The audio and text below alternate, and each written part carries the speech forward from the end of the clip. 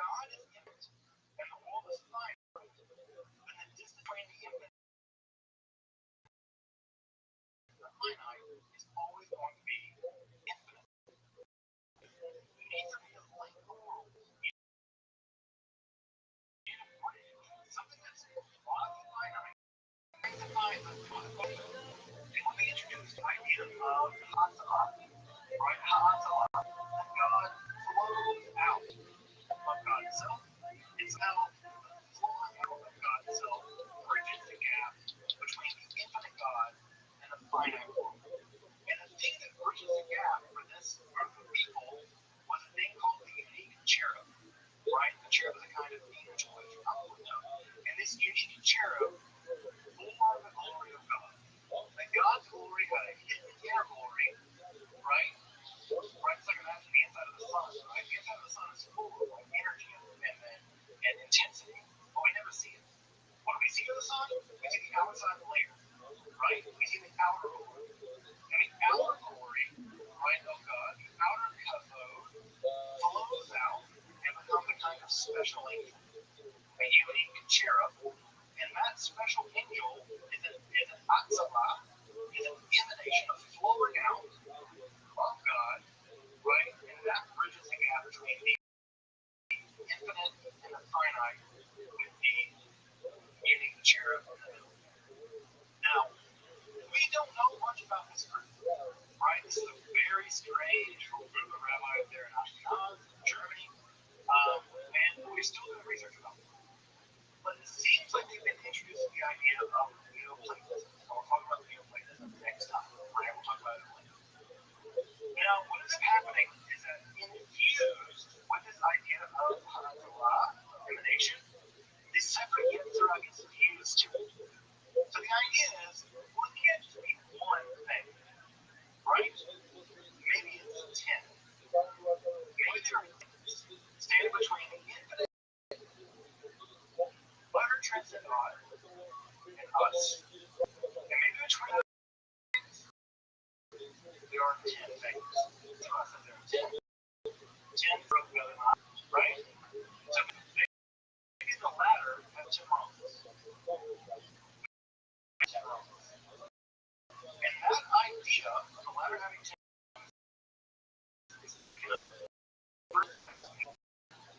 this is from Kabbalah. If you want to start studying Kabbalah, this is actually start with this right here. This is the first version. So here, this is on the left-hand side. This is a midrash, right? Midrashim are texts in which the Bible is used as a stepping stone, or diving board, better, right? To riff, right? Like, what's like jazz, right? You like jazz, right? One of the things that you go to a jazz show, right? You might start a riff, right? And then one might pick up, right? The drums.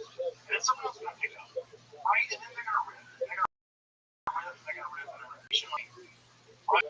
If you want to think about what Midrash is, Midrash is Jewish jazz.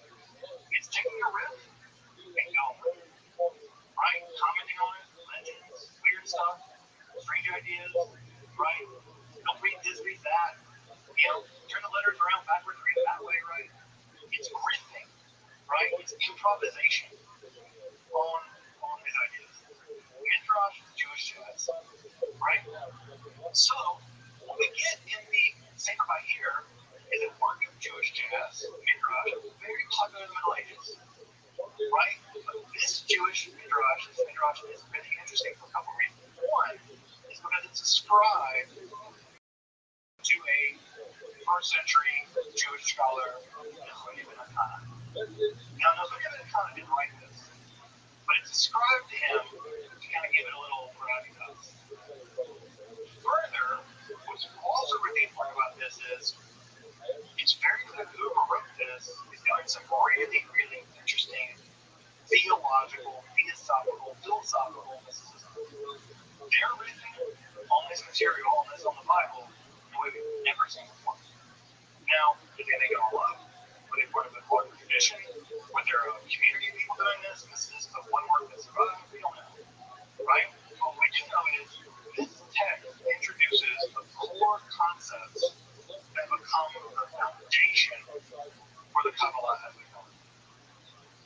Now, these Midrashim inside of, there are 200 of these inside of the Sefer here.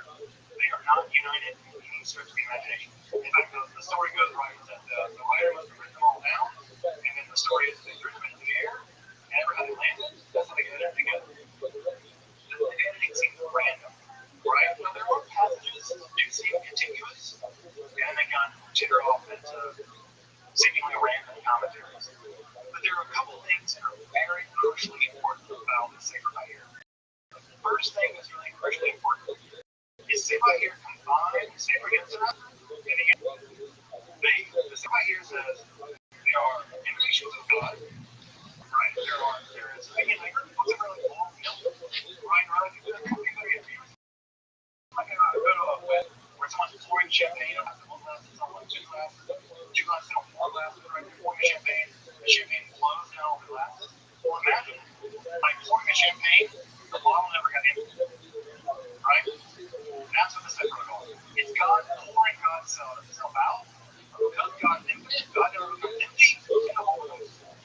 Right? That's what the emanations are.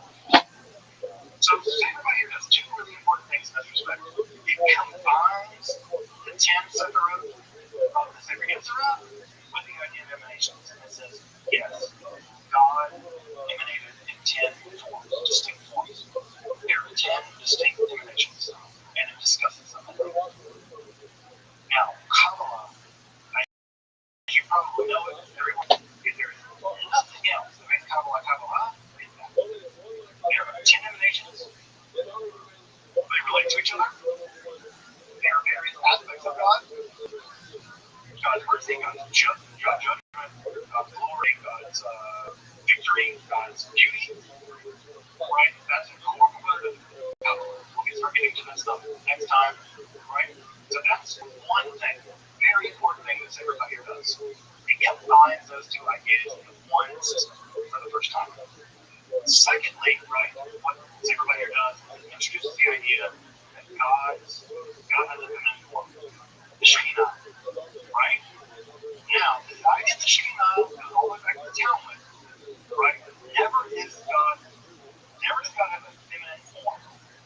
It's just that the word Shekinah is feminine grammar-wise.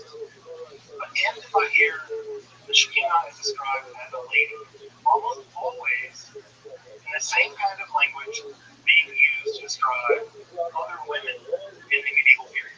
She got described as a matronita, right? It's a Latin term that becomes an important term in medieval colloquial work. So God's presence in the world becomes feminized. Again, if you know nothing else about Kabbalah, you know that the Shekinah is the feminine presence of God in the world. Every time you've ever been to a Kabbalah Shabbat service, you've sung Lechadodi. It's all about welcoming the Shabbat bride, the Shabbat bride, who is God's feminine form. This idea appears for the first time in Sefer here. Right? Again, the language here is full of courtly language. We think this language was being written this time in the early Middle Ages. Although there are people that read from us who actually says it's maybe Pharaohs who says it came from Babylon. It's really hard to tell. Frankly, I don't know. Those are such brilliant scholars that I'm just going to defer to their ingenuity. What's also important about the descriptions of the Shekinah in the Sefer here is that she's almost always described in these really weird terms as an exile, that she came from the land of light, or that she's a princess from a faraway land. And scholars, these are the early generation, and I think even some scholars now, and maybe even me, detect that in Gnostic literature, we'll talk maybe a little bit more about Gnostic literature in the Q&A afterwards. There's an idea in Gnostic literature, this is a form of heterodox religion that existed back in the ancient classical world, where there's the incarnation of Sophia, of wisdom, and she makes a mistake. And she creates this hideous ruler god who creates our physical world, not physical trap, right? But she's the incarnation of light and brilliance and wisdom, right? And she's always described as being from another world, right? And some people think, right, so especially in earlier generation of scholarship, maybe even some folks now, think that that the Sacred by here may continue forth a tradition or drag in the Middle Ages some Gnostic ideas. We can talk more about those later, folks are interested in those Gnostic ideas. But there seems to be some kind of a quasi-Gnostic character to the Shekhinah as she appears in the Sacred by here. The last couple things I'll say about the Sacred by here as we wrap up the night is, one, the Sacred by here describes divine power as a kind of tree, right? A kind of fullness. Now, that tree language is going to be obviously very important, because if you've ever studied Kabbalah, one thing you'll notice that the Sephirot are often arrayed in what's called the Eitz Chaim, the tree of life, and that tree language, right? God is kind of a divine tree, also appears in Sacred by here. It describes God as having roots and limbs, blood, flowers, and leaves, and things. There's kind of a fullness to God, which also seems to maybe have its origins in very ancient Gnostic schools of thought. Also, this will be important as we get later on into Kabbalah proper, is that for the Sacred by here seems to have a life of its own. Now, in traditional Judaism and in traditional Christianity, evil is thought of as a motivation, right? Obviously, let's give an example. In the Christian tradition, right, Augustine says that evil isn't a thing in itself, right? Evil is a lack of something. It's a lack of God's grace. The same way that heat is a thing, cold is darkness is not a thing, light is. Darkness is just the term we use for the absence of light. Cold is the term we use for the absence of heat. Evil is just a term we use for the absence of God. Well, ancient Gnostics believed that evil was very real. It has its own existence. And there are sections in the Sacred by here that say, yeah, evil existed on its own. It was out there all along. God kind of tamed it. And what we'll see when we get into next time is that evil is going to be one of the overwhelmingly interesting things for Kabbalah, where evil comes from. Because, as you might imagine, Jews living in Europe in the 13th century are going to do a lot of evil. And they're going to be very interested in where evil comes from. And the image that the traditional Kabbalists will use is the very image you see here on the left. The evil is the sparks thrown off the anvil as God created the world. Right? Just as when you create a knife, you have to pound the steel. As you pound the steel, it throws off dross. Well, when God made the world, he threw off dross. And that dross, for the early Kabbalists, is evil. And it's always been here. It's always been here. And that image of the blacksmith hammering at the anvil will be an image we'll see repeatedly when we get into Kabbalah. Well, folks, we are there. We have now crossed the threshold from the Merkaba world. We are now in the world of what I call the Proto-Kabbalah. Now, what I want to just reinforce as we wrap up the night is that Kabbalah is not one all at once. As you can see, these ideas are developing. We have the Sephirot from the Sefer Yetzirah. We have the emanation sequence from the unique cherub circle. We have it synthesized by the Sacred by here. We're going to see the later text further synthesized ideas from the Sacred by here. Kabbalah is a development. It's a development. So it's really important to understand that when people talk about Kabbalah, they're not quite right. What we should talk about is Kabbalistic development and then the schools of Kabbalah. Right? Now we'll see, we'll get into this later on at the end of Kabbalah, we'll see this a lot more clearly. Well, finally, I just want to point to some additional reading. I know that folks love to do, lots of folks like to get into this stuff, and I know that literature on the Kabbalah can be a little minor, right? It can be really, really technically sophisticated, you know, whether you can be like this to figure this stuff out, or you can be like a lot of hooey stuff that people just make up out of their mind. But these texts are all really solid. I mentioned earlier, right, that Zahid Weiss, I think for me, one of the best arguments for the early history and development of the Kabbalah. So if you really want to get into the weeds of how Kabbalah, how Sefer Yetzirah, how Sefer Yetzirah developed, I think Zahid Weiss has a really great argument, in my opinion. Peter Hager text is a standard edition now, critical edition of the Kabbalah. You can deny all of that one. It costs like $800. So you're going to get it from the University Library, but it is a standard analysis of the Sefer Yetzirah. I already have one. It's a standard one you get on Amazon. It's okay. he analyzes the significance thereof from a Floridianic Kabbalistic perspective, which isn't bad or anything, but I think it distorts the text in a way that I find to be confusing, especially people who've never encountered the text before. In the standard religious version of the Sefer Yetzirah, the best religious version, if you want to read that religious version with a bunch of commentaries, is the Sefer Yetzirah HaShalem, as published by Rothschild'S. I gave folks a link if you want to buy that, but you'll need to learn, you'll need to be able to read Hebrew and stuff for that one. That's what we need. So if you want to copy of that one, I can send you a link to it if you like. And for example, I hear Joseph Don had a really great book on both the early Kabbalah and the Unique Church Circle. That Unique Church Circle, all those in ILL, it's very extensive. And we'll get to a little bit of the books of contemplation here next week. And also, our Kaplan has a nice version of this over here that, again, comes from the same caveat, right? He's a Floridianic Kabbalist. They bring a specific Floridianic interpretation to the text that, again, it can be confusing. I'm not opposed to Kabbalists doing Kabbalah. I mean, Kabbalists should do Kabbalah. That's their matter. But I think that all the beginner people pick it up. It's like, oh, this is what it means. I'm like, no. Not quite that. It's more complicated than that.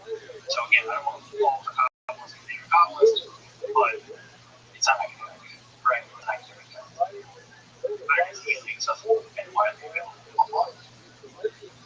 Well, folks, next week we turn to the early Kabbalah. We're going to be looking at some developments in southern France and Spain. We're going to be looking at how the earliest strata of Kabbalah developed. Then after that, we turn to the most monumental text in all of Jewish mystical history, that's the Sefer Zohar, right? The book of illumination. My child named Zohar. If you want to get an idea about how important this book is to me and mine, I got a kid named Zohar. So I take it pretty seriously, and so we'll get to the Sefer Zohar after the time after next. The next time we'll be doing developments, philosophical, mystical developments, and the earliest stages of Kabbalah in Europe, in the very early stages of Kabbalah at all. So we'll turn to the early Proto-Kabbalah next time. Welcome back, and thank you for joining me as I explore the garden that is Jewish mysticism and Kabbalah. Again, if you'd like to support my work in providing accessible, free, and scholarly content on topics like Kabbalah, alchemy, and the occult, magic, primitive philosophy, consider supporting my work on Patreon or perhaps with a one-time donation. You can find those links below. Until next time, I'm Dr. Justin Sledge, and thank you for watching Esoterica, where we explore the arcane in history, philosophy, and religion.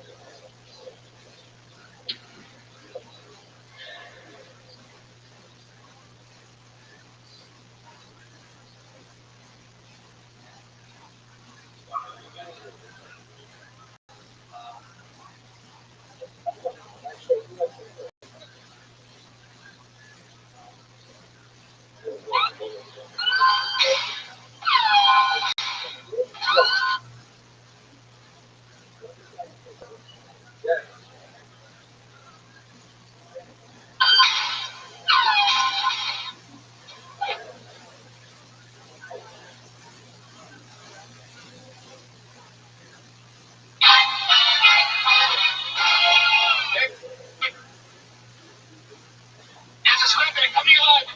World famous comedy star. The brand new episode of Kill Tony. Give it up for Tony Hinchcliffe.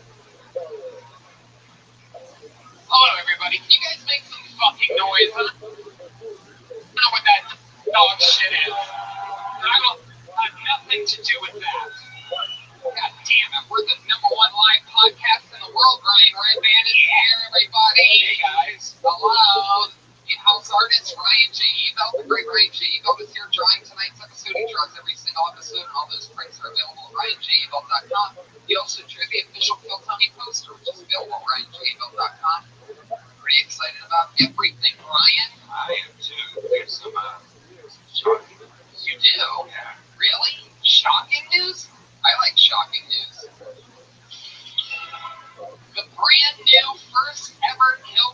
shirt is now available at shopsquad.tv. You can't even turn that around, man. It's an awesome shirt. It says Kill Tony. It's red. It's fucking great. So that's all available at shopsquad.tv. You know, last week I was talking about how I like to use fancy lotions. Yeah. Remember that? Can I tell you, I tried something else out this week that is the most amazing thing in the fucking world. Dollar Shave Club. Any Dollar Shave Club fans out there? I'm telling you, it's a smarter choice. You can get a great shave at a great price, conveniently delivered right to your door. Oh, I know. And it's not that cheap shit, like those gimmicky things you buy in the store, like with those gel strips. Yeah, you give me a break with those things. It's a no-brainer. It's delivered right at your door. When I use my Dollar Shave Club executive razor with the Dr. Carter shave butter, the blade, Brian, it's such a smooth shave. You guys see this? Yeah. I shaved awesome. For a limited time, new members get their first month of the executive razor with a tube of their Dr. Carver shave butter for only $5. And that's a $15 value, Tony. For only $5, and the shipping is also free. And after that, razors are just a few bucks a month. And there's no hidden fees, no commitments. You can cancel anytime, like tomorrow. But you wouldn't want to do that because after your first month, the replacement cartridges ship automatically at their regular price. There's no hidden fees, no commitments. You can cancel anytime you like. You can get this offer exclusively at dollarshaveclub.com/kill. That's dollarshaveclub.com/kill. Yeah, it's an awesome. How many of you in the audience are going to go do that right now? It's an awesome life hack, guys. It is. It's a great shock shave at a great price, conveniently. It's a smarter choice. It's the Dollar Shave Club. Seriously, guys, check them out. They're awesome. You guys ready to start this show or what?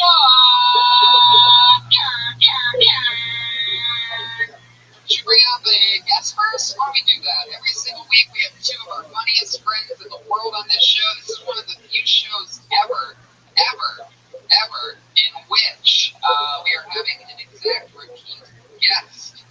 These two guests have been on together before. It was literally one of our favorite episodes ever. Undeniably awesome.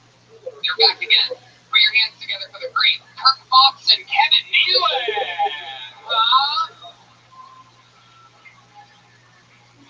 LA Speed Weed, by the way. We love them.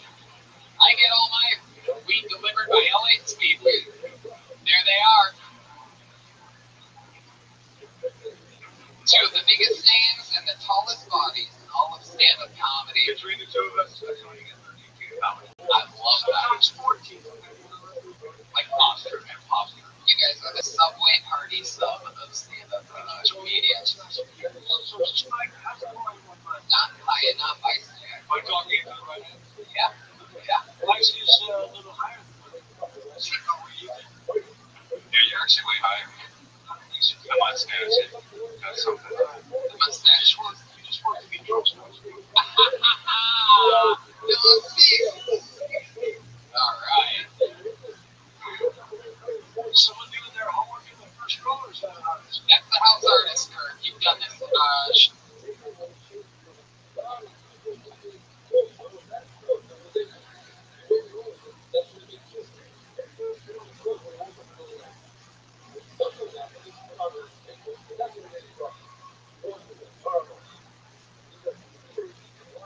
About 35 times with him right in front drum. Yeah, The first time I matched him, she looked out.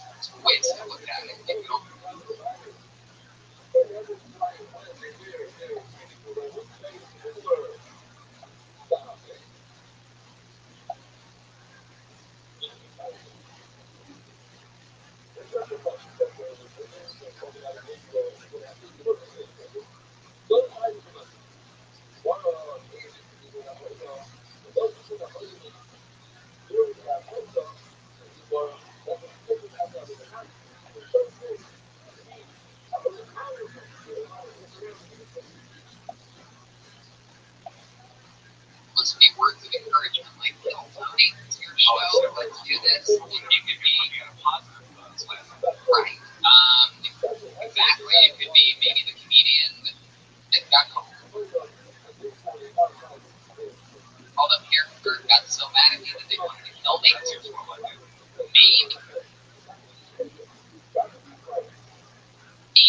the comedian that got pulled out of the bucket wanted to do good, so it's like kill in front of Tony, like kill Tony, make him laugh, like that type of kill Tony. So, okay. Sorry, guys. And there's also sort of like Dollar Shave Club is the smarter choice at a great price, immediately delivered right to your door. It's an awesome life hack. And a no-brainer. Alright, you know what I love about this show? Is the band. Who loves bands, huh? I know I do. I like to say I'm the best damn band in the land. Put your hands together for me. The Kill Tony Band, Pat Regan, Jeremiah Watkins, and Joel Jimenez. You guys gotta make more noise than that in the live audience. I don't know what's going on out there tonight. I need more. What's up with that second level? Energy? Energy? Oh, Jeremiah's got his favorite bow. Wow. I really, every week they do different characters. Are these cool boys or They're porn stars. Oh. He's smoking a box of pizza, but he ate it, obviously. Wow. Okay, porn stars. I feel bad I had a slice of that pizza in the back. With the ricotta. Why are they called the Kill Tony Band? They're the band for the, I see what you're going back. I think I did. You guys see what our bass player has in his holster? Yeah, with the giant dildo. Before we start, he said, my name is Earth Brooks.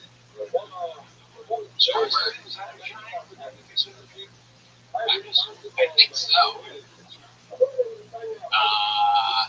Did somebody order this pizza? Porn stars, how are you guys? Yeah. I'm on a battle vacation. Lots of big gold lights.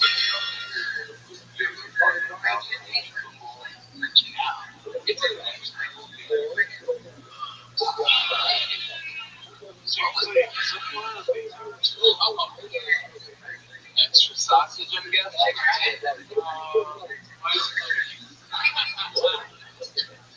See all the bands here. It looks like we're going to be dealing with porn stars all night tonight. Kevin Nealing, Kurt Fox, Frank Red, Van Red, Jay, Bill, all the cameras are on. We're live streaming 2/10 of thousands right now. You guys ready to start this show or what? Everything is in position. The bucket of destiny is filled with names. Anything can happen. Pull a name out of that bucket, you know how it works. Sign up before the show, and you get 60 seconds on the stage. You do 60 seconds. Something for the sound of the kitty.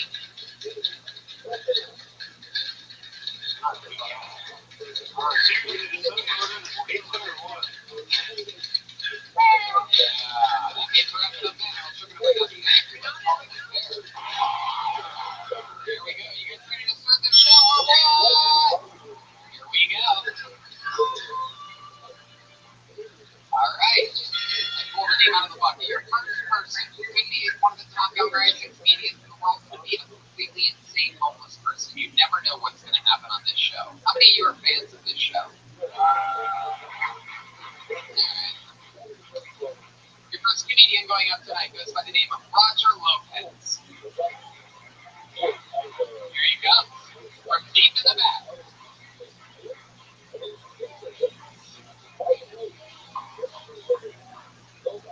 Everybody, my name is Roger Lopez.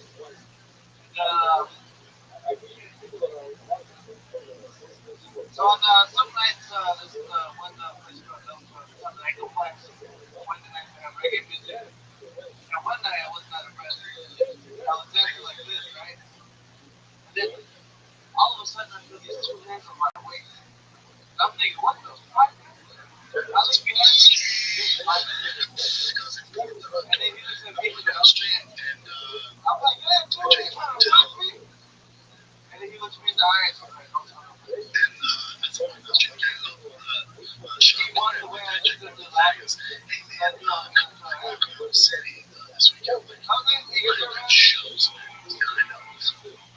You know what it is? 20 seconds.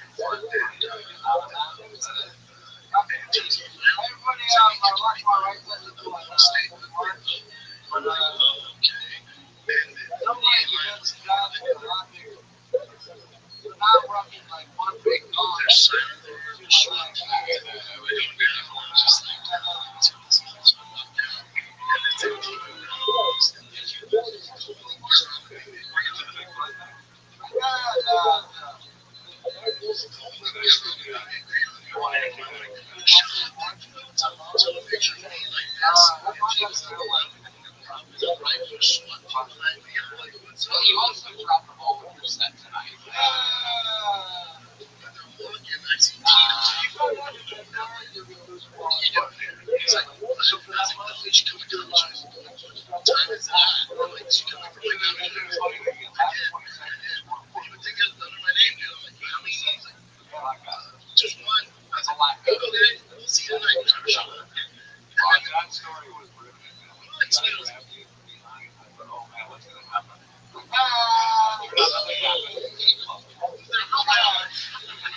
How long ago did that happen? Was that back to right there? More recent. Did you wait? When you got those jump schools are just like, how much is the ball weigh? 14 pounds. Because I tried to weigh one ball. Schools are just like transgender. You get the scale? No, it's just a regular scale. You ever think they took the wrong one? Did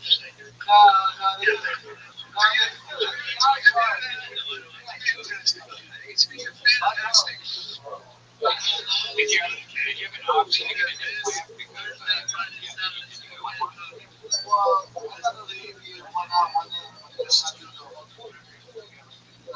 are you going to go bigger? Did you ever think of like once they took one ball, why not go ahead with the whole transgender surgery? No. That would have been a good opportunity right there. Did you see the balls? Did you get out?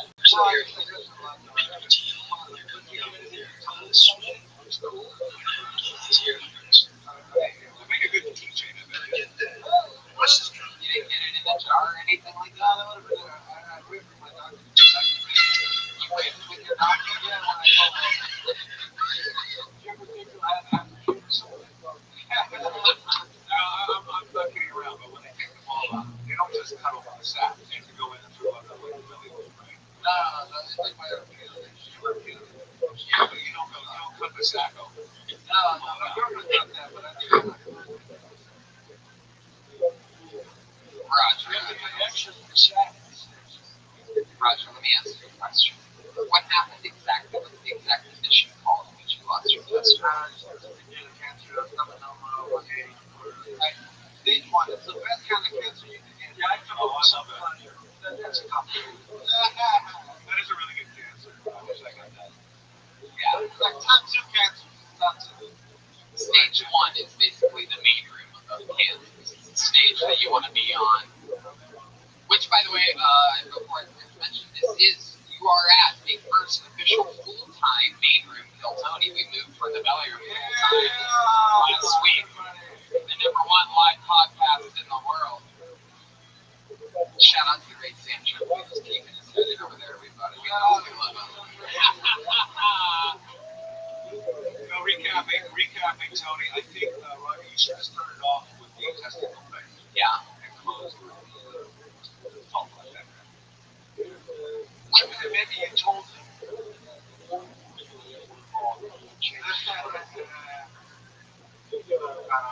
Would you rather lose the ball or not? A ball? Hell yeah. Both are right. Do you? Not really. Has anything changed with your ejaculation since losing that ball? No, it's the same, if not more. Why do you always look at them when you answer the questions? Do you know other famous people, Roger, that are missing the ball? Yeah, you got Tom, you got Tom Reed, you got my Uncle Pedro. Uncle Pedro is who I was thinking about. Yeah, Uncle Pedro. Uncle Pedro came to my mind first. And then, and then the other guys later. Why do I feel like Uncle Pedro had a soccer ball removed? It's because they love playing in parks. Mexican people do. Richard Ramirez story. I've been told What do you do for work? I come to street cheese. I do audience work. I don't know what he said. I do audience work. What, Roger? You can answer what? Street cheese. We do audience work. No, I don't get to form. I fucking sheet leather. What are the odds For what? It's not for $10 an hour. It's not bad. For what show, Roger? I was at the punching. What show did you do most recently? I remember doing a J-Lo show where the dance guy was like, that show was most of the time, you clap differently since you lost your ball. Clap differently. Still the same. you worry about losing your other ball? Yeah, just be out to losing you did. Hopefully they do. What if they just start removing physical parts of your body? That's why I unsubscribed from the donut list. What if they found out you didn't need your ball removed? The doctor just stole some balls. That was like a rock. Did you autograph your ball and give it to a little kid after this happened? Was this in the hospital or? That was an hospital. Kaiser.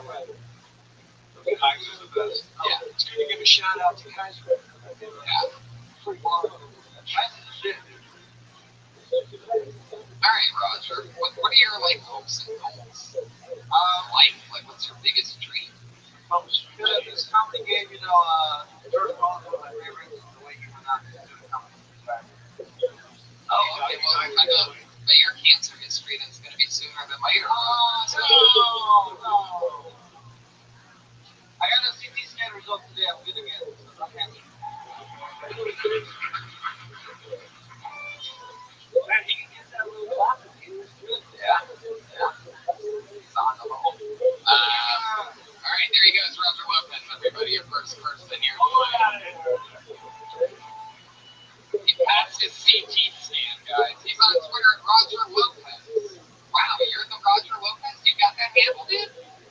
Jeez, he has brother George Lopez. That's his biggest credit. He's at Roger Lopez on Twitter. That's incredible. Is it the real Roger Lopez? I can't believe it. There must be so many people that are mad at you, Roger Lopez. All right, I pulled another name out of the book. If handwriting is an indicator of this person, then we are in for a treat. Put your hands together for Jeff Morohoki.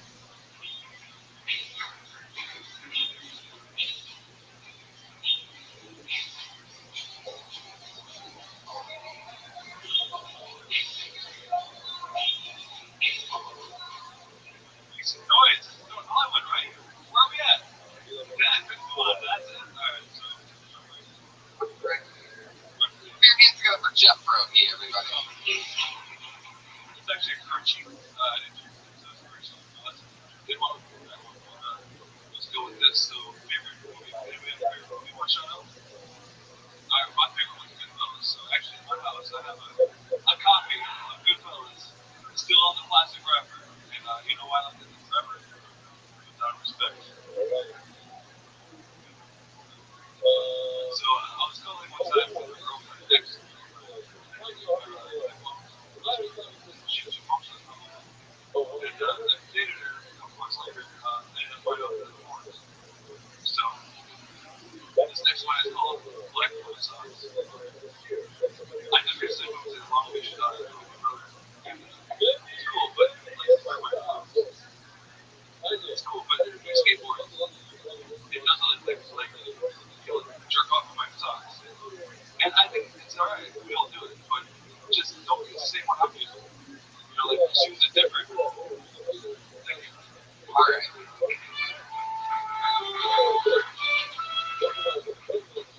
How do you feel right now, Jeff? Look at that mic. See what it's doing? It's running away from you. Wait, man, what we need to Yes, Jeremiah Watkins. How long have you been an ultimate first day professor? Awesome.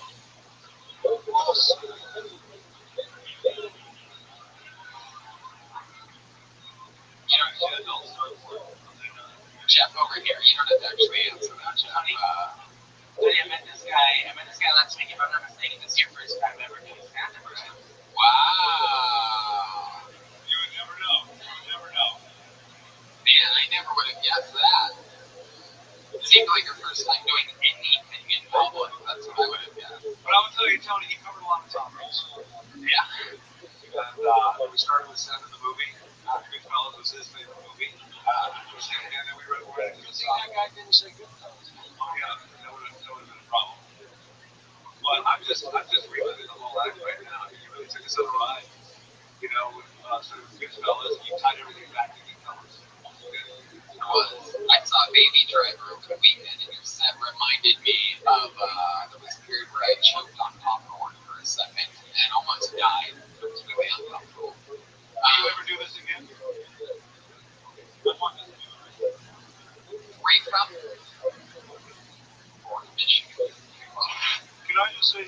delivery was a little off.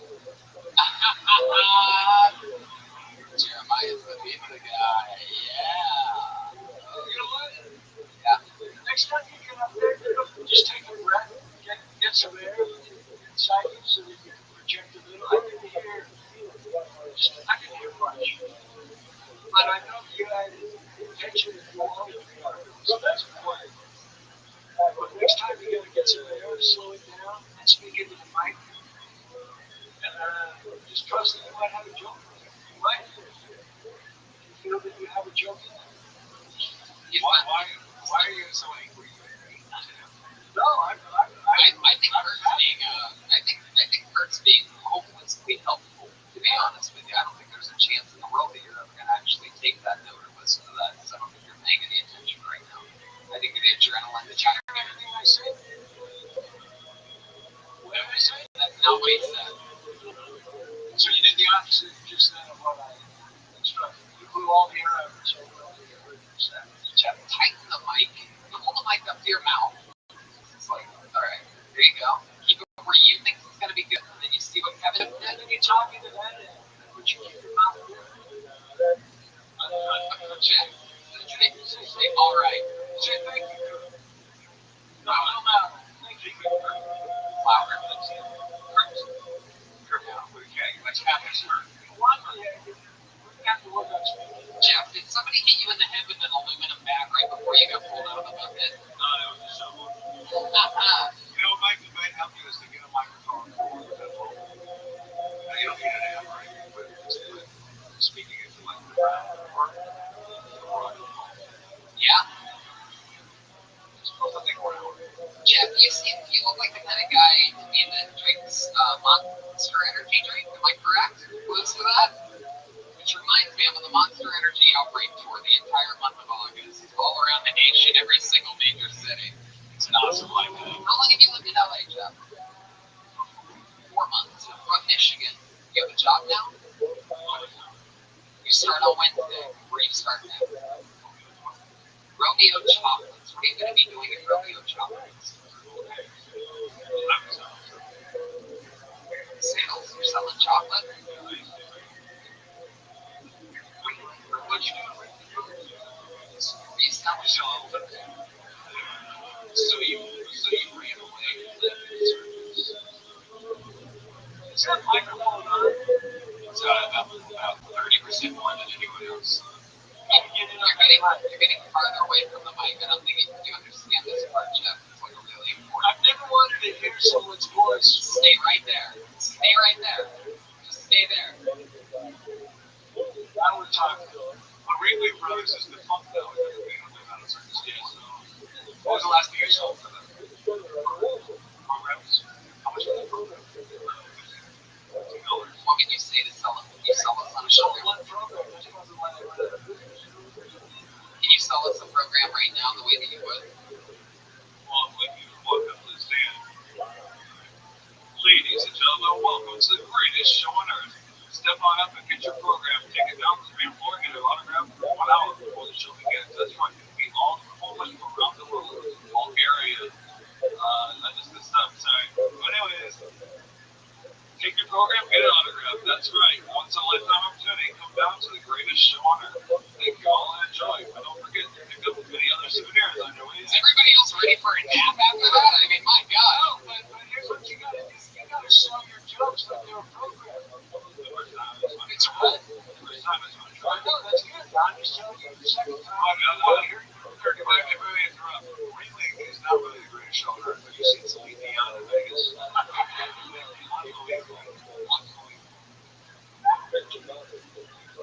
Okay, Jim. So we know you're not that good at selling Ringling Brothers stuff. Let me ask you this. You start on Wednesday. Sell us some Romeo chocolates right now. How would you do that? Come on. Bring in the heat, Jeff. Alright, thank you guys. Let's try a single word. Chocolate or chocolate? What's the difference between an orange and a truffle? What's the different word? The truffle is a mushroom, isn't it? Did you just say you've been trying to Google it? Is that what you just said? You don't know, but you've been trying to Google it? And then, like, you can't quite Google truffle? Like, there's something like the two F's back to back was sort of Why? How do you try to Google something? I haven't started the job, so I don't know. You like chocolate? I was actually feeling some chocolate. You really? How much? 310 pounds in high school. Of chocolate? That's right. I was like Violet. What do you do? What are some How did you lose the weight? Started running. from them? The tigers at the circus. So you're still running 5 miles a day? Are you ready to put that weight back on when you start selling chocolate? That's not what I'm saying. Did you like it? I wish it was I've never thought of that. The future will probably be fine. Jeff, do you have any like special skills or hobbies or anything like that that you're good at or that you're into, things you do other than stand-up comedy now? Mostly You've been to 19 countries? Wow. You just do that on your own?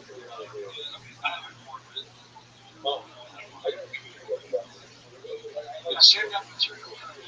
You don't want to peak on the first time. Out of all the countries you've been to, what's your favorite one? Morocco, why is that? It's great. I want to do it. No, it's I like it. Okay, I'll get some of the dishes. Well, you don't know what you're saying. You're too quiet. Say it again. Yeah, so step away from the microphone for a second. Just stand. Now, you yell something. Like you were going to be mad at somebody. You yell something. Yell it. That's your yell. Is that your yell? Is that your yell? Like if you were going to yell at the guy. They had to sell a program. That's the joke. If you were going to yell at that guy. See that guy waving his hands over there?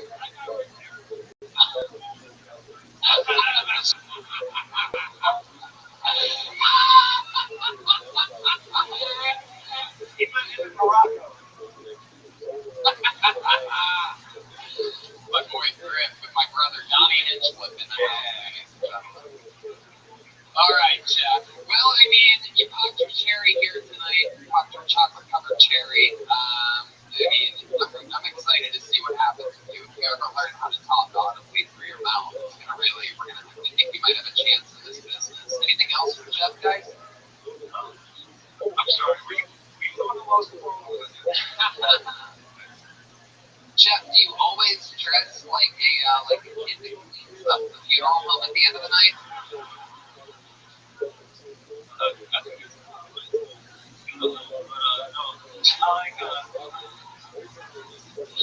We didn't want that one. They know it's true. They know they're gonna see you at an open mic later this week. Oh, I know what you're thinking. I look like a over set it up like that. Guys, and the next joke will be. Hey, I like movies. Anybody here like a movie? Name some movies that you like. Anyway, my favorite movie is good. The joke that we would give you in 3 months, that you don't have to ask questions like that. You can always just do it. Yeah, you never need to know that. But it's you. You're quiet, Jeff. It's you that's quiet. Watch this. Blah, blah, blah, blah. Funny, funny. Did you hear that? Did you hear that reaction they just did? I didn't even have to do anything. I said blah, blah, funny, funny. So, all right. So you got the first one out of the way. Congrats. And good luck. There he is, Jeff Rochi. Oh, he's going for the handshake. Oh, shit. Please don't try to shake Kevin Nealon's hand. I like it when my guests come back to do the show again, everybody. Put your hands together one more time for Jeff. It's his first time on stage. He's got a little bit of a school shooter thing about him. Right, Ringling Brothers had a $15 program. That's awesome. I know. Yeah, Jerry. Why do you need a program for a circus? You know what an elephant is. You're not looking at his past work. Oh, this elephant worked in Broadway for a while. Let's be like this elephant. This is torture. Pull another name out of the bucket. You guys having fun out there, huh? Put your hands together for Chris Hurst.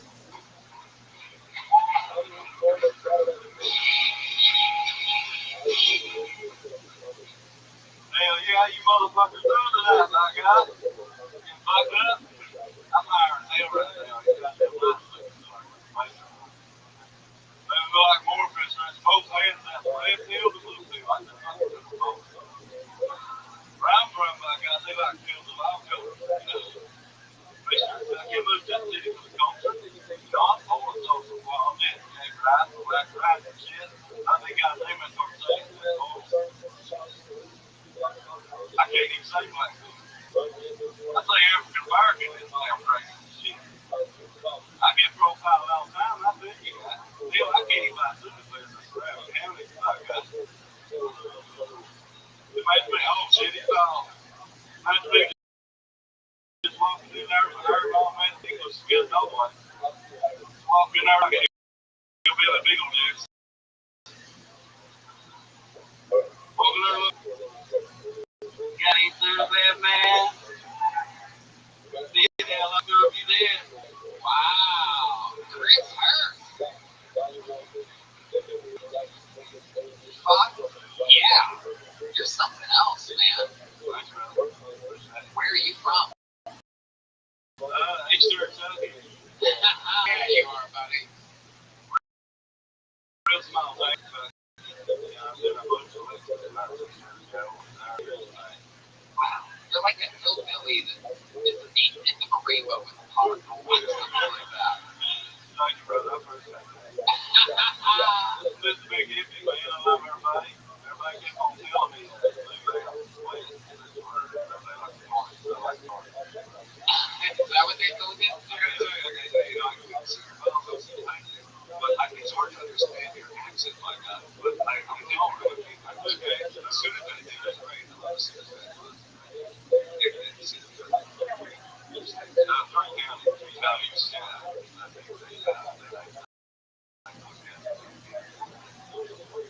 I can't believe I already wasted my "you look like you drank a lot of Monster Energy drink" line.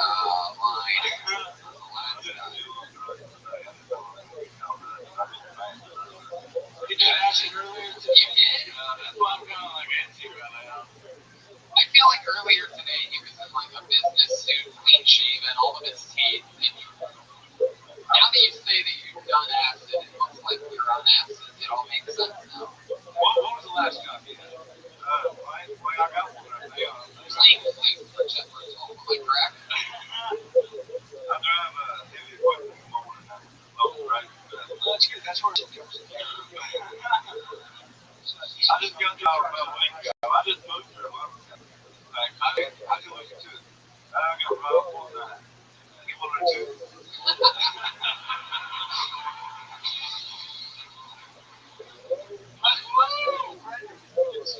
Kevin motherfucking Nealon is in the house, ladies and gentlemen. I was in that too. He knocked it out when he dropped it. He jumped on him on his lip. And my buddy told me don't get fixed. He can make this on your own site. I ain't got to fix. I figured that's your buddy's a smart guy.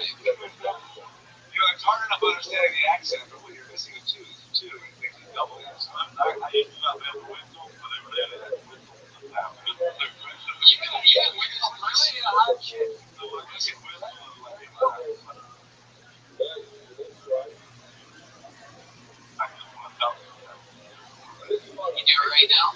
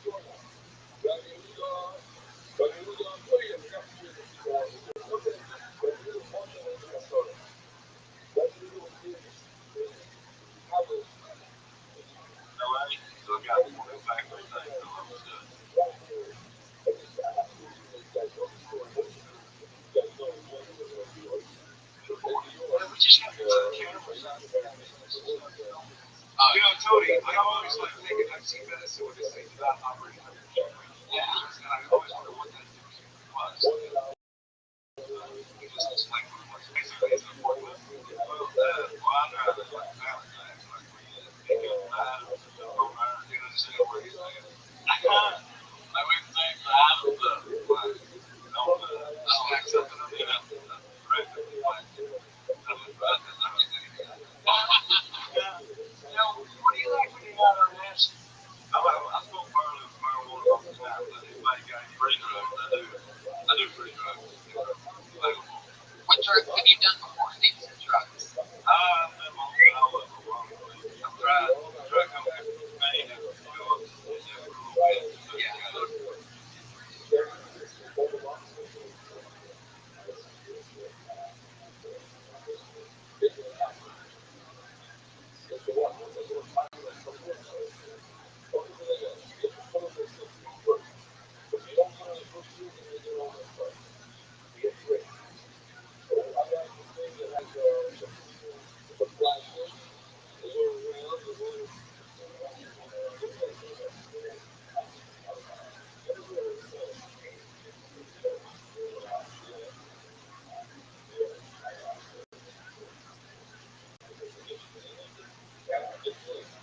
Expensive. Oh, wait, I gotta get cocaine, Joe.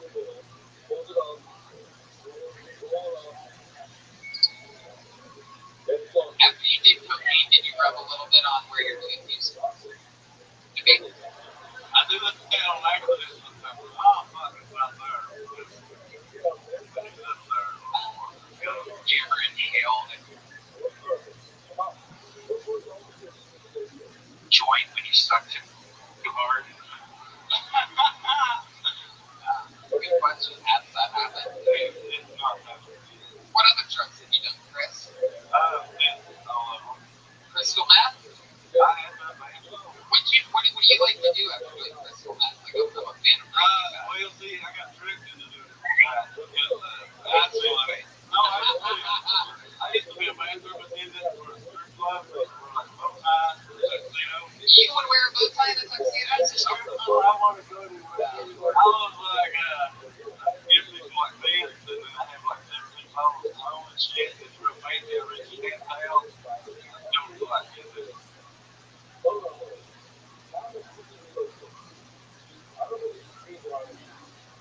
Some people think it's funny and shit. Don't you think missing a front tooth sort of cancels out the bow tie?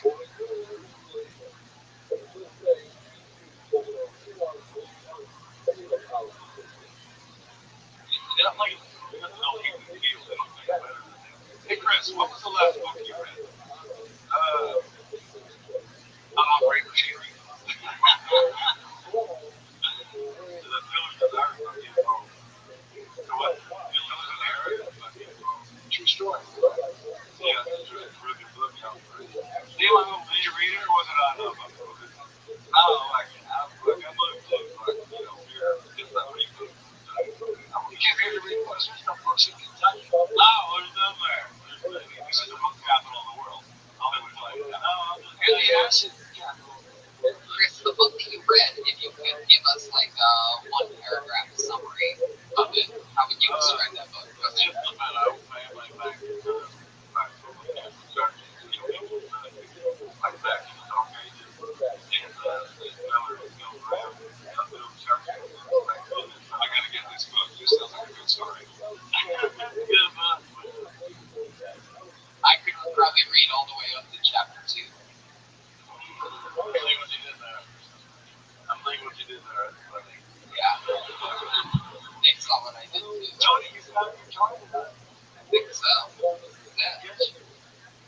This is my kind of crowd. You come from a wealthy family. You know, like you grew up with because your clothes look kind of nice. Well, I think you did well. Somebody must have been wealthy that had those pants. But you have a certain style, dude. I like the party. Well, that's a party style. That's a party style. That looks like a party style. I'm just a big hippie, man. I just dress like 70s clothes. You play instruments. So did all. the spoons. The ham bone, you play the thigh one, right? That one? Oh. Alright. Alright, so let me ask you this. What do your parents do? My dad used to be working co-op. But he got hurt so much. You call it stay-at-home mother if it's a trailer? Well, was it a trailer? yeah, but All you haters. All you wanted to groan when I said it. your father come home like totally sick. Still like little bit, he got like broke down. She got very broke down. No, I mean like he got hurt bad. He got hateful. What was one of the most hateful things he did to you? Was he the one that robbed you? How could you possibly get hurt in the plane? Well, yeah. Coal is kind of soft, isn't it? I like it's rock. It's rock. But sometimes there's a diamond. Those don't land anymore. Did you ever find a diamond in coal mine? Something.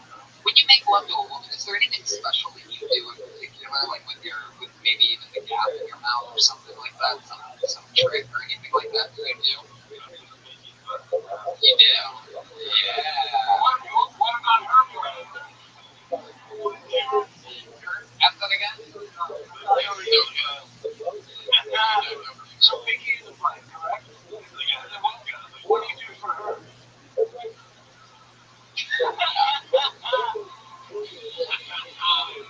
Vicky the Butt. Vicky the Butt. That's another book. Yeah, it's one of my favorite cartoons ever, Vicky the Butt. Alright. So someone tricked you into acid today. You came here, you did some comedy. It's a good day, right? That's a good day. What do you eat? Would you eat some fruit later? How are you? Where do you live right now? You live in I just moved here a month ago. Yeah, we know. We talked about this already. You're tripping your balls off right now, huh? It's all right. I also read about it. It's in all the papers. It's all about what you do. What you do to do. Yeah. Just trying to high find a record on the joint and travel around a little bit, come here and set models for jack-o'-lanterns. So this might be the last time we see you anyway. No, I used to live out out east. I've lived there for years. I plan on still comedy. Would you consider being an Uber driver? We can always try Uber, right? That's pretty good money on the job right now. It's hard work, though. What do you make like an hour? You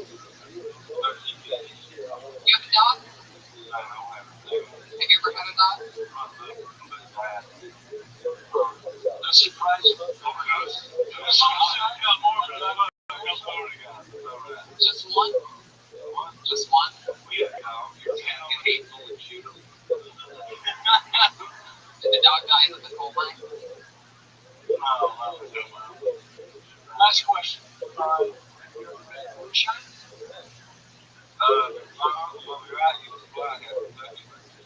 Didn't hear what you said, but I heard it. I didn't understand. I heard it. My uncle Bobby Wright. Bubba Wright. Bubby. Wow. It's just when you think you couldn't get any more white trash than Bubba. Bubby. Bubby Wright.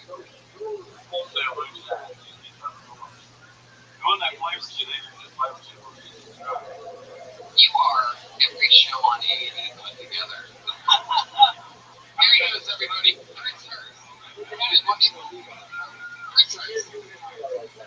Great job, Chris. He's on Twitter at @BitFake. What is the fuck? The one they call Mister. Wow, I could feel that little whistle right over my neck when you did that. The one they call Mister. Mister. The one they call Mister MR. I wonder what someone like that has for a goal. What is his goal? What is your biggest goal, Chris? Say on there. Be a professional lady. What? What? Well, no, you can't. Yeah, what's your big yes? Talking to the mic, first of all.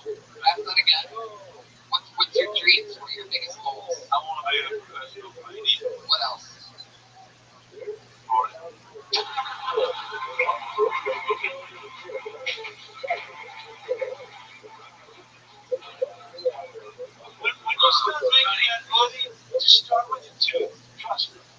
Tonina, just start with the tooth. You know what I mean? It's not good. Tony, yeah, I'm really depressed. Okay, really depressed. You are? We're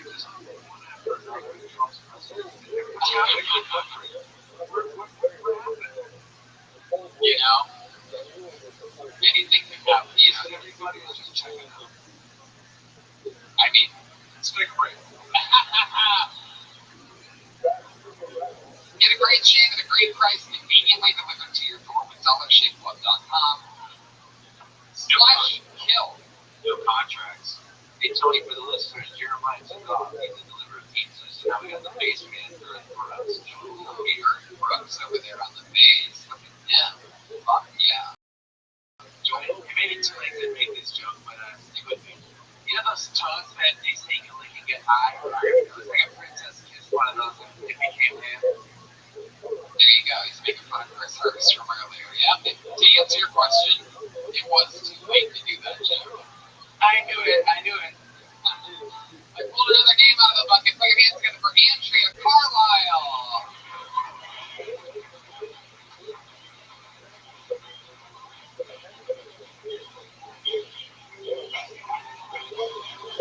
Here she comes.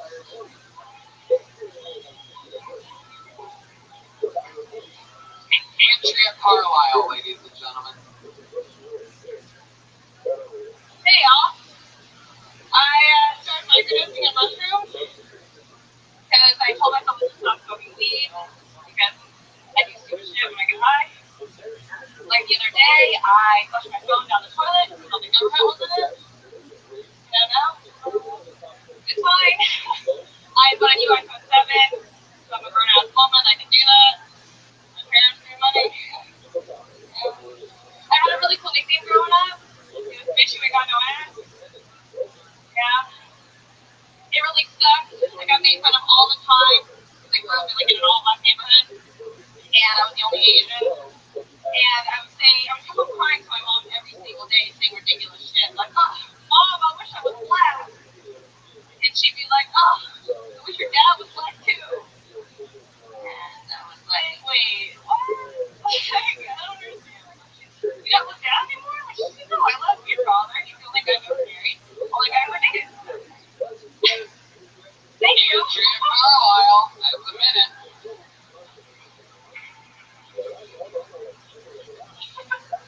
Why does she wish you know your dad was black? Yes. I don't want to know. So do people still go to no ass?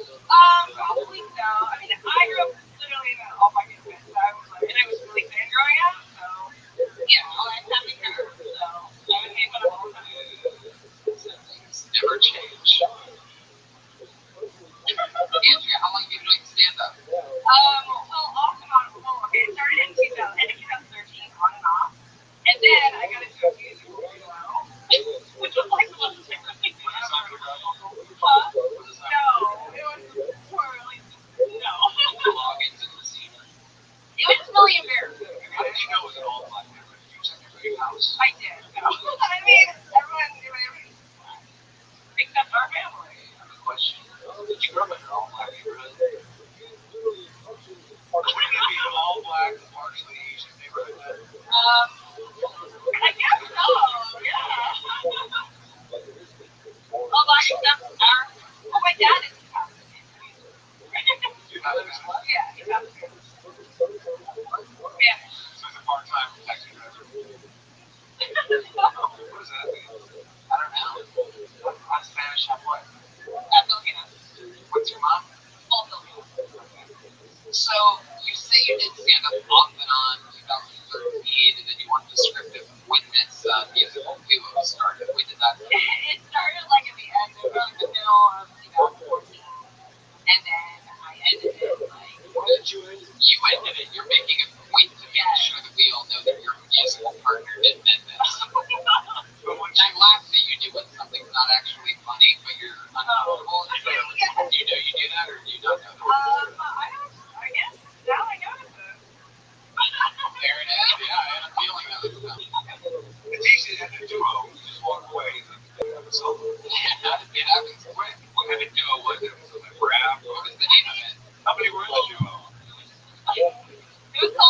Nanny, and I'm sure some of you witnessed it.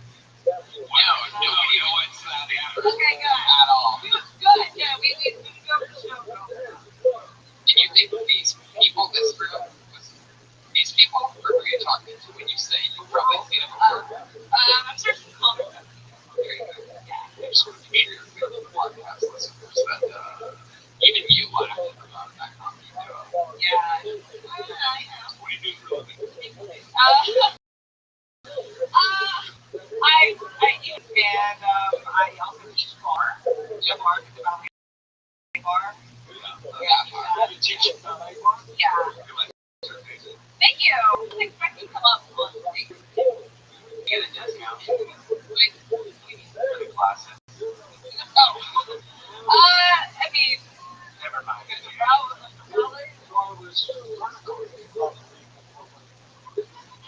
What? No, I would be horrible. I know. Between your butt cheeks. Can you name some of the songs that you and your musical duo had? No, you can't. We had this. It was a rap montage.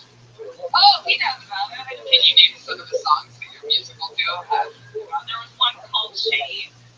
Well, that was yours. You know, that reminds me of the Dollar Shave Club. You can get this offer exclusively at dollarshaveclub.com/kill. That's dollarshaveclub.com/kill. Great shave, great price.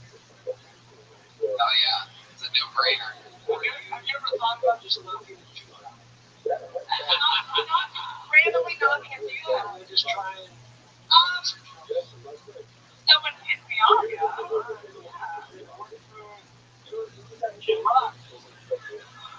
You know, he kind of looks like W. Dan. I had a feeling that was the word. I wasn't trying to make a joke. I was just saying what I thought. Andrea, you take all the stereotypes about women in comedy and anyway, Where do you see yourself in 10 years from now?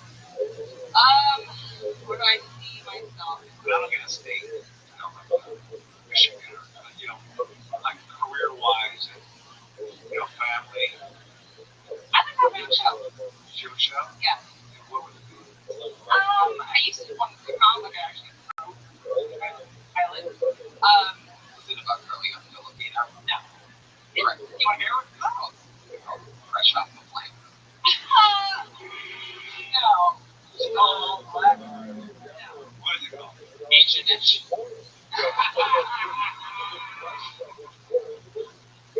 It's called, you really want to hear it? It's called Bronze Digger because when I first moved out here, Sounds racist. it's about a really bad gold digger. It's about a really bad gold digger because my first roommate when I moved out here tried to get me to be a gold digger and I didn't want to do it. Too much work? I just didn't want to do it. I was like dating someone else, whatever. Would you rather work at a gold mine? Yeah, probably so. Some news about Bronze Digger. We just found out it did not get picked up by YouTube. Oh well. Pilot. Bronze Digger's the name of my favorite monster truck. What's the longest relationship you've had? 2 years? 2 years? Yeah. And were you in Sorry. Was I in it? Are you part of that? Is I that the duo you're talking about? don't know. Can you still keep in touch with that person? No, he's it was like years ago. Oh, you're not so Yeah. Do you have any other show ideas, like Always Sunny in Manila, or Oh my god, I was perhaps he was coming. perhaps like Rookie for Me? I really don't. No. Do you have like any Filipino jokes? Like specifically Filipino jokes? I did it. It's Always Sunny in Manila. I did that. Can I ask a stupid question? Sure. Filipino, is that what it's right now?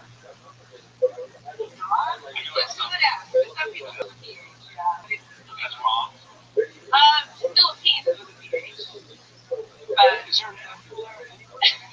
Filipino is spelled with an F. Yeah. Isn't it kind of like racist that it involves that?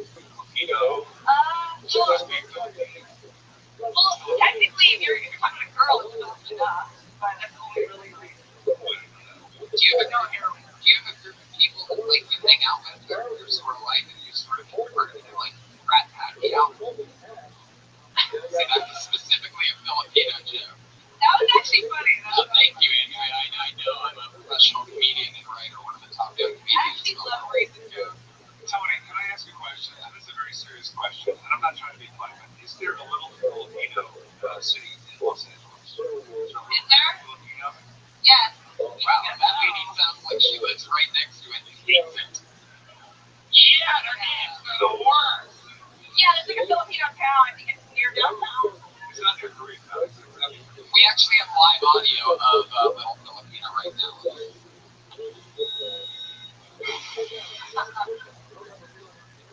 Do you drive, Andrea? Yeah, sorry, I think a bad What kind of driver. car do you have? I have a Mini Cooper. Mini Cooper. Have you ever gotten into an accident? Yeah, but I got hit twice. But they're both Russian. Would you ever want a full-size Cooper? No.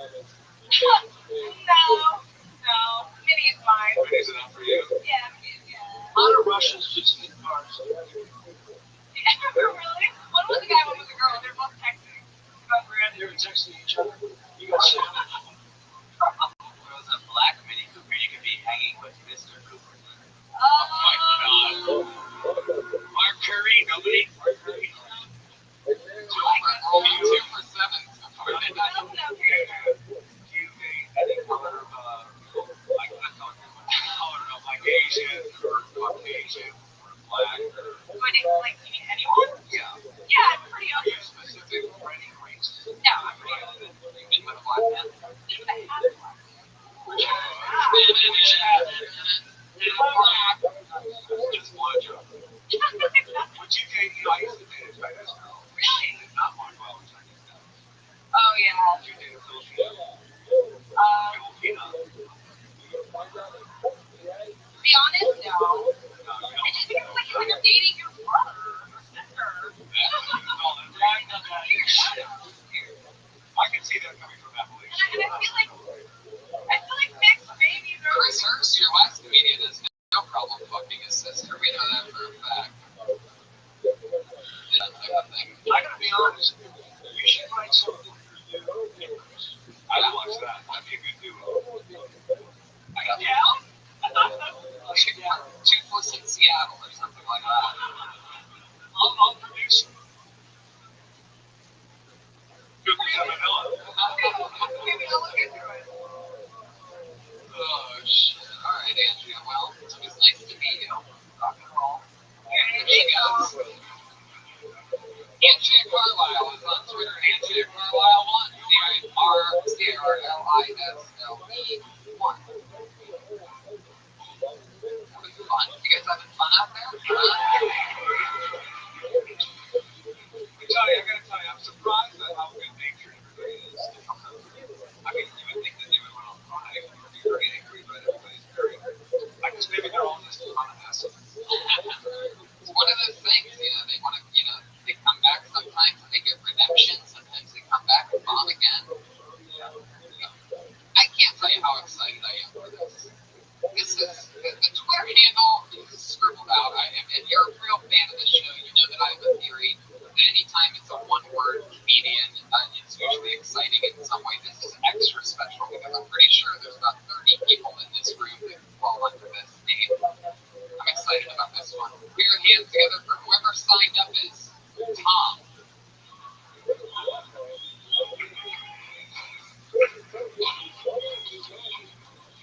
Was there a human named Tom that signed up and then halfway scribbled out their Twitter handle afterwards? Tom? Hey, but here's what I put to the Tom. Alright, I had a feeling. Sometimes it's just like special people walking down the sidewalk. They just sign up and leave. Oh boy! One of our most recent new favorite guests on this show. Put your hands together for Kevin Mack.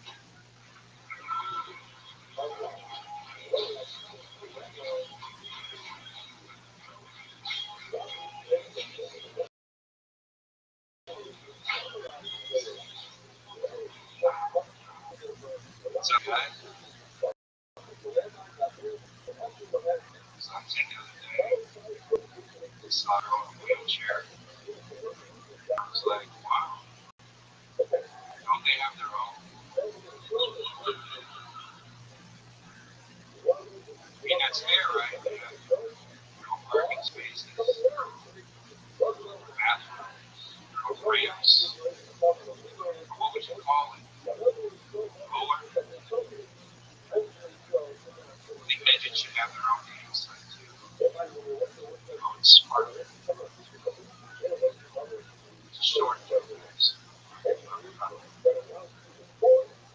it's funny in movies when people kill people with a stuff fatal.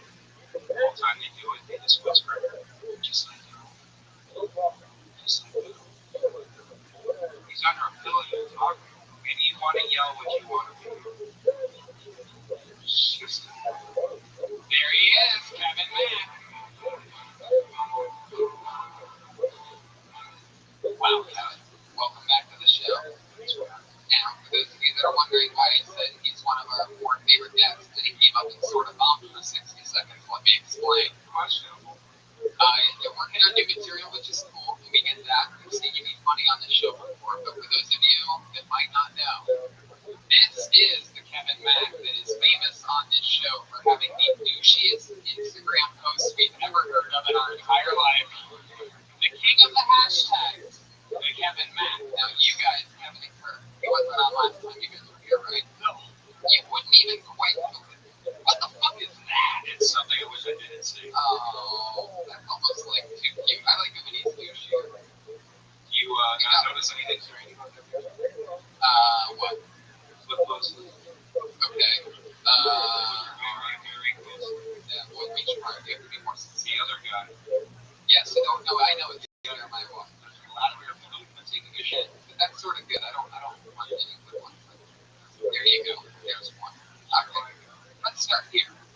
So we have new posts. Since the last time you've posted this. You guys ready to play a game called King of the Douches?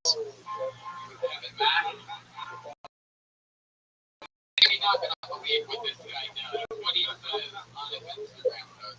This is a new one from June 17th. Now, I like to read exactly what he says. You've seen the picture here, live audience. I always like to let you know exactly what the caption exactly says. I'm going to read it to you. And then we're going to rattle, Brian and I then rattle off the hashtags afterwards. But look at this picture, everybody. Here it goes. Original Kevin Mack says, those who say you can't are hoping you won't. They want you to fail so that they don't have to face their lack of motivation.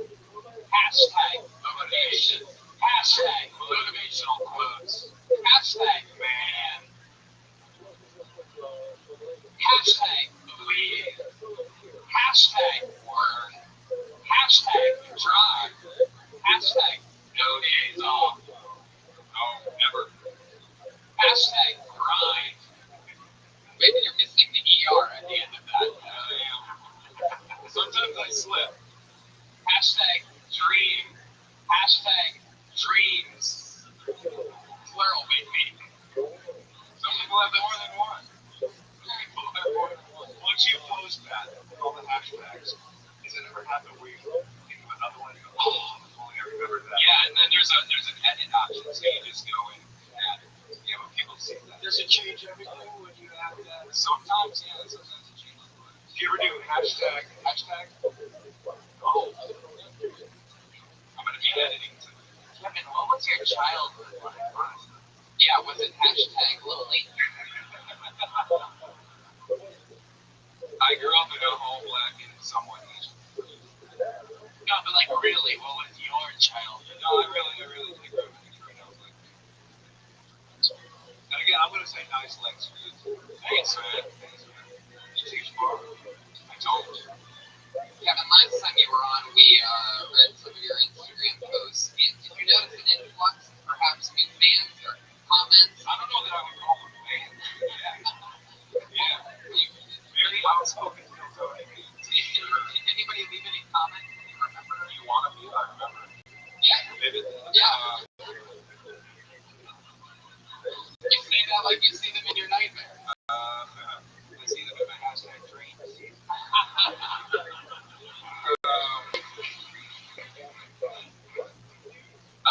Let's see some of the toppers.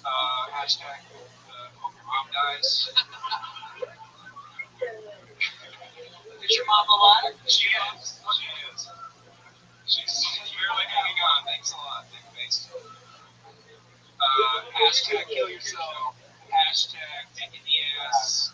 That one was me. I said You did. You did. You spelled it wrong. Alright, Kevin. I think the best one was Kevin, I'm here from Kill Tony. I just wanted to let let you know that I followed you only so that I can tell you every day how much I hope your face gets burnt off by some man's Wow, Jesus, you too vividly remember that. All right, ladies and gentlemen, here's one more king of the douchebag for you. Look at this picture, everybody. I mean, Fake face tattoo on this one? Yeah, that's from a movie that did. oh wow, this man couldn't get any douchebag from a movie.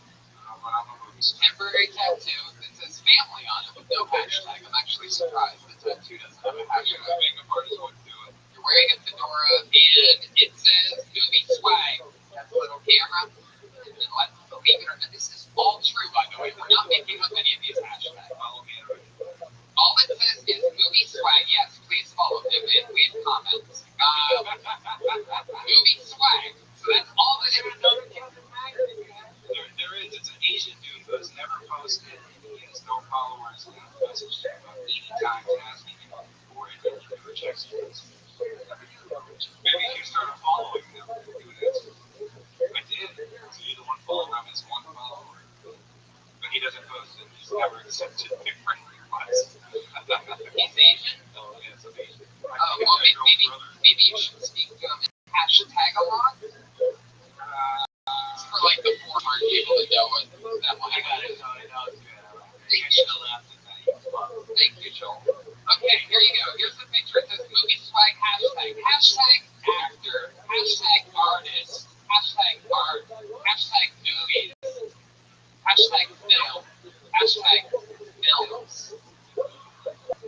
Hashtag man. Hashtag character. Hashtag create. Hashtag become.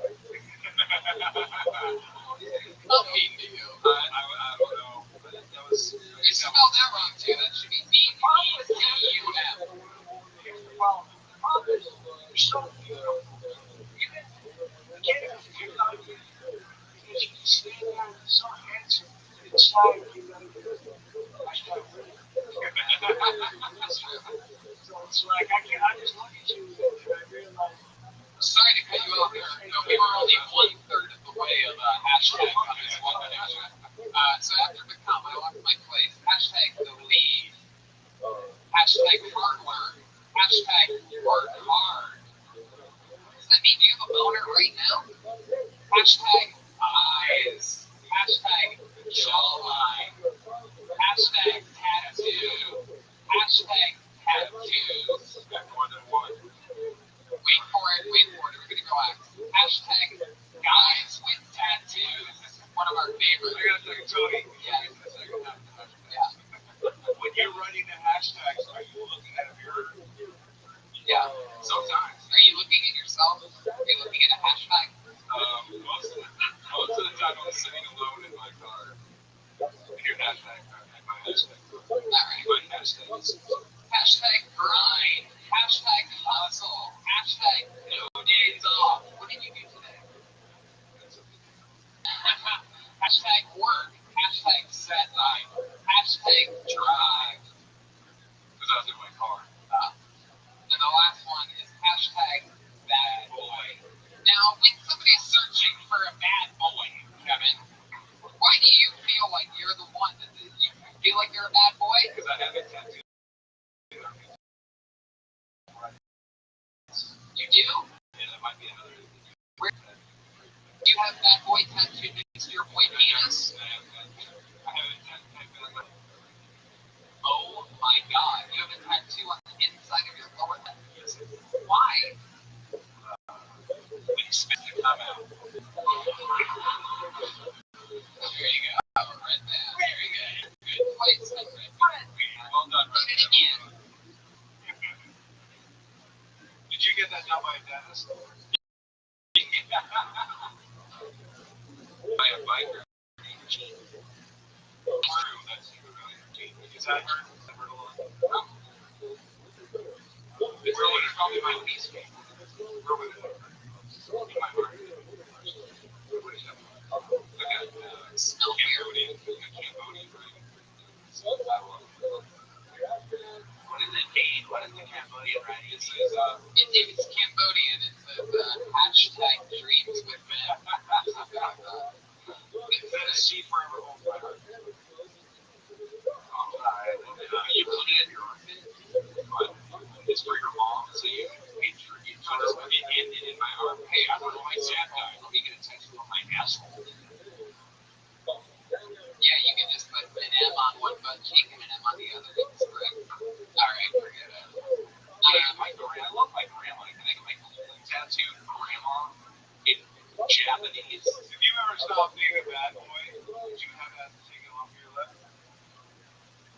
it's on its way out.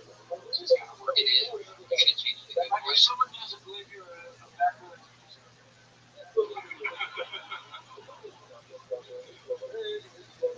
you go to Ireland, through because if I do want to show somebody my little one, I just say I'm a bad boy. When you go to Ireland, do people more like you see the bad lad? Yeah, I've seen that. I've been there. They call you a bad lad?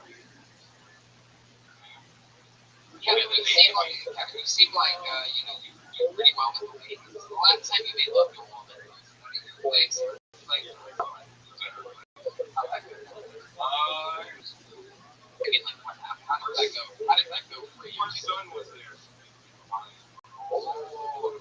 He wasn't in the bed. No, it was like right next to him. Is that over 30? What is that? Wow. That, it's not where you go. You say alpha. No, you are. You are. It was actually good. It was just the first step of the course. Did the husband come home when you were there? He's in prison. He is? Yeah. How old's the kid? He's 8. 8? Is he a good boy or a bad boy? I don't really know him. So she just makes you come over to have quiet sex. Pretty much. And she couldn't find a babysitter. They're tough to come by. So you kind of became a babysitter. Have you ever had sex with 2 women at once? You ever hashtag team a girlfriend? Yes. What was that like? Wait, yeah. No, me 2 guys. No, I haven't done 2 guys on a girl. I have done 2 guys on a guy. Research your confusion. Describe it. I've had 3 girls on me. Really? With a tattoo. Yeah. Were you raped? Were you raped? No. When you had 3 girls on you at once, let me guess, your penis is inside one of them. Correct. Your mouth is going down on another one. One of them sitting on your face. What's the biggie doing? Is that right? Correct. What's the third girl doing? She's wearing a strap on. Hashtag bad boy. Yeah, that's about right. No, the third girl was on me. Wow, the other girl was riding you? Doesn't it seem like she could get a concussion? I was on top. Oh. The other girl was standing over the girl. Right. So I was, when they professional, the other girl was laying underneath. Were they professionals? 2 of them were porn stars and 1 of them was a girl. Okay, I've seen this. Yeah. I feel like you look like I just mentioned. 2 of them were porn stars, and you said you wanted her out on the other. The third one was a girl that was. What's too many girls? I think. That was too many girls. They were the porn stars.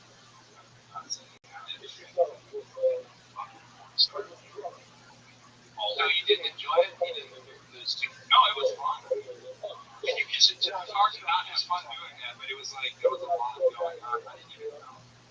You didn't? I was too busy focusing on all the shit that was going on. Hashtag yeah. Must be nice. There needs to be an 8-year-old boy in this article. That's how you got back at me.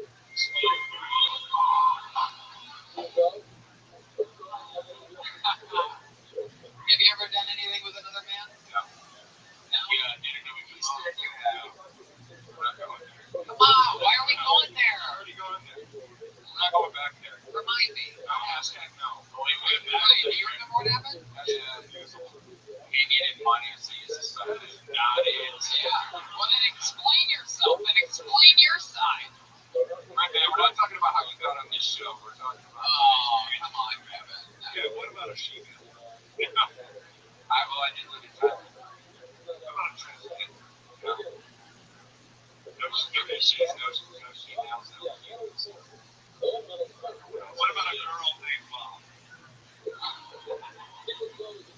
What about a boy named Sue? Neither of those. Sorry. No, I'm sorry. I mean, I'll try and get out there. We talk about what you do for a living. I'm an actor. You make a living out of it. So that movie that you did with the temporary face, that's what we're going for. This is for a movie called Snow. What's that movie about? Post-apocalyptic rendition of Snow. I gotta be honest, it's pretty cool. It's pretty cool. I read it. Were you Is there some place I can see it? No, they're finished. There's just no place we can see the three girls. Are you hoping that they greenlight another Bad Boys movie so that you could audition for it? Oh, yeah. Well, Kevin, it was nice to meet you. We spent way much more time with you than we needed to. There he goes, Kevin Mack. There he goes. He's on Twitter and Instagram at original Kevin Mack. We have a regular. We have a regular that performs a brand new minute every single week. She does not get pulled out of the bucket. She does it every week in front of the public, in front of all of you. You guys know her. You love her. She's a phenom. Put your hands together for the great Allie Makovsky, everybody. Here we go.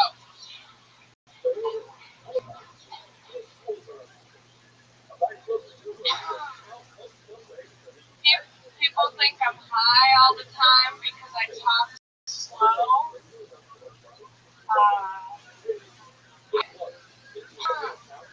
Last time someone told me to calm down was 2013. I don't know, because people think I'm high, they don't expect me to like be good at anything. They just invite me to things that I don't want to go to. I got 12 text messages today telling me that it's free Slurpee Day tomorrow. I don't want to do that. Stoners always think that they're so chill, but there's nothing relaxing about alien conspiracies. Whenever I smoke weed, I just think I'm shitting my pants. And all the stoners are like, just push through it. I'm like, I don't want to actually shit my pants. I feel like if I did shit my pants high, I would be like super chill about it. I'd just be like, I think it smells like someone shit their pants. It definitely wasn't me. Yep. There you go. That was all good. That clearing the throat thing, is that like maybe calling card or something like that? Kick off your set. Had a lot of mucus I was expecting to come up. Hashtag mucus. Have you ever really shit your pants though? Oh, I have, yeah. On purpose? No, not on purpose. You pooped your pants? I have, yeah. Are you scared? Are you scared? No, I wasn't scared necessarily. I was just surprised. Is it a shark or just... Well, it was freshman year of college, and freshman 15. That's a good way to start. and 14 after you shit your pants. Is it a sorority? no. I just thought it was gonna be a nice simple fart, and you know how the story goes. It wasn't. It got real messy. Do you remember why it got messy? Like, No, I mean it just happened. It was probably, you know, I love Taco Bell. And, Tell you something though. There's something enjoyable. oh yeah. Yeah. I don't know about that. It is free to just go wherever you want, but I don't know about I will be honest with you guys. One time I shit my pants on purpose a lot of our heart because the waiter had a problem with me making all this hot sauce. He knew that I would shit my pants. I stayed in his booth until I did. And I just stared at him as I was shitting my pants. Show me the face you made as you were doing this. That was what it is. Just focus. I just stayed on him and just had a smile. Because he wondered what was happening, and then he started to realize me. How did you let him know that you did it? And just opened my mouth. And I just stayed there. I finished eating.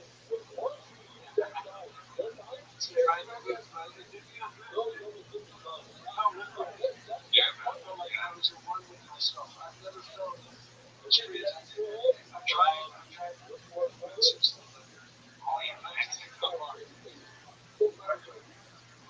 it's a good story. Yeah. Yeah. Yeah. I mean, So you smoke a lot of weed? No, I don't at all. Yeah, me either. But you have a lot of friends that are always stoned.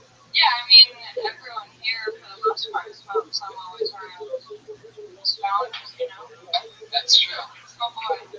Our friends over at Sponsored by Speed. You keep it very short because you are Easy maintenance. I just wanted to see if I could look beautiful despite all odds. And no, I mean, I just keep shaving it until I get sick of it, and then I'll go back to being even more beautiful. I like the shape of it. It would be a good time for you if you wanted to dress for you. Yeah, but I don't. Yeah. You'll definitely use there. Yeah. You're in your freshman year of college. So Allie, I was gonna do political science, but I dropped out pretty quickly. Right when I shit my pants, I was like, I can't do this anymore. anything else happened this past week in real life that just speak to you? Yeah, I went up to San Francisco this weekend, and the guy I went to comedy club, the guy working there knew who I was from Tony, and he said he watches it every week. So shout out One to of the hundreds of thousands. Tony, how much money have we raised so far? According to Dollar Shave Club, This is not a benefit? no, it's I'm not. sorry.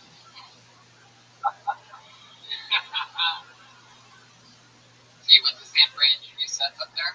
I just did a showcase, but I didn't do any shows. Was it fun being up in San Francisco where so many women at the same haircut show? Yeah, and their armpit hair was so long, like longer than my head on my hair. How does someone like you get to San Francisco? I drove, and then I camped in my car one night. Yeah. I do have a Subaru to match the haircut. And you call it camping in the car. Yeah, everyone keeps giving me a hard time that I You say, have a fire inside the car? no, I brought, Where you park? I parked off the highway, and I went to Monterey, and I parked off the highway, and there was like a beautiful ocean, and then I was like freezing in my car, but it was great. Sounds great. So in the morning, do you brush your teeth somewhere? I did, I had a water thing, and then I just dumped it out, and I, brushed my teeth. Using a water thing? I know, I just had like a gallon of water from Trader Joe's. I really got the experience of the wild. They have the best water there. Where did you shower? Where did you shower? Oh, no. I have friends in San Francisco, so I showered when I got back. Well, Yeah. another good minute. Okay. Allie Makovsky, everybody, there she goes. Magical Allie Mac, Magic Allie Mac. Magic Allie Mac on all social media outlets. Popular, right? One more time, she's 21 years old, everybody. Writes and performs a brand new minute every week on this show. You guys want to go to the bucket one more time, huh? One more time? I think you guys want to go to the bucket one more time, huh? Okay.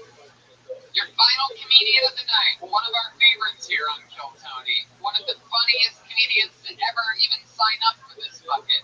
Legend, the great Mikey McKernan, everybody. Here he comes, making his way in. Last comedian of the night, I think you guys can make some noise for him. It's Mikey McKernan.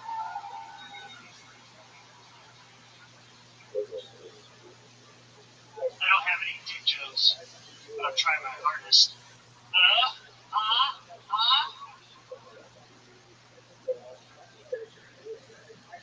One more time for all the great beards I've tried, guys. Alright. I grow my hair out this long because I can't grow hair because people beards look cool, right? Right, you're smart, aren't you? They say smart things. Like, oh, you perceive reality in the 5 senses, but tonight you have the 6th sense. The sense of humor.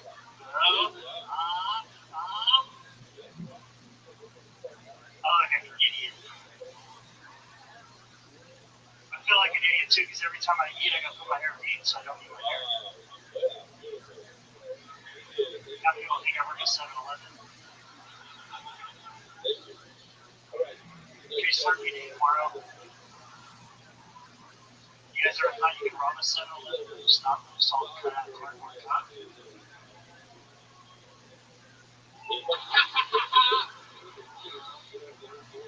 Oh. Mikey, you're a hilarious guy. You're always funny, and that was funny too. Thanks.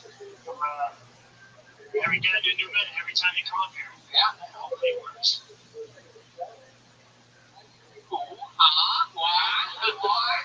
Mike, I can't help notice you have something in your back pocket. What is that? It's a sticker that says I'm not funny. Sorry for all my comedy. That's your comedy, so you're not funny. And most people think you want one. Can I give you one? Yeah, man, I believe it.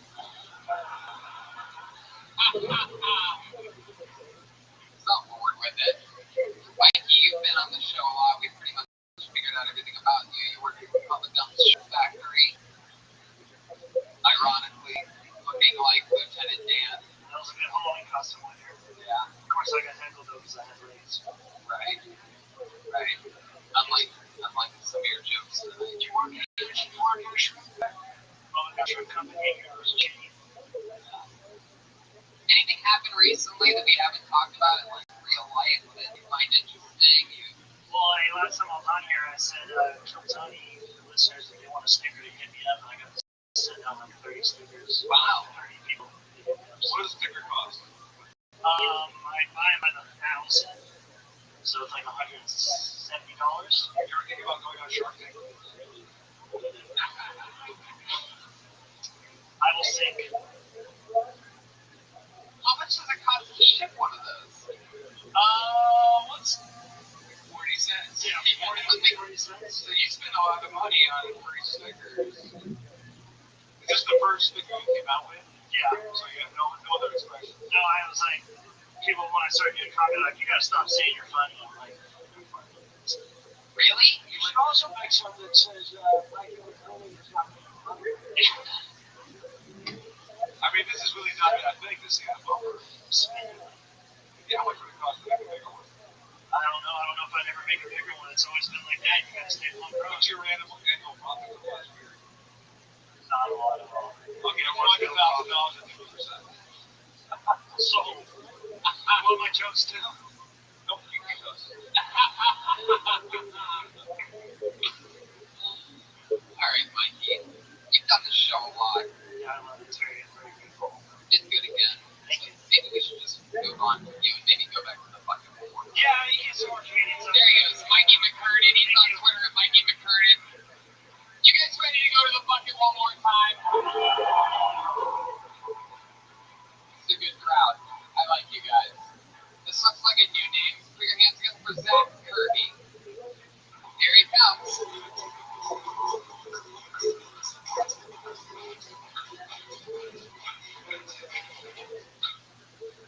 I just graduated from my bachelor's degree. Thank you. I was smoking a shit ton of weed while I was earning that degree. Yeah, I built up such a high road. I started packing a second bowl while smoking my first bowl. To even feel the effects of the fourth bowl, which I'd have to smoke 5 minutes after smoking the third bowl, which I didn't even take order right now. That's how much I smoked a little bit earlier tonight. So yeah, Tinder came out while I was in college. And Tinder is where I learned that chicks are more desperate for sex than guys are. It's sure my first Tinder I got the girl who messaged me first. Weird, right? Happening like real life. And while I had written in my profile that I was just looking for new friends, absolutely no sex whatsoever.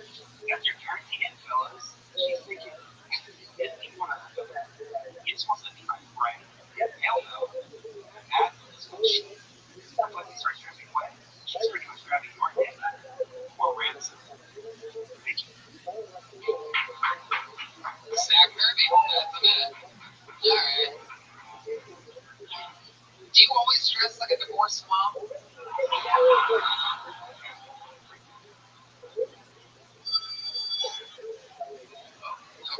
sound for all you full response. That sort of makes sense. And I'll say something, Tony. He was very focused coming out here, very efficient with his time. And I think he really got to the point of his thing, but there wasn't like a little lapse. Right. You know what I mean? Yeah. But I mean, it was good. It was good energy. He got it out there, but nothing really. Right. No, totally. You seem like That's a compliment. you seem like you're. If I can make one suggestion, take out the part where you're like, oh yeah. Like in the midst of something, you say, oh yeah. You just remember something. Yeah. You remember the killer part. Somebody was saying at the beginning, I'm repeating something. Is that what it was? What was that thing? I have it other words. Yeah. And he gets like a. You ever been above a shrimp? You down? What's your favorite meal? I love that. Yeah. Wow, you said that like a giant 6-year. What do you do when you go to a Burger King? I get the original chicken sandwich. 2 for $5. Just one? 2 for $5. 2 for $5. That's a pretty good deal. Burger Prince. What else do you like to get? Sometimes you get the 2 for $5. What else? Tell us how to get it. Yeah. Well, I grew up eating Whoppers. Like, I weighed 250 pounds in high school for Burger King. And are you still in high school? Oh, no. That was like 10 years ago. Still got the money, man. That's good. You stay pretty loyal to Burger King. You got your In-N-Outs and all that. You like them. I like all of it, you know. I noticed you got the Pierce Nose. I don't know. It's just copper wire. You just said no, but you do indeed have a piercing. You know that? You know you have a piercing in your nose? Yeah. Who did that to you? The nose piercing? Yeah. A piercer. How long ago? A year ago. You guys had a Burger King? 2 for $5? Did it come with a crown? When you blow your nose, does that get away? Yeah, a little bit. It's not a fish hook, is it? It's not a fish hook. No. My other ring, I think it's the nose ring. It's my girlfriend. Wait. The girlfriend was back up a little bit. The nose ring is your girlfriend's? Yeah, my other nose ring I had while I was sleeping, so she gave me this ring. I don't know if it was a really nose ring. So the nose ring falls off while you're sleeping. It was like shaped like an L, so I just For a loser? Do you have any other body piercings? Do you wear anything else with your girlfriend? Like, are those her tits right there? These are my old ones.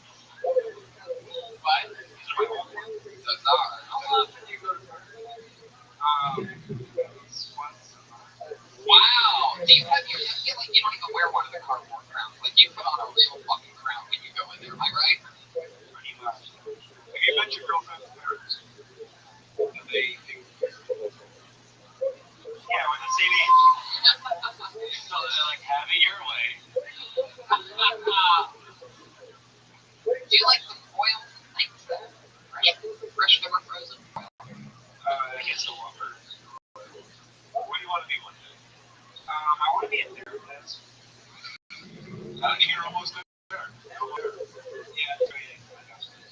Did you just want to be a king?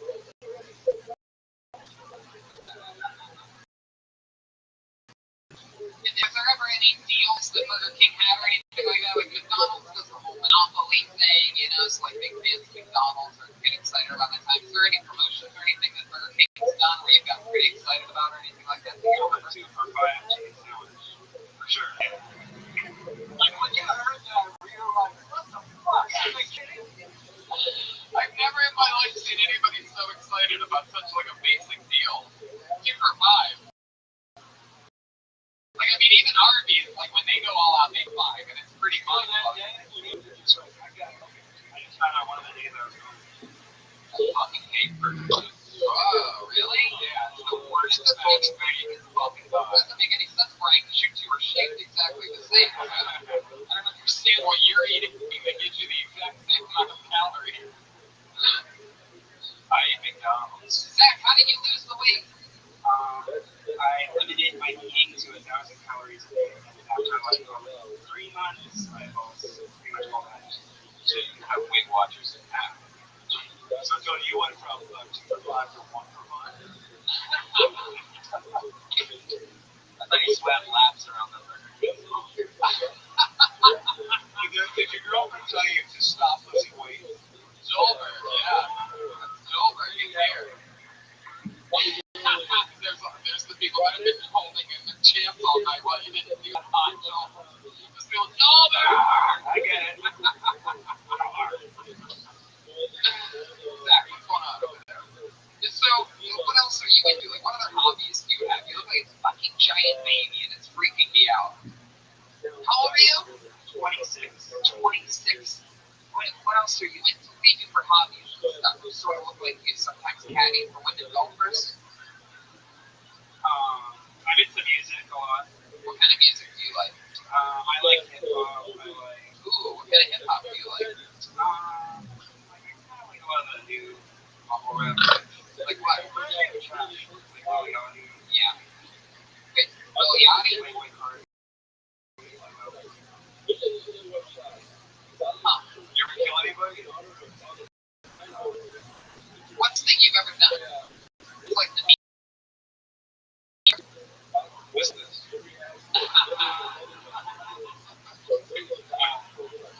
One thing I thought was really mean, but someone asked me, this was when I was in middle school. Ooh, I think somebody wants to do something. Burger King French fries.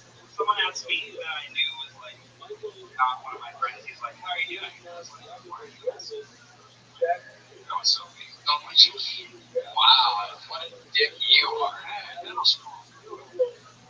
Wow. Hashtag bad boy. That was good foots, Albert. Hey, Garrett Brooks' first big joke. Good bird. Good bird. Alright,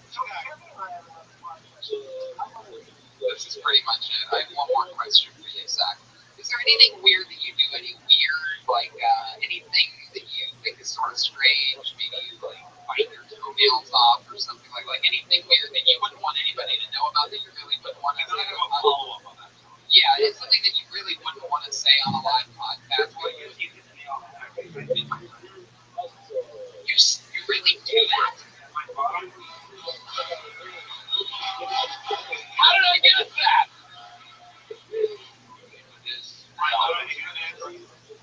Your bottom tooth is crooked because you literally, to this day, at the age of 26, sometimes you put your foot in your mouth and you literally bite your toenails. You toenailed it. Joelberg is loading in. Joelberg's just getting warmed up and Kirk and Kevin are ready to go. One last question is, Yes, Kevin Nealon. it just strikes me like you seem like a person who doesn't like waiting in lines. I smoke a lot of weed, but you seem like you would be comfortable waiting in line. So the answer is yes, but you don't like waiting. But if you're not like some long time, I went the lines for weed. Right. I think we just got a phone call in.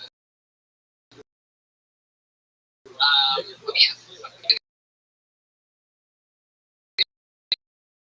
Really, like, do in your normal life, you think is sort of freaky to you, honestly, know about it. Like, it's something like your nipples or something like that. Do you ever, like, sort of pretend they're chicks' boobs? Well, okay. When I do.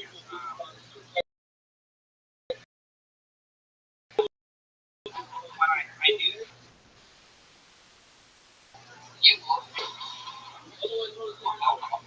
Zach, I'm pretty sure none of the people on this room are ever going to tell you. You ever breastfeed a baby? Is your girlfriend alive? How long have you been with her?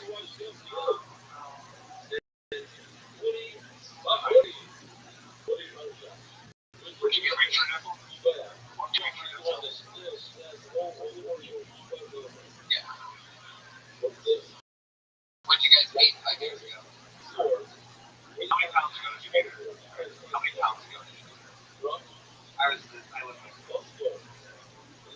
recently. Aaron taking her to Burger King on a date. Look at how excited you get when you talk about Burger King. He felt the same way as Brian. When's the last time you went to a Burger King? You ever used the Dollar Shave Club? No, starting now. There you go. I completely agree. It's an awesome life hack, man. There you go, Zach Kirby, everybody. He's the last comedian of the show tonight. He's on Twitter at Zach Cool. Put your hands together for the great Nealon. Guys, anything you want to plug coming up or anything like that? Tour dates or anything to the... I'll be at Cobb's at the end of the month, ironically. I love it. Cobb's at the end of the month. KevinNealon.com. TonyHinchcliffe.com for the Monster Energy Outbreak Tour. I'm on road the entire month of August. I'm also going to be at Cobb's at the end of August and everywhere. Portland, New Jersey, New York, South Carolina, North Carolina. Look at Ryan J. Belstrong. That looks exactly like Kirk Fox. Exactly like Kevin Nealon, Pat Reagan. You got everybody in there. All those prints are available at Ralph.com. You have a great Judge Martin comic running around helping us out on everything. The new Kill Toby t-shirt is available at shopsquad.tv, and make sure you sign up for Dollar Shave Club, dollarshaveclub.com/kill. That's dollarshaveclub.com/kill. And for literally $5, you get all that stuff that we've been talking about. That's a $50 value. And then some. Live audience, thank you so much for coming out. We love you. We're in the main room full time now, so anytime you ever want to come back, there's going to be a seat available for you. We love you. We'll see you on the front patio after the show. We're going to be hanging out, having a drink. Happy birthday, Brad. Oh, yes. The great Joel Jimenez on Twitter, mostly sorry. Pat Reagan has his new album out called Bad Chad. And, Chris Dillon. Dylan, go ahead. You're the crooks in the motherfucking house. Live audience, thanks so much for coming out. We'll see you guys again soon.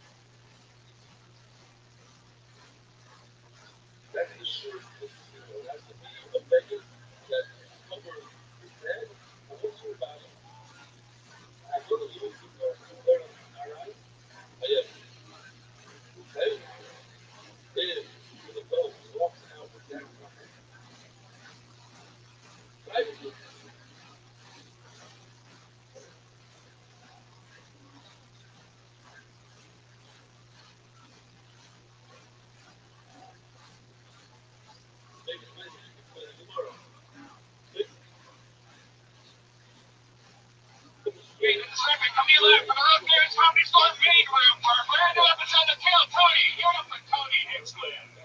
Yeah. Yeah, give it up for me. You're the #1 live podcast in the world. Make some motherfucking noise, main room. Comedy Store, Monday night. You just saw Pat there, Michael Jimenez. Ryan Rabbi is on the White House. Ryan J. Eagles is here drawing tonight's episode while you all sit there like lazy bums. He's drawing the episode. He has a blank sheet of paper in front of him right now. And that's what he does, all those prints, including the Kiltony poster available at RyanJEagle.com. So more of a great artist. It's Ryan J. Eagle, everybody in the motherfucking house. You're going to see what he drew. Later tonight, after the episode, you're going to see it. He's going to draw it right now. Comes in the last week to pre-order the new Kiltony shirt. The first ever and brand new Kiltony official merch, shopsquad.tv. It's awesome. I'm wearing mine inside out right now. I like to keep it close to my heart. Now, don't touch me. It's one of the funny things that you never have to touch me with the podcast. It's a great class of touches. There you go. Don't try to live too hard. I always for you. Just keep touching me with the podcast here, so I am touching you underneath. Did you hear how that joke went? Here we go. Don't do that. Play real quick. Okay. LA Speedway, we love you. Who loves marijuana, huh? Comedy fans? LA Speedway delivers pot directly to you. Pot.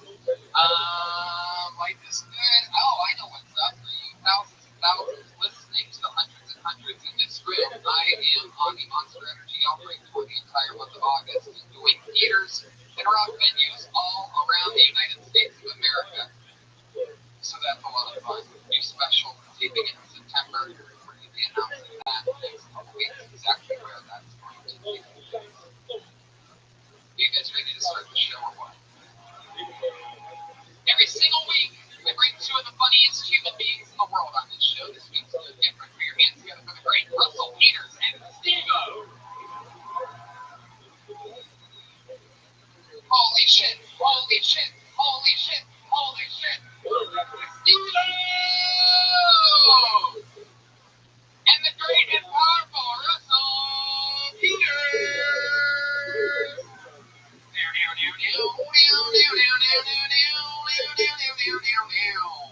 Steve-O, you were scheduled to be on the show 2 weeks ago, and the day of your appearance, I got a text about an hour before the show saying, Steve-O tried to do a snow angel on fire, and he won't be able to make it here tonight. Right.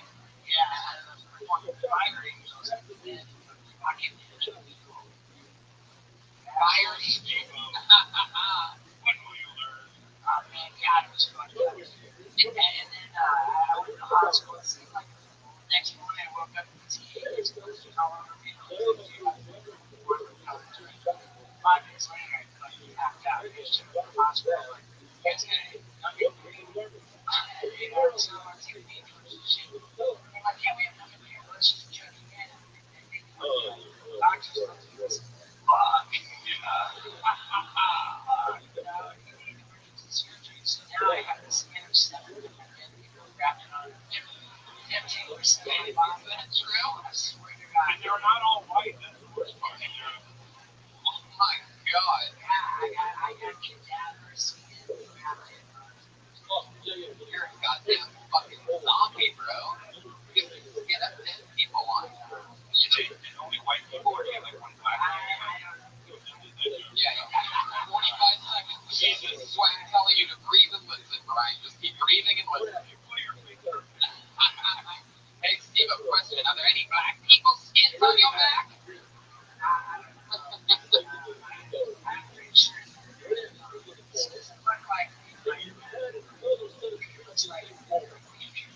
It's like maybe it's all the skins. Maybe they put them in like a blender, mix them together, and you have a nice like Russell Peters shape to you.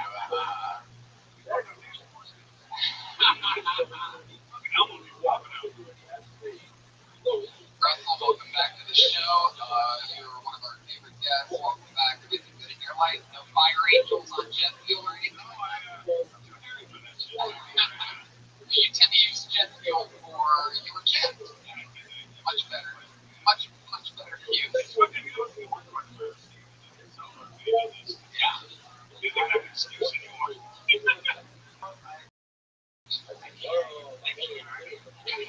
How does it do they have like special things to give you since you're sober? Like, or did you just fucking cry for 2 weeks straight?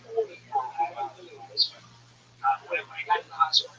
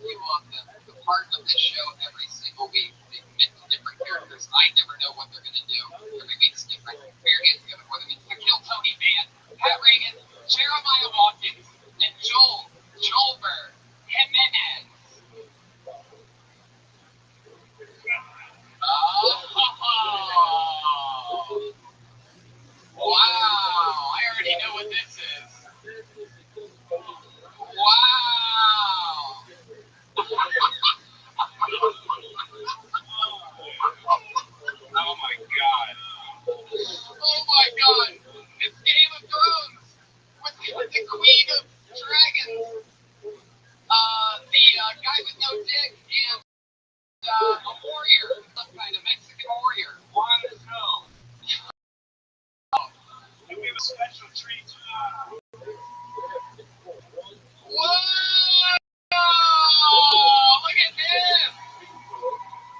Holy shit! Motherfucking Tyrion Lannister, ladies and gentlemen! Fresh up at the debut of season 7 of Game of Thrones. The cast of Game of Thrones. For you podcast listeners, Jeremiah Watkins came in on the back of the bass player who's dressed like a dragon, and Jeremiah is in full Queen of Dragons garb right now. Perhaps slightly bigger than the actual Queen of Dragons. Is it upsetting that Jeremiah Watkins is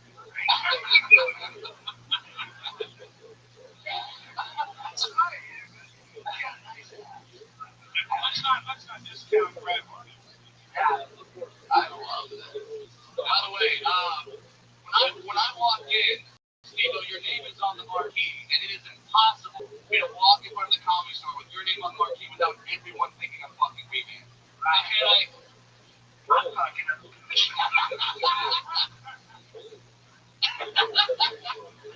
Yeah. Some people were very disappointed. They're like, oh my god, Weeman too. I'm like, no, I'm not. And like, fuck you. Like, they literally said, fuck you. Like, no, you're him. Like, there can't be a midget and Steve-O in the same building and have it not be Weeman. Like, Another little guy in the building, I saw him. where is he? Check the mark off your chairs. You get a midget. You get a midget. You get a midget. Yes, are you? Everything is in position. The band is in its place. Our guests are here. Let's get to the motherfucking thing. I have a bucket called the Bucket of Destiny, given to us from our friend Ichabod a few weeks ago. This bucket is filled with the names of comedians. Sometimes it's people trying it for the first time. Sometimes it's some of the best up-and-coming comics in the world. Sometimes it's a completely crazy person. You never know what's going to happen. It's filled with names. You get 60 seconds to pull your name to perform. You get 60 seconds uninterrupted. You know your 60 seconds is up when you hear the sound of a kitten. That's what that sounds like. If that means wrapping up then, or else you're going to bring out the angry but Hollywood bear.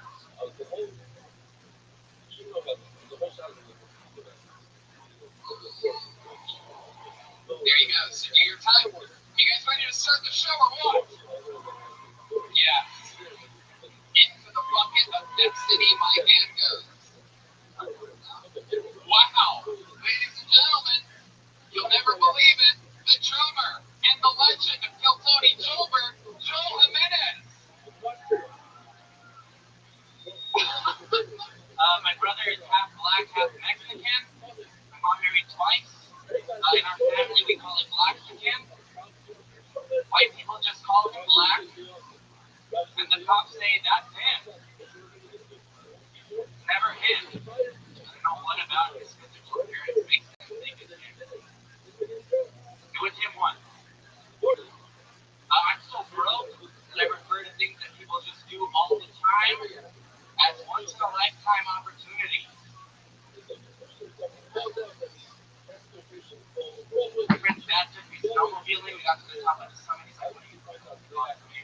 Once-in-a-lifetime opportunity. He's like, nah, we do this shit all the time. And then he yelled, this is Tahoe, and he took me into the snow. Alright, that's it. Alright, thanks. 52 seconds of Joel Jimenez.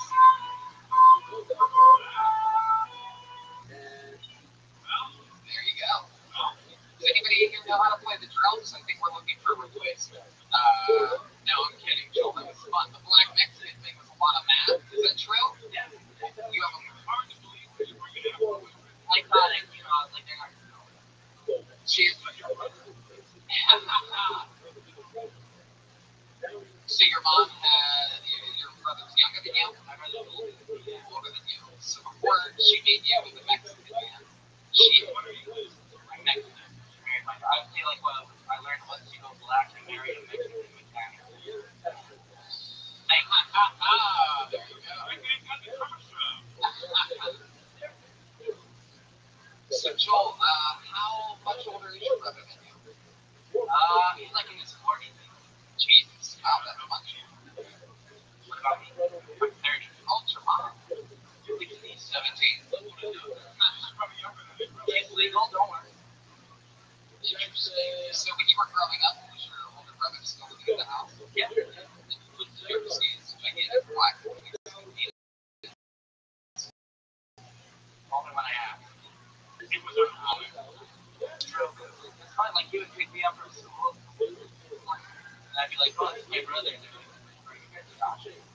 Where'd you grow up? LA. Yeah, Northeast LA.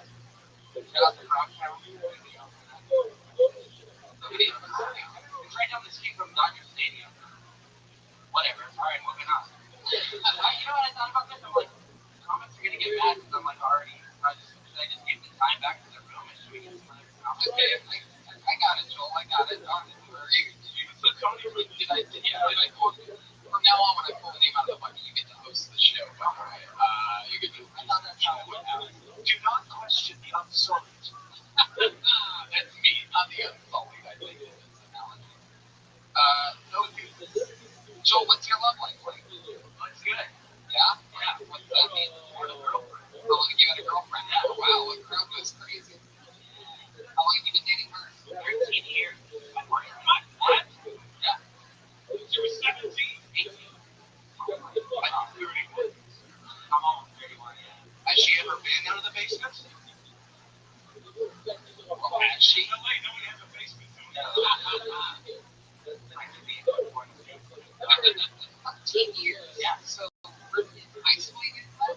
Yeah, we met in high school and started dating after. After high school? Yeah, oh, she works Monday. What did she do? She works at a spa. Oh, No, Red Band. $40. no. Red man knows him. You already know what you're thinking. How long has she done that? So I think she's there for a while. About a year. She's been consistent. Oh, she's actually there. She's like a legit spa. Yeah. Yeah, like a nice spa. Do they have any special massage? Just for people with the skin of 7 corpses on their body?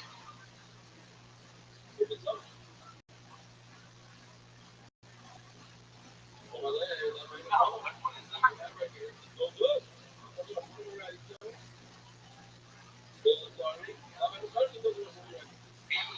They have the Hindu rights. They come out especially. Sorry, Joel, you're right. I am going to stop with the drums. Because Joel on Twitter and complete car. And you know the drummer of the official Kill Tony band. You sent it back to the other side of the world.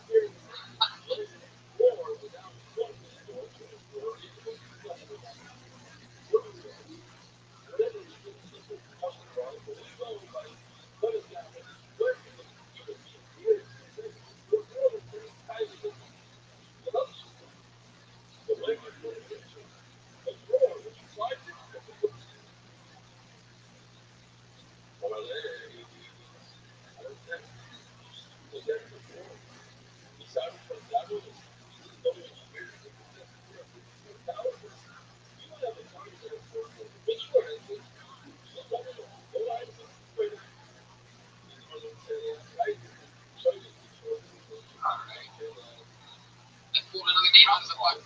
Put your hands together. 60 seconds. Uninterrupted. Goes to Charlie Newhart. Charlie Newhart.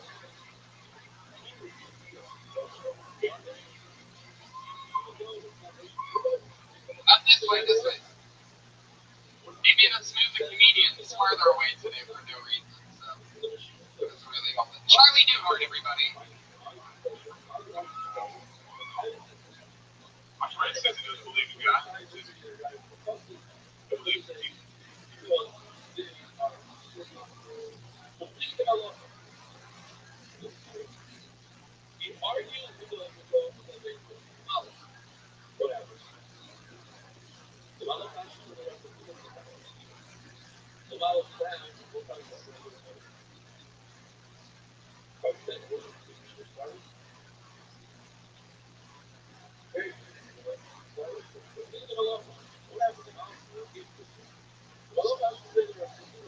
Sweet. Tomorrow, right? Great. Like Tiger Woods is awesome, right? Tiger, the only person we know that can run through 18 holes in record time is Bill Walsh. Yep. All right. Caitlin Jenner, an amazing person. Give it up for Caitlin. Yes. Such boldness. Amazing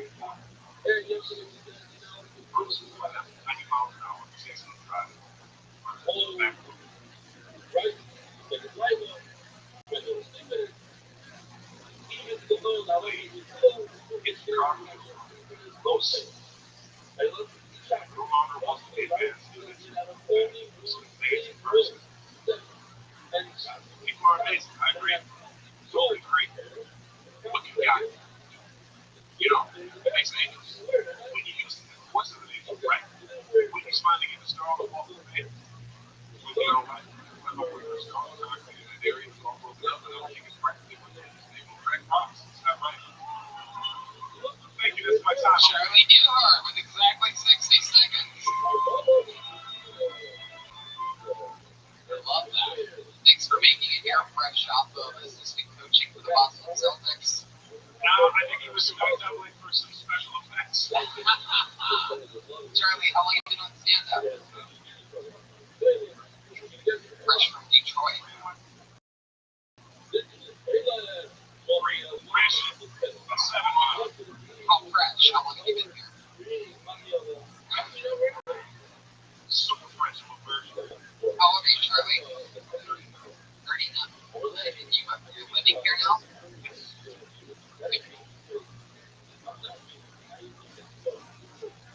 Job, yeah? I work at Santa Monica dealership. Chrysler, Dodge, and Jeep. I'm seeing it again. Right now? I think people are interested in a Chrysler right now. No better time than in the middle of a live show to buy a Chrysler, Dodge, or Jeep. Chrysler. And they are? Check it out. Actually, They don't look like Chrysler. They do? Do you provide pedal extenders?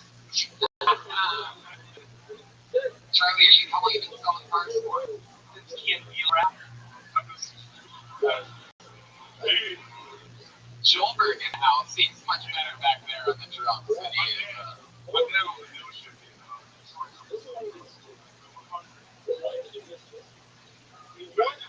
Southwest Detroit.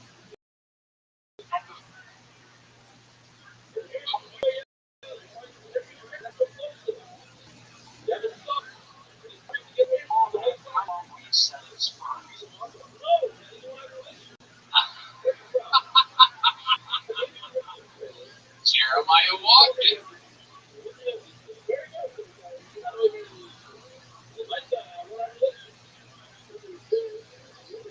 Warm it up over here. I love this.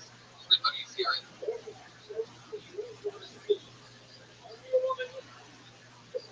Lori. So, Charlie, what was the name of your dad's car dealership?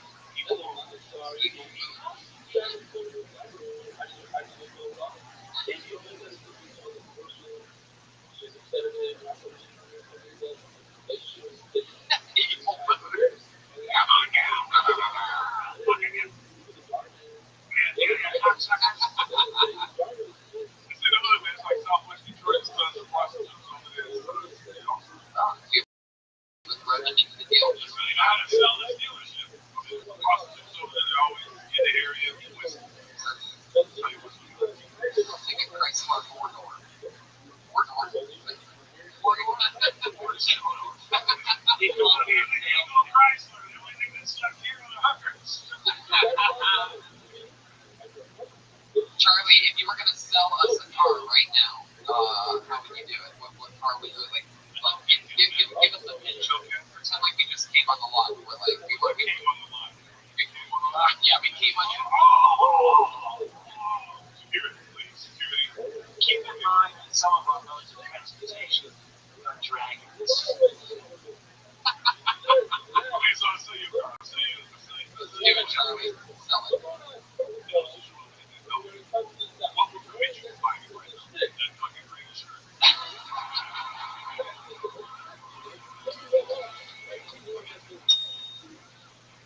That shirt should just go. Get the fuck out of here. It's amazing. It matches my eyes.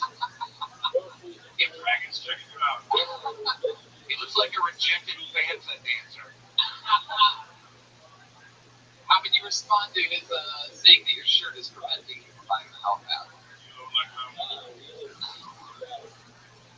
really, so white shirt is a rejection of the driver's car.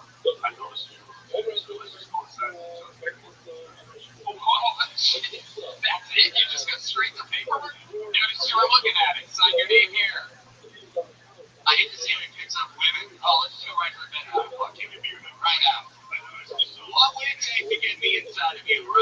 What is it going to do?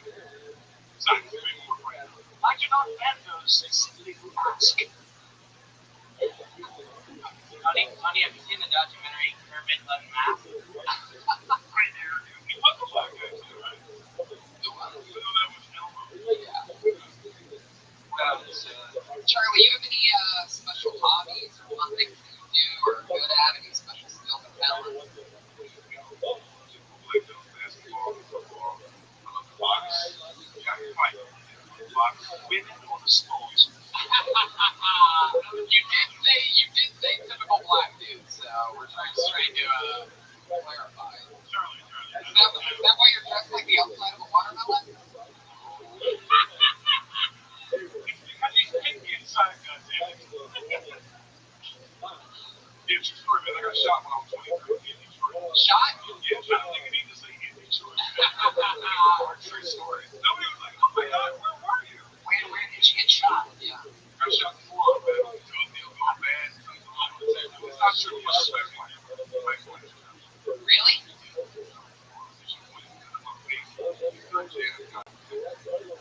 Wow. God protected you. I already got shot one time. did you beat the shit out of her after I sure did. And then with your good arm, it was UFC stuff. Wow. So how did it actually go down? What was she shooting you for? The argument going bad. About what? late child support payment? Oh. You have kids, Charlie? Typical black dude shit. Name them.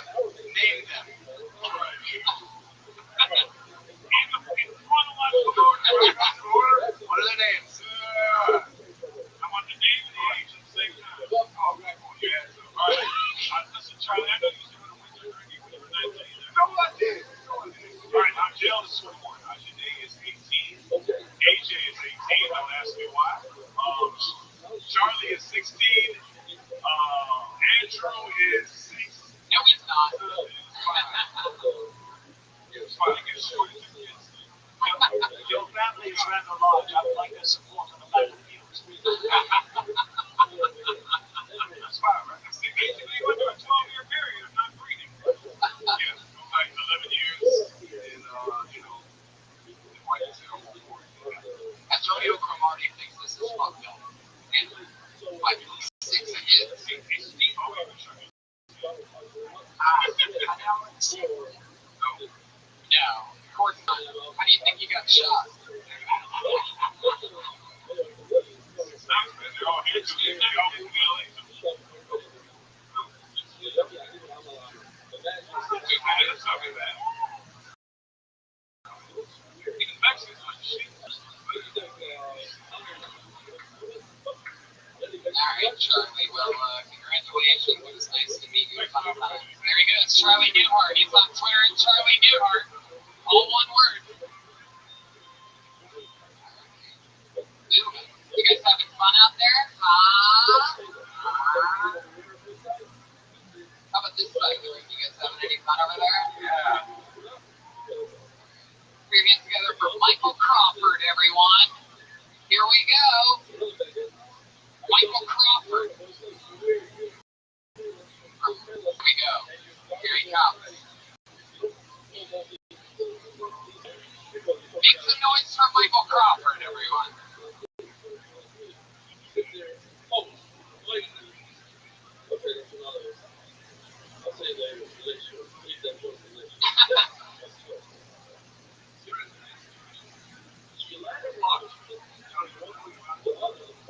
Michael, you have the most start of you.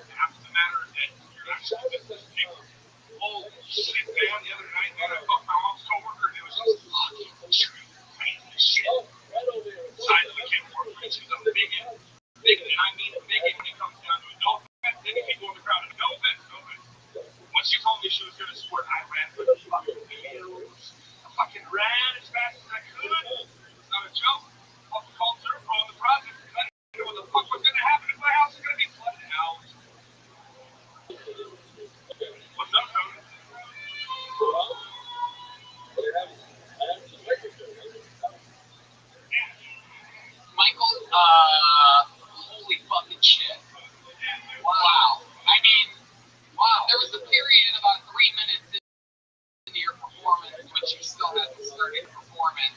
In which I was thinking I would just let you go for the rest of the episode. Just over and over. I would watch you restart over and over again for the next hour. There was a period in time, for those of you listening to audio of this podcast, which is what this is most famous for, in which you probably just heard everybody laughing and you didn't hear anything other than that. That was because Michael is the most quiet comedian in the history of the universe. You weren't quite picking up anything until three microphones.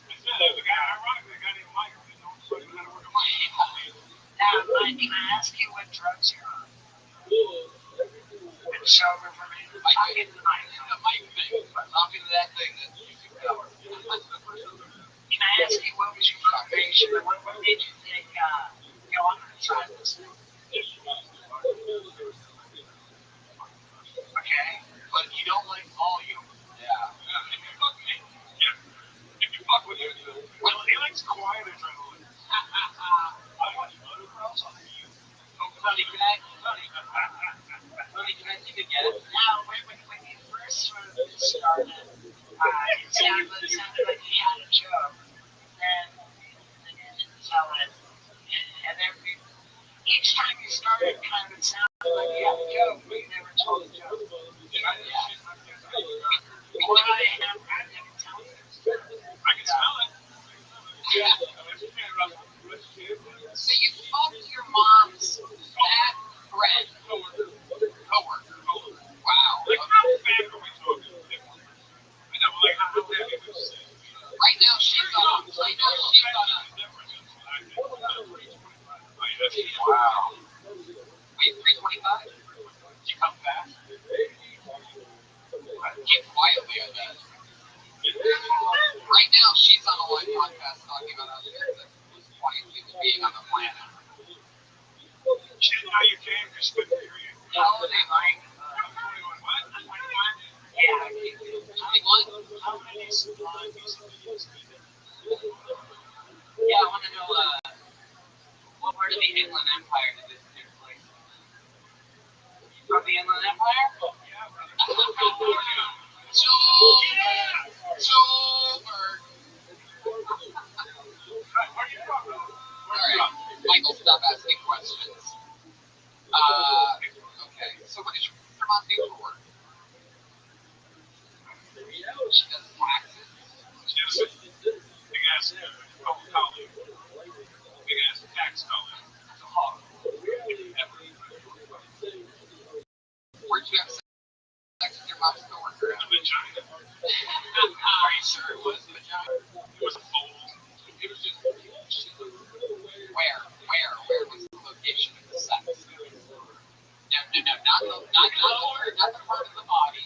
Where, like, what room or what building did you have sex with this woman in? In your room? In your mom's house. In your mom's trailer. Did you like all the black light posters? Yeah, you showed her. Were you polite? Did you honor her bed first?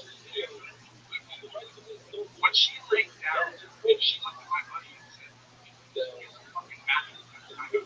Wow, this accountant lady sounds like she was 1040 easy. She wasn't soft.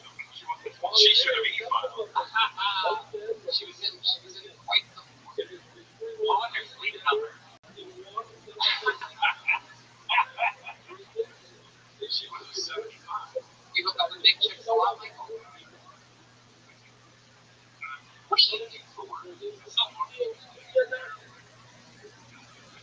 Barbecues? That's what you specialize in? That is so weird that you have one of the jankiest grills I've ever seen on a human being. Podcast, you can't really see it. His teeth are running with it. Shots fired. What do you like to do for fun, Michael? What do you hunt outfits? He said she was fat in hairs. He's very good at sneaking up on them.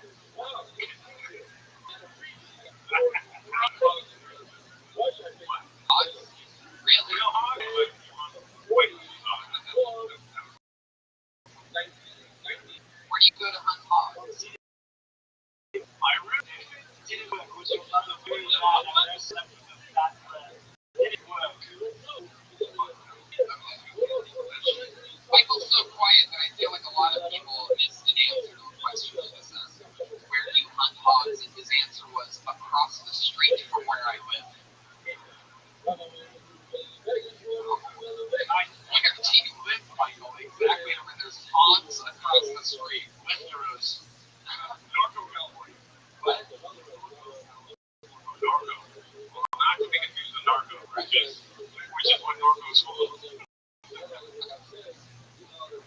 have a lot of siblings?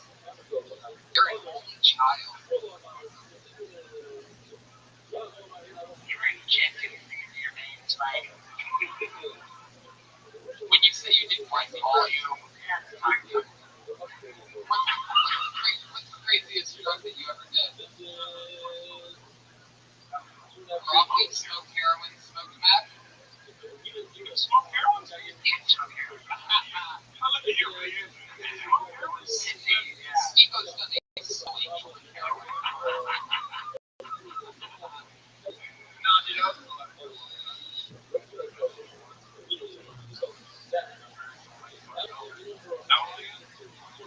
how long you been sober? 2 years. Wow, all right. Yeah. And that's it. And don't you know you're drinking alcohol? I can see you're not sober at all. All right. What is it about like sober? It's not your right.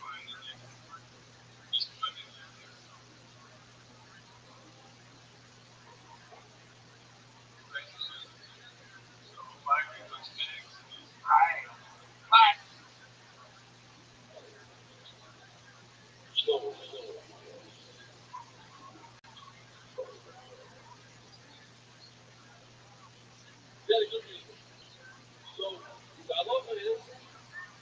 and you can speak it more. Yeah. The DOC stuff. You, what do you shoot these hogs with?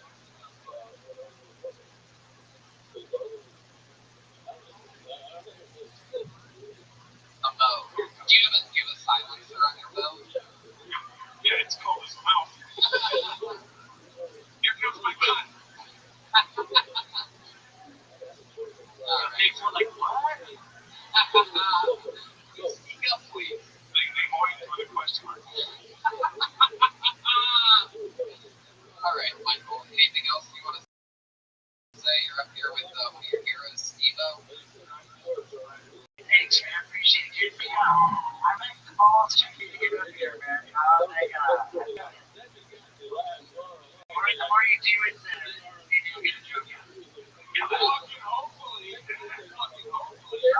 man. Nice to meet you, bro. There you go, Michael Crawford, everybody. Catch his new 1-hour special on Netflix called Free Mics. Back to the fucking week ago.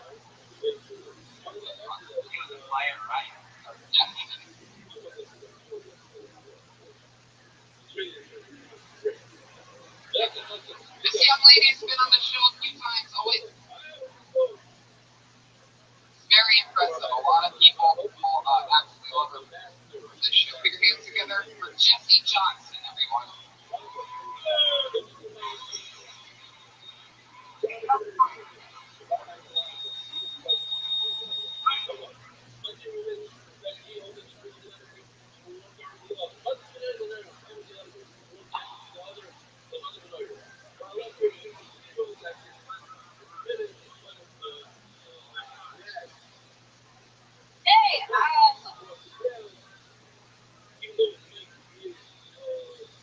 So I've been living in LA now for a couple months. Thank you. I've met a lot of people. I actually met someone. Well, I mean, like I said, I've met a lot of people. Fucking one of them. Oh, God. Yeah. All right. It's good. It's good. I actually was about to head back to my place the other day, but I have a roommate, and I really didn't want to sit here. So in the moment, I changed all of my sex toys to ocean spray.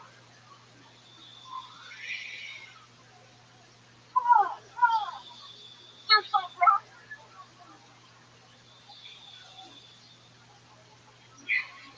The next day, I saw my roommate, and she was like, I smell great vibes. The irony is, though, now that I live in Los Angeles, I can't get anywhere near an ocean without getting wet. And I don't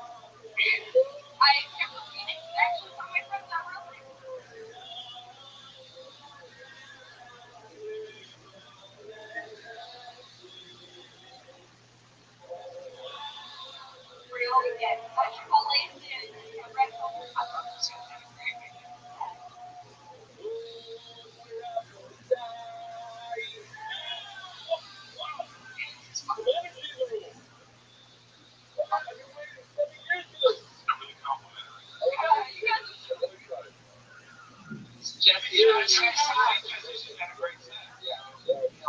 Jesse, I said that you're a section one guy that way you went over and gave this guy a high five. Are you really having sex with that guy right there?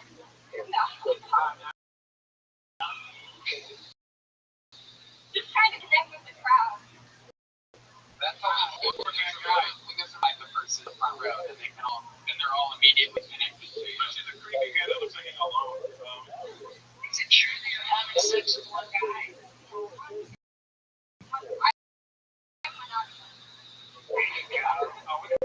That's your religion is. That makes it. What makes you think this is not monogamous as well? Do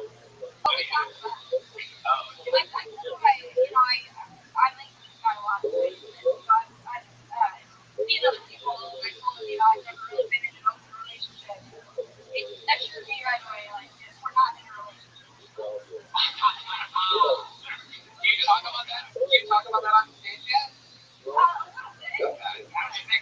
Just got right there. Yeah. Hey, to answer your question, you want vegetables? You want a week? That's right. I agree. Have you ever put his ear to your pussy and heard the ocean? I recommend if you really don't want to bother your roommate, if you really want to have quiet sex, then your guy Michael Crawford was on just before you. Your roommate will sleep like a baby.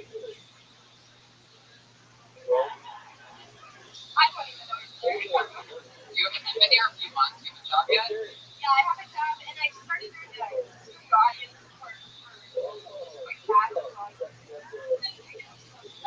What shows have you been the audience for? my favorite one was that other game shows that I can't remember the name of. Must be good. Yeah, we'll see. One guy accidentally, I think, told the crowd that he was molested. It was so weird. Well, Chris Hardwick is that position. Classic Hardwick.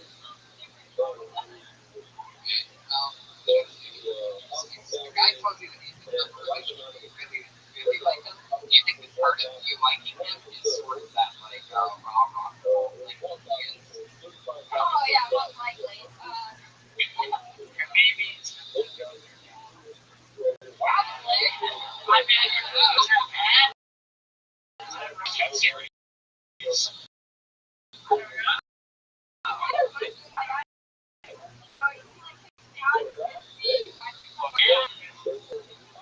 I only like every other weekend. I say, I'm here for that guy. You really got fun to do Like young Abraham Lincoln in the front row. I feel so connected to her right now. I miss the time. You said, you're the way you deserve. What'd you say?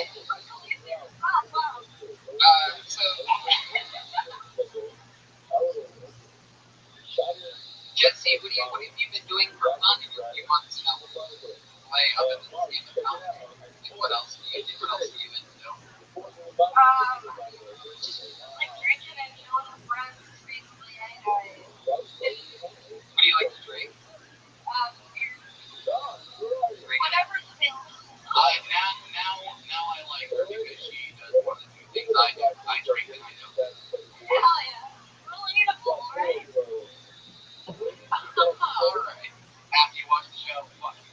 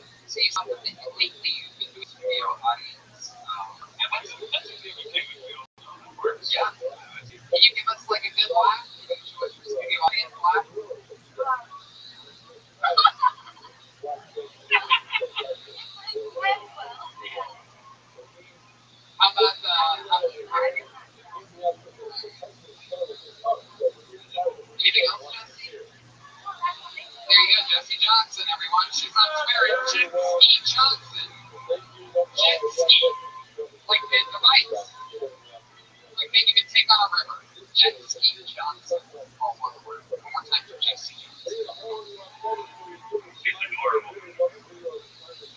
Okay, this looks like a new name. We're gonna get together for Chad Carter.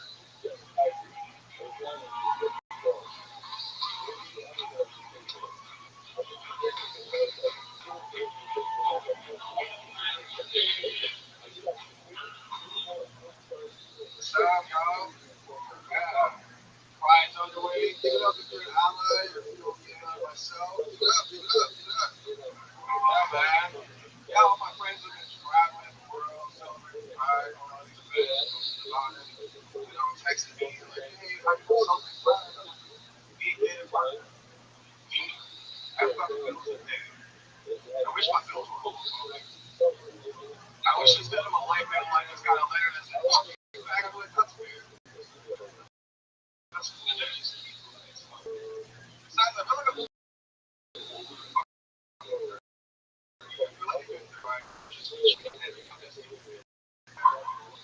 yeah, you guys can't tell at my age that I'm 30, so I'm like a buck 13, so it's a little confusing to get shit, you know. That's what it was. Yeah, there you go, Chad Carter.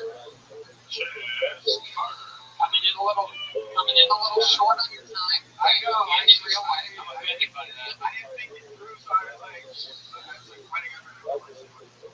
Relax. Just because like Chad doesn't come across as me. And I was like, I'm confused when he's talking about it. Like, You are a tiny little yeah, you're like a gay spinner. a little fidget spinner. I can say. I don't know. Hey, that's not for gay guys. The most feminine gay guys are the ones that tell you that.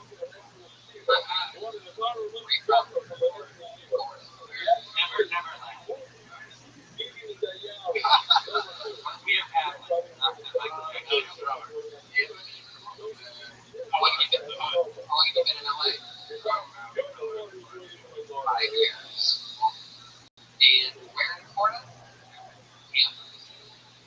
So that you keep straight from there. Well, not straight from there, but you can get there.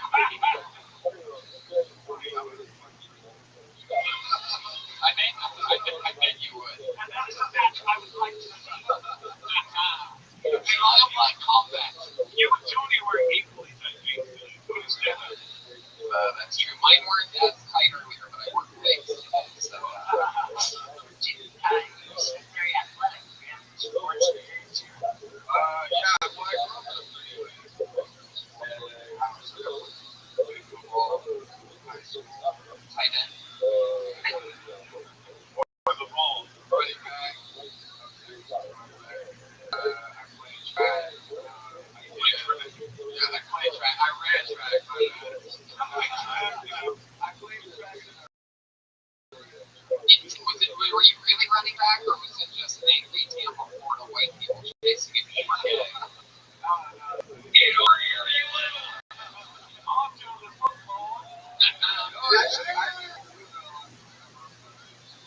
Tampa is well, I mean, like the projects with it. So you grew up in the hood, and one could say that you were literally a young thug. Look at 10 rap fans in the room that are young thug and gay. The rest of you have no street cred with big ones.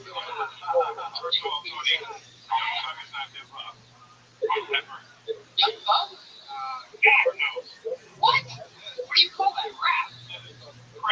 Okay, what shit.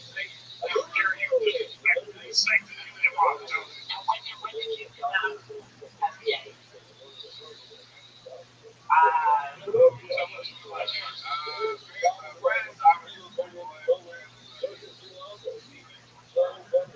It just came out. You ran the day.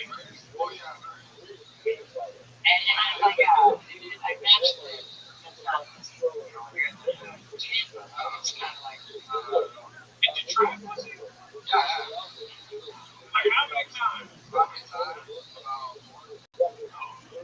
I can see chicks dick use. Oh, no, yeah, you know what was it? I didn't do that like scary. Well, you look like a little peaceful motherfucker. Like, I don't know that guy gay me. Yeah, we do. Got a little prideful right here. What's let's do a very fun kill. Tony, Steve-O, and Russell.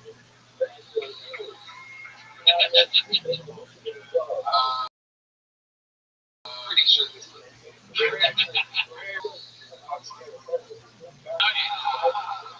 You're a marketing genius, Shaz. Yeah, thanks for the plug. Thanks, man, I'm a keeper. What kind of guy are you into?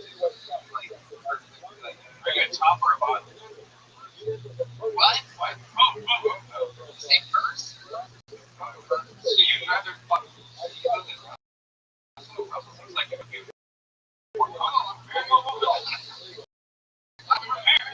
Make love good, man. Like, we look each other in the eye and shit. Yeah, like this. Hey, can you see me, motherfucker?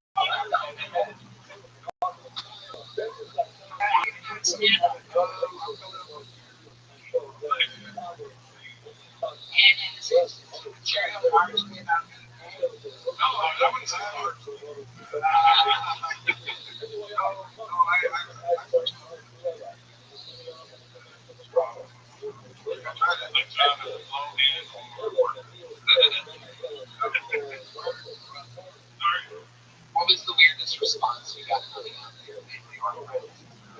Wacky out. Can I do what I think happened? Go ahead, just come out to me and I'm your uncle.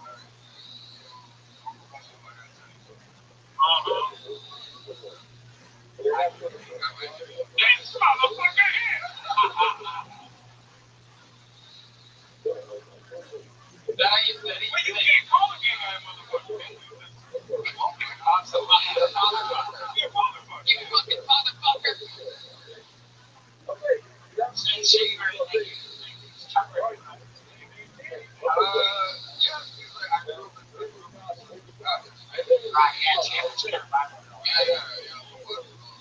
Actually, my mom was. Did anybody have any? My mom did. Why do you think that is? We saw me tagged in the photo while I was like doing this. There was a dick on my head. I make memes like that to my friends all the time. I gotta show you pictures. My mother is a real friend. No, I was like,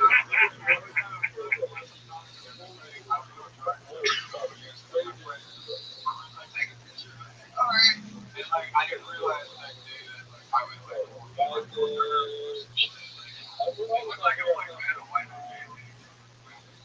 What's the gayest thing you've ever done to me? Yeah, and you're, probably taking it as yes. Yeah, no, I know. Pretty good. Pretty fucking obvious with that thing, Tony. I mean, yeah, I was gonna say, you guys are letting him off so fucking easy, you know? You can have it in there. You know what?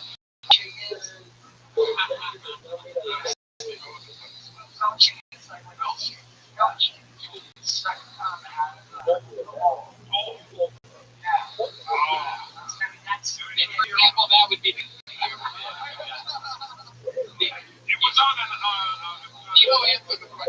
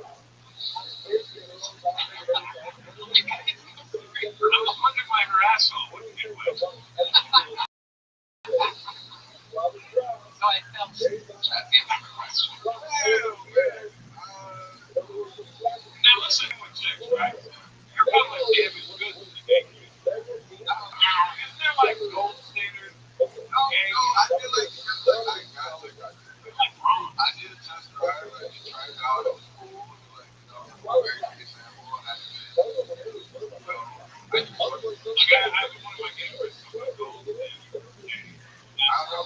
gold state of Canada.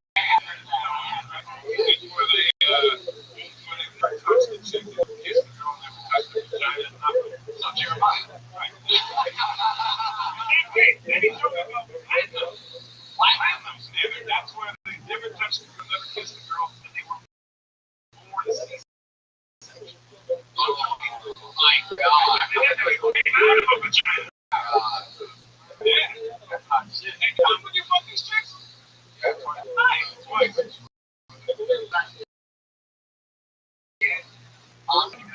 No, I was just like, it feels good. I felt all free and shit. Why does assholes feel like pussy? I don't know.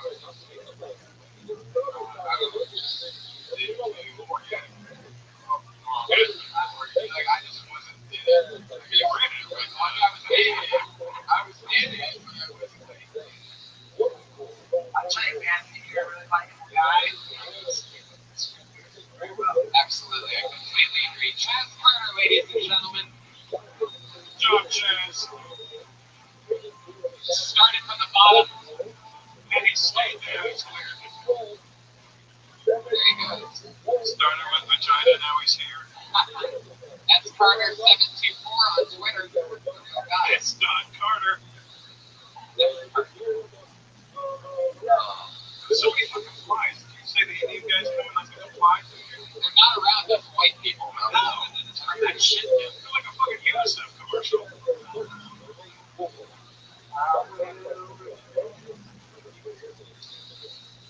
Pulled another name out of the bucket. Put your hands together for Phil Kent.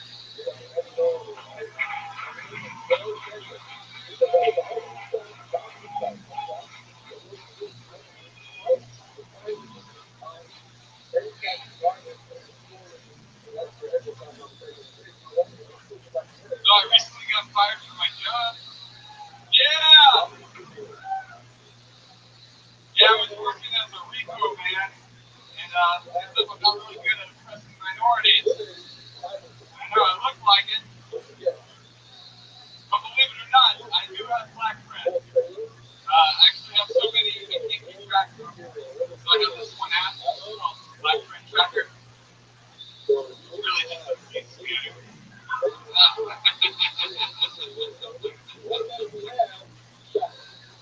So, what do you call the Native American with the cocaine problem?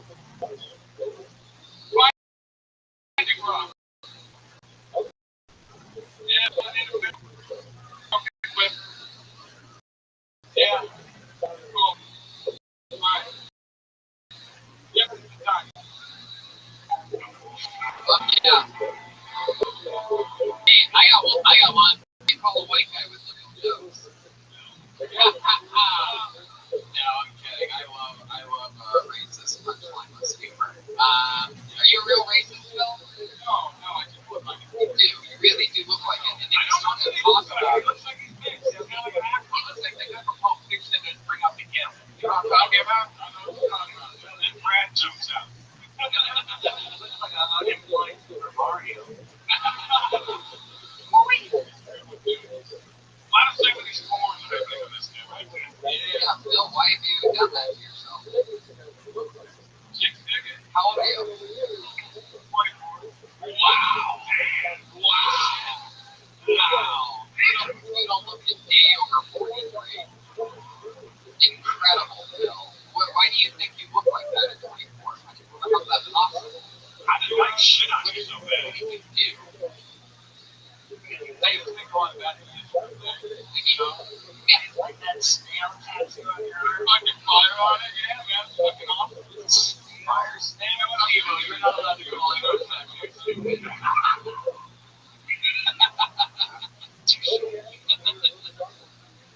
So, Phil, you're 24. What's your daily diet consist of? Lots of Velveeta.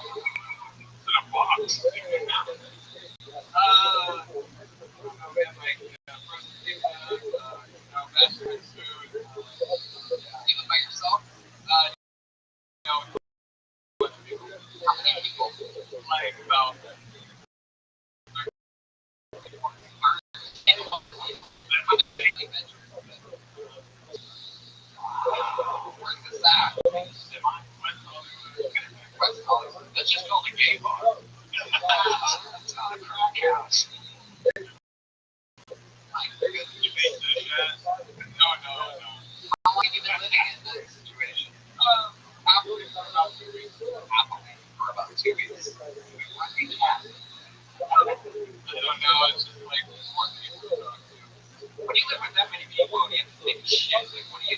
Like, you wait for the bathroom, right? Next question, Phil. If it's two-bedroom, where do you sleep? You go back down to Exxon. Like, for 8 people. We have bunk beds.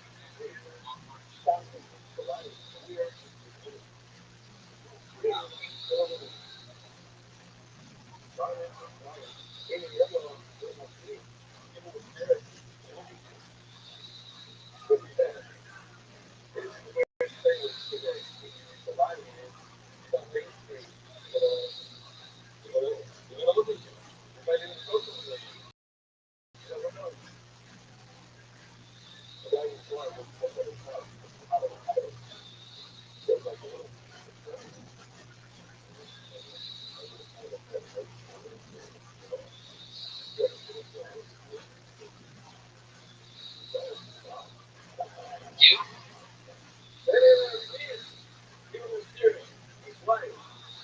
Is that true? You a top or a bottom? Bunk. You know, bottom right now. But company top in. How do you make money? Well, you know, like, No, we don't. made audience work. Really? Audience for you. Like Jesse Johnson, I can understand, but at midnight panning to your skull. He's in the studio audience for every Guy Fieri show. These new Yoshi knives.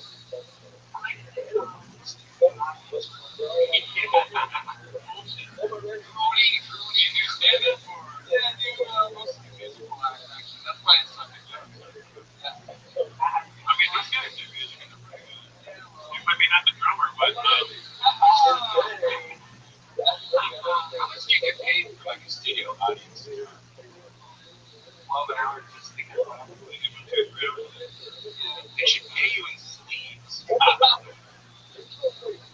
What I don't see how you generate enough studio audience work to make to survive. What else do you do? You know what? Oh, now we're getting into it. So Mike Donho. Were you actually a reefer guy? Where was that?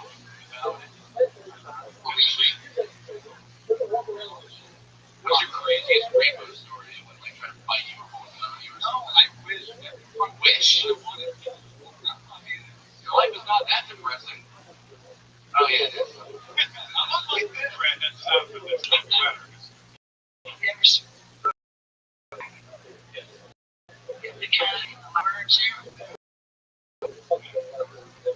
You how recently did this one? Shocking. Where was that at? If we're at Instagram, CBT. That one time I thought it was now. Is that true? Did you think? Wow. And you smoked meth before? Yeah. That should be a new game show. Do you think this is that?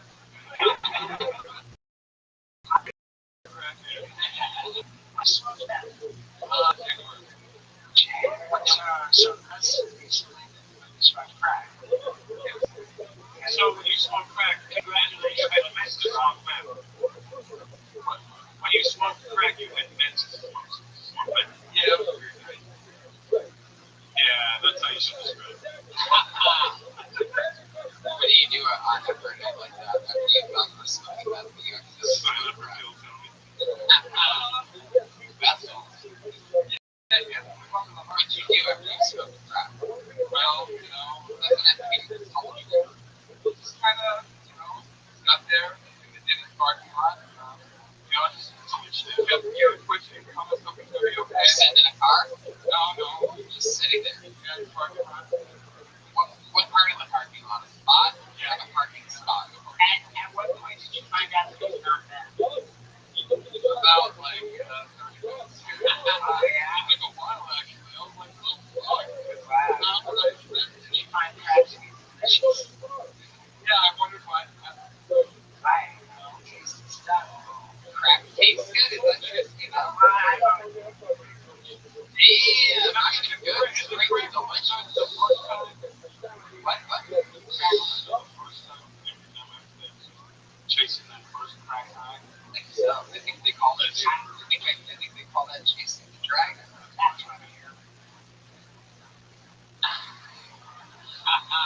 The dragon's right behind you. Hey, what's up? How you doing, buddy?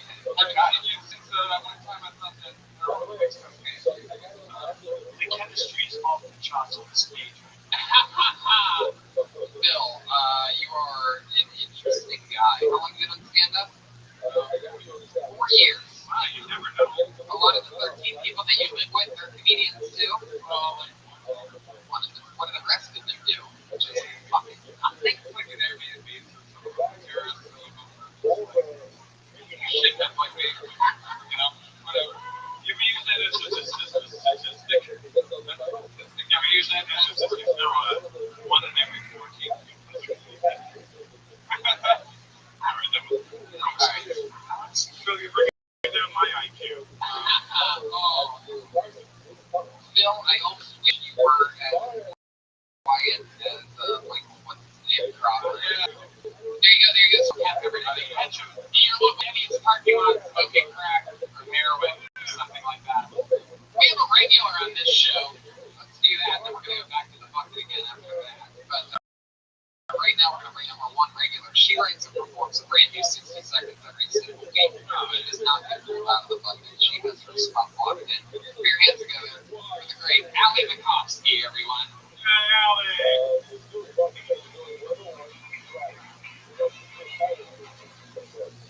Hi, it's great to be here. I just got fired from my job, I think. I'm not sure though. I just haven't been scheduled. So I called them. I said, hey, what's going on? They were like, yeah, we actually just fired someone to cover all of your shifts. Like, so does that mean I'm fired? She was like, yeah, I guess so. I think it might be because of my haircut. I shaved my head, and I feel like it makes everything I do seem way more intense. Like, I could just be walking a dog, and someone would be like, she's training that dog to fight. And it's just a poodle. I get dick pics sometimes, and I never really know how to respond to them. Like, I'm not good at that, like, flirty, hot texting. So I just respond to dick pics like it's a video. I'm like, that's nice. There you go, Allie Makovsky. Allie Makovsky. Another new minute. Everybody knows you. Everybody loves you. Another new minute. How's life going? I mean, getting fired was the best thing that just happened. You got fired from the movie theater? No, I've been fired from there for a while now. The restaurant that you only work 1 day a week. Yeah, I only worked 1 day a week, so when I got fired, I was like, yeah, I've been fired. You know? Did I ever work here? You were horrible at that job. Oh, I'm horrible at most jobs where I have to, like, help people. Yeah, but you kill it on stranger things. Also, Allie, just your best want to say fired in front of Steve Oakley. It's really weird, Allie, to see a Jew on really embrace the skinhead culture. I know, it's very confusing for me. What else are you going on? How are you going to supplement your income now that you lost your one solitary job? I don't know, because I don't have suggestions. I think someone yelled stripping and it came from out of the exact area where I sat your mom earlier, so that's really bizarre. Your hands are for Mrs. Makovsky is in the house. Wait, no, it's not. I'm sorry, that was Pat Reagan's mom. I got confused. Your hands are for Pat Reagan's mom. Everybody, Mrs. Reagan. Would you ever do stripping? Would you ever do like webcamming or anything like that? No. Good answers, good answers. When you answer, why? I just don't have the confidence for it. Really? Yeah, I feel like I'd be, like, too, quirky. What do you think you're going to do? You really don't have any idea? No, I have no idea. You're just going to run out of money? Yeah. Wait, I want to hear the scenario that I'm quirky. That's exactly what fucking everybody goes. Anything else interesting happened this past week in your life? Any ways or anything fun? No, nothing interesting. I watched Game of Thrones for the first time. Never a day too soon. How did we do? Well, I ended up just swiping on Bumble the whole time.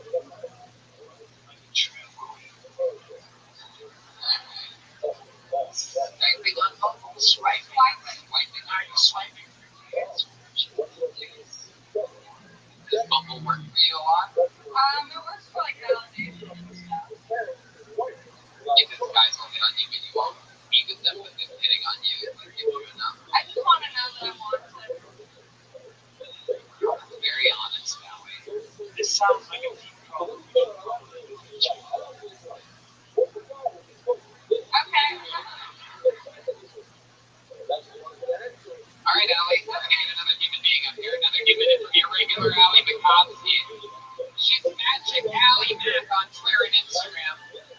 Magic Alley. Back to the bucket we go. Put your hands together for Rosalie Mayu. Rosalie Mayu. She got a little pop there.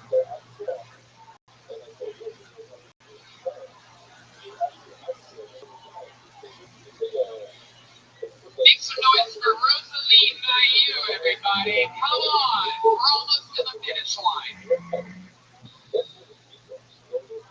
Alright, so how many people here have parents?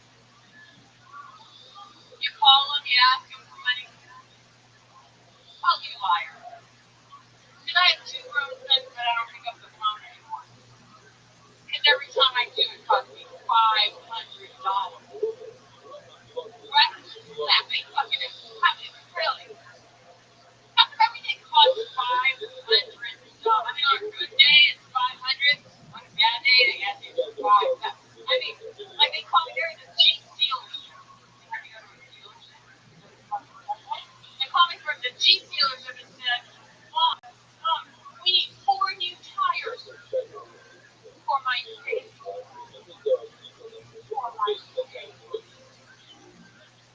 You know how much 4 new tires is going to cost me?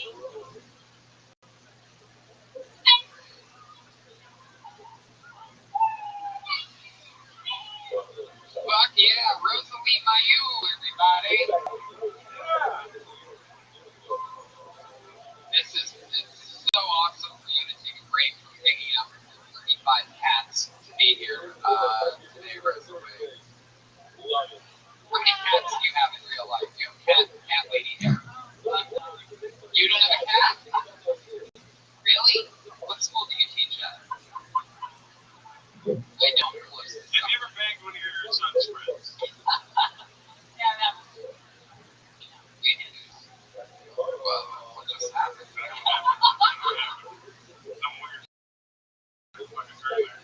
Rosalie, are you thinking about something, but you're not saying it? Like you said, fuck me, I'm fucked. Like, what is all this? because I love you. I mean, really, here's one. Fucking hell. Zemo. I mean, I've been wandering the hallways here for a year and a half. You never stole for.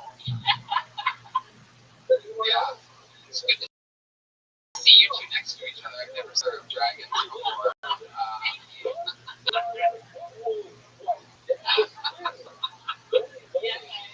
So, Rosalie, why have you been wandering the hallways here for a year and a half? What does that mean? You're a fan of and haunting us into death and hatred.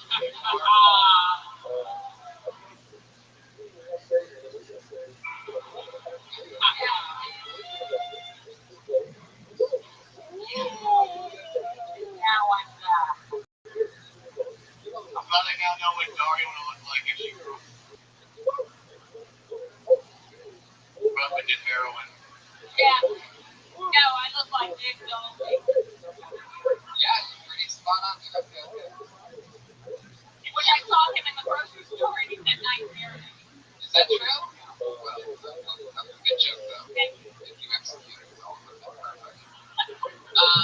So, what's your story? How many kids do you have? I have 2 grown sons.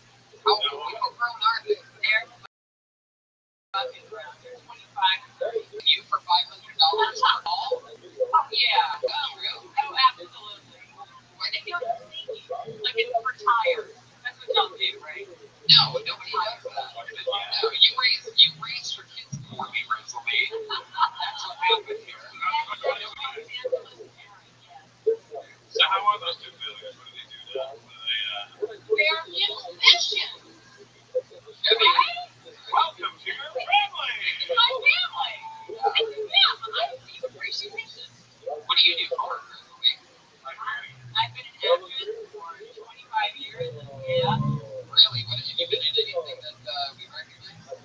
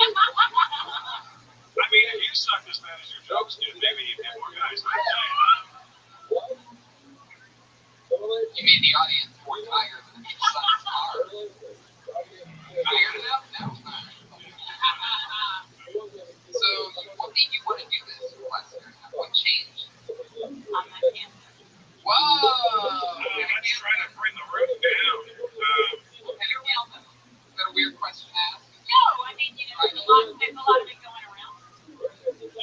Therefore, Yeah. are you eating it? Like, are you prognosis? Yes. Special kind of recipe that they came throughout. It's called triple negative. Survive it. Triple Negative is one of the original games for the Cody band, by the way. Well, it's 5 tonight, so it doesn't really work. Triple Negative, figure in remission or... I prefer to say cured. Oh, I like that. I like that. That is some of the best news I've heard all day. So you managed to nibble that one in the bud.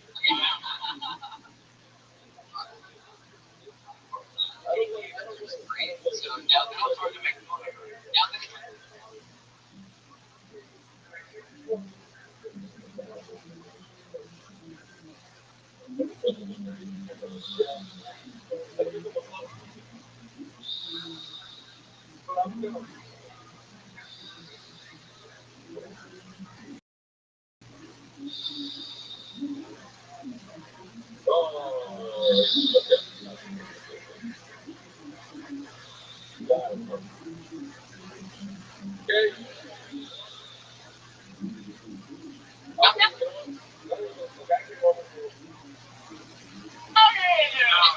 now that you're cured, are you going to quit doing stand-up? No.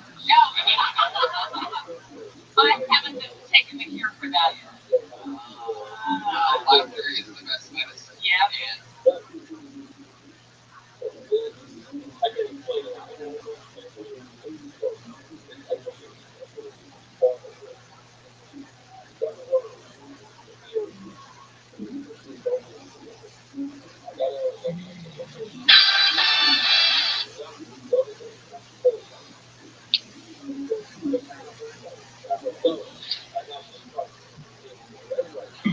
Accepted lots of information.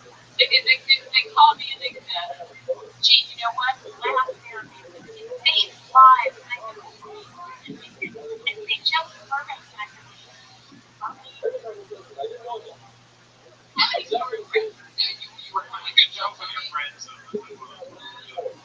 You were coming to Joe Funny a year and a half ago, probably.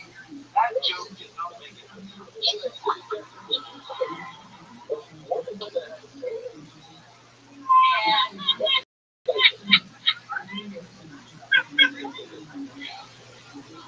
That joke's a powder. That joke probably would have done better over stage. What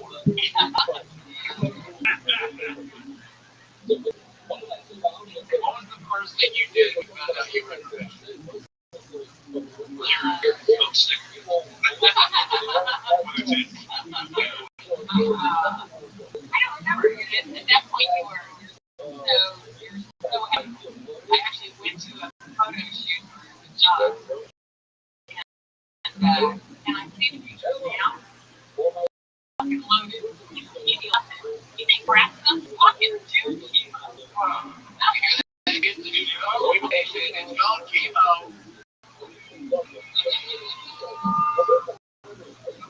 Steve-O? Chemo? Does that mean you fall off the wagon? I don't think so. Hey, have you ever had stop? Oh, Steve-O tried it. What he's doing? Yeah, he's trying chemo today.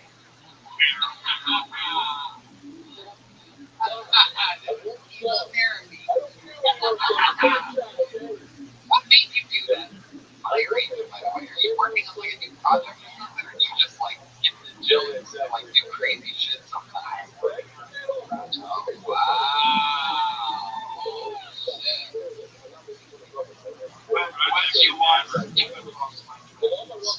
You can also catch Steve-O performing this year at Burning Man. Rosalie, you're saying that you started coming here about a year and a half ago. You started watching Bill Tony. You had cancer, and you watched enough Bill Tony where the cancer went away completely. That's right.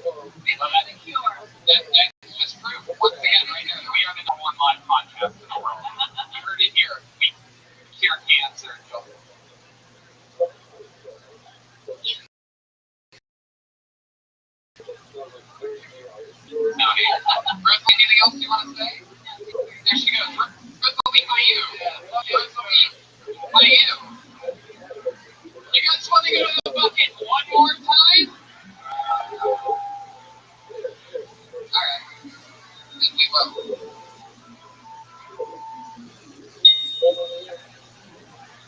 Alright, let's see what happens here. For your hands go for Dustin Hadlock, your final comedian of the night. Dustin Hadlock!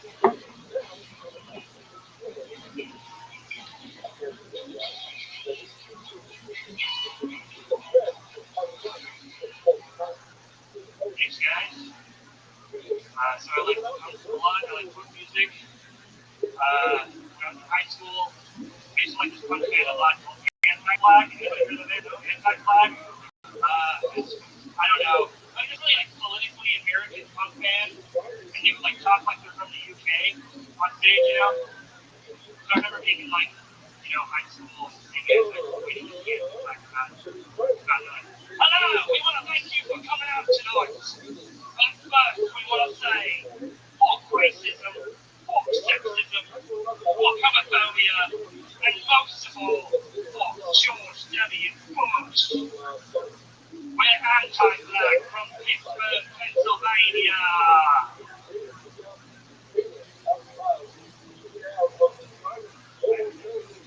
British accent. Anyway, I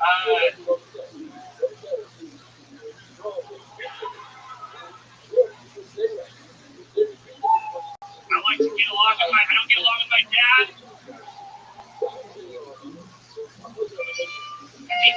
He's not. Come on! Hey! Fuck that shit! Fuck that shit! Wait, no, but are you going to be okay? I didn't go home. I've never gotten home here before. I'm 6 fucking times, and I'm here! I'm sorry, I'll think with your opportunity. I'm sorry. One of these random audience members who haven't signed up 6 times but has blatantly done a better job than whatever you do. Anybody ready for those new anti-flag jams? That's the fun. Everybody Okay. All right. I should have known, Dustin, this wasn't going to go well because I noticed you are still wearing your Saddle Ranch wristband. No, I got this in the Saddle Ranch. No. That's Saddle Ranch. Yeah. I'm gonna check the ID. Yeah. Portland one to use the flag joke. Come on. No one's ever told me that flag joke. Yeah, there's a reason. Alright, yeah, thanks. Oh god. Dustin, do you always dress like a young Forrest Gump? Yeah. You do? Yeah, I do. Yeah, I don't know. What do you do for a living? Like I work for most businesses. Do you ever do studio audience work? No, I don't. He's in a group called Anti-Gump. Oh. Have you ever eaten your own mouth? No, Steve-O has. No. Yeah. Man. How long have you had the cancer from the last one? Hey-oh. Answer the question. Dustin, how long have you been doing stand-up?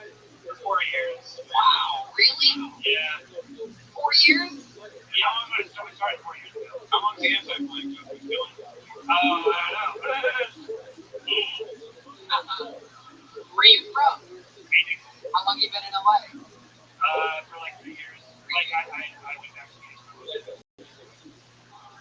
Your parents proud of you? Yeah. I think so. Because I think you were like singers at that time. Oh, God. Hey, at least you can deliver food. Yeah, there you go.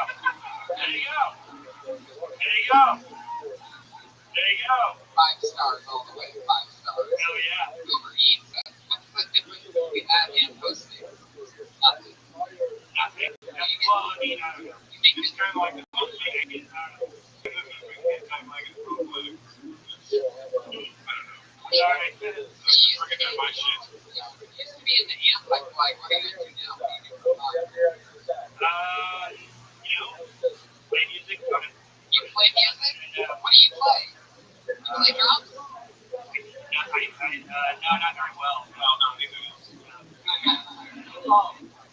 It's your free music and drama. What instrument do you play? You said I can play guitar. I play guitar, but I also go to open mics sometimes. Bass or lead? The guitar. You know, I have big old guitar. Oh yeah, I can jam along with someone. You know, my friend Sherman, my friends here are following George Floyd. Look at me. Oh, okay.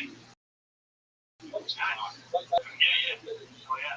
what are the weirdest things about you that you normally wouldn't want the public to know? Because you're gonna say out loud anyway.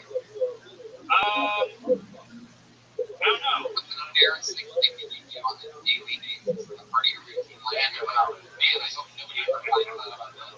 Probably like, I don't know, just like Something embarrassing. You just sort of issue all the interactions I've had with my friends, like when we just like got in arguments or fights after being too drunk or something. Like, I would get really bad on shit about it. What do you mean? What do you do? What makes I you don't so know. bad out of shape? Just getting into arguments about small things. Like what? Hey, Greg didn't hear you. Yeah.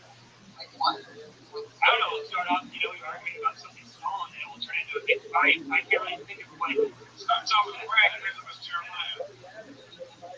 Tony.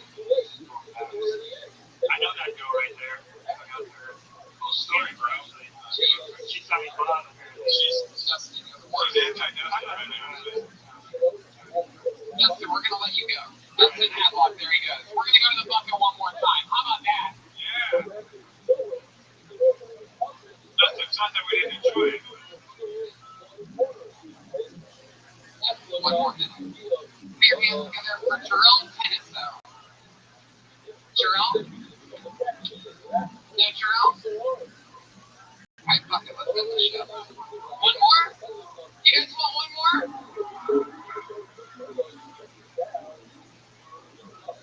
Patrick Riley. Patrick Riley? Patrick Riley? One more? Johnny C.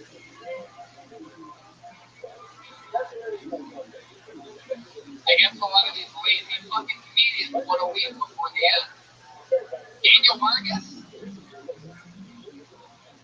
Hey, wait, there's Michael Crawford. Why don't we just get him back up here again? Hands together for Jeffrey Allen, everybody. I feel like he's here. He has good handwriting. Jeffrey Allen? That's him? Here he comes. Closing out tonight's show.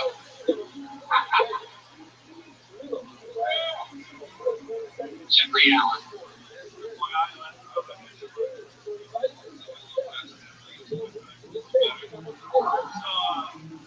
I'll jump around this time because he didn't see me last time. I went to Shepherd's Retreat. Here we go.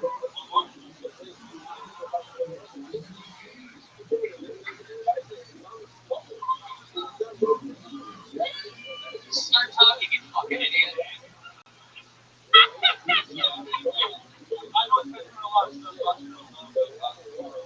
And I kind of wish he was at Donald Trump when Say that again.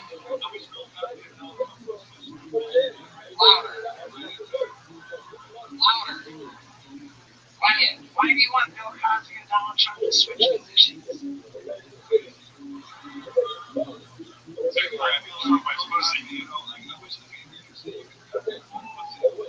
I think him saying that would be a lot better than, and then I wish Donald Trump would have all the allegations.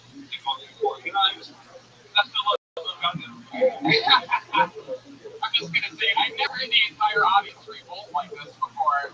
We've done about 230 episodes of this show, and I've never seen the whole audience that wants to fuck you. We don't want you fucking loser. And I never would have guessed that somebody would have hacked off of Michael Crawford's performance earlier. Wow. That is incredible. I'm curious, how long have you been in this band with Pakistan? It's the last time you're on Coke, huh? Yeah, maybe it's just a good way to go.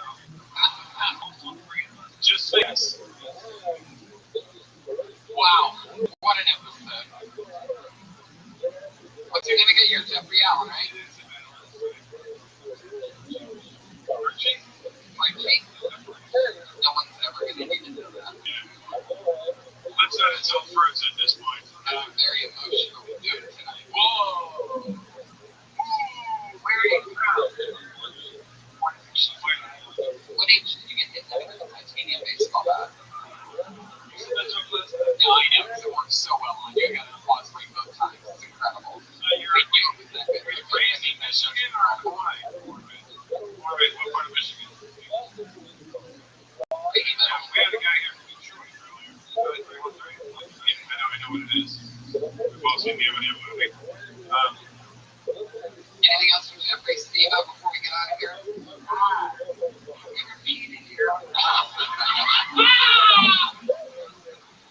There he goes, Jeffrey Allen, ladies and gentlemen, we did it! Episode 200 and something of Kill Tony, live from the main room. Look at Ryan Shaibo's try. Look what he did while you sat there and did nothing. He threw that. You can check it out after the show on the front patio. We're all going to be high-fiving everybody. I'm on the Monster Energy Outbreak Tour the entire month of August and some of September. We go all around the country. My awesome agents rounded it for me beautifully, and I'm really excited about it. Tickets for that are available at TonyHinchcliffe.com, and Jeremiah Watkins is going to be featuring for me on all those dates. Rock Club, Gramercy Theater, Aladdin Theater from Portland to New York City, all the way. We're having a blast. What else, guys? Plug some stuff. Steve-O, go ahead. The great Steve-O was here tonight, ladies and gentlemen.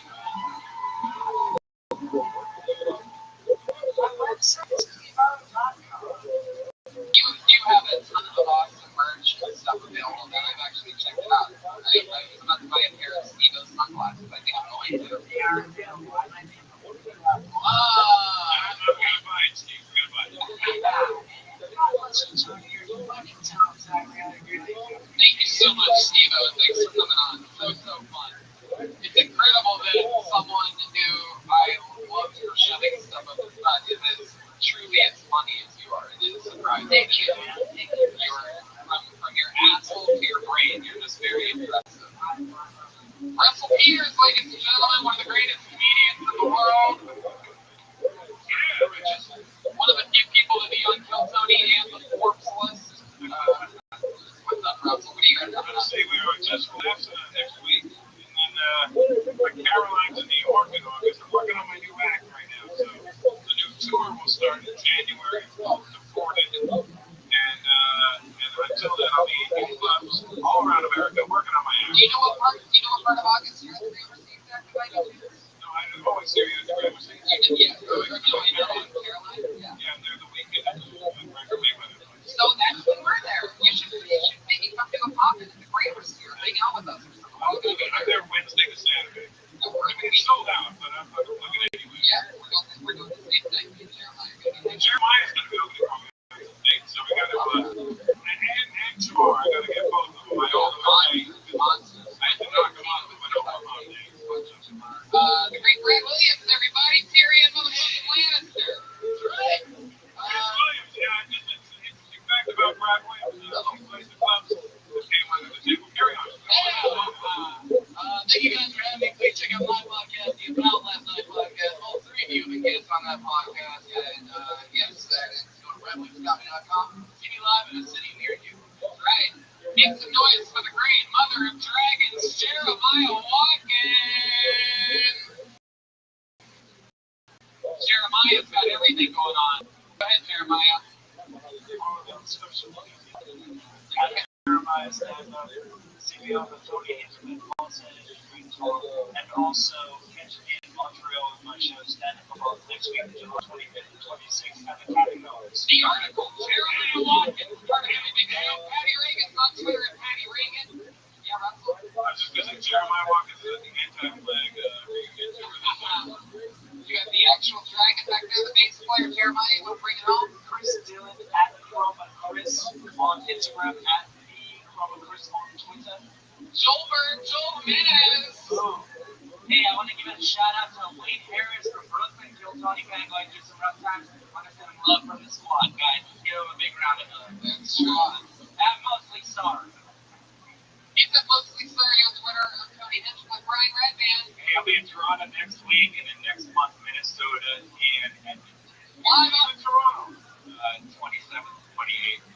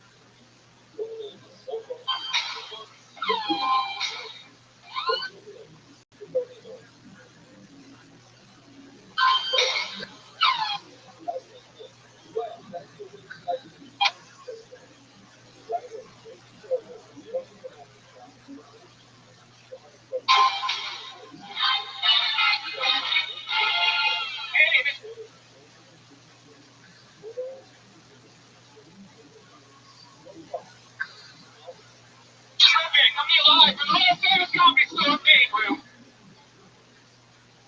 For a brand new episode of Kill Tony. Give it up for Tony.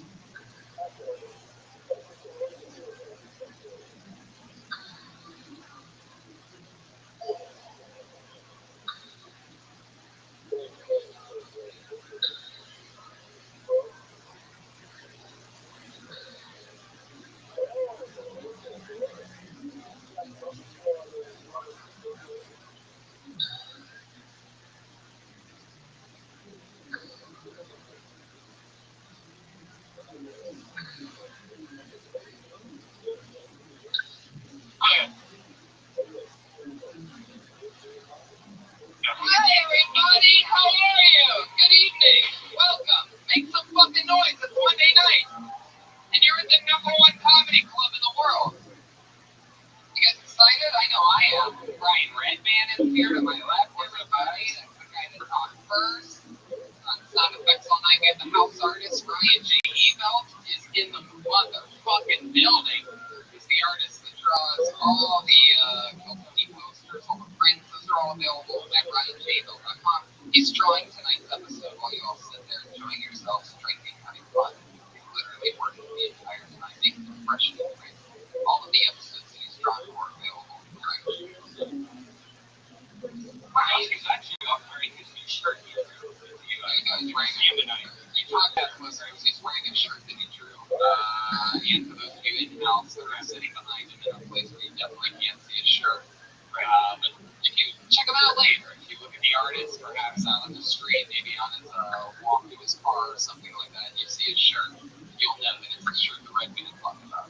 Speaking of shirts, if you want to kill Tony, she's in shopsquad.tv. The pre-order just ended, so there's a limited amount left. So go there right now. There's Josh Martin, everybody. You know him, you love him. He wears his key on his hip.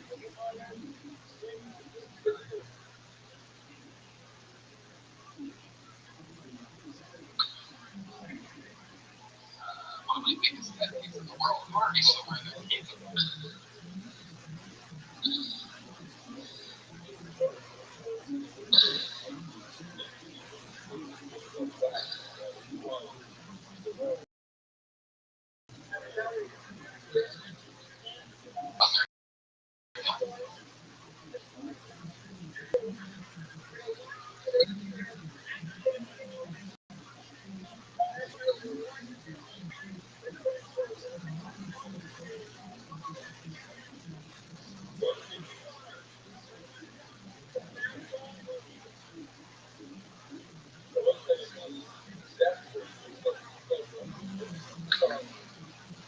And I've been complaining to him about it for years, and it never changes. Every fucking step he takes drives me crazy.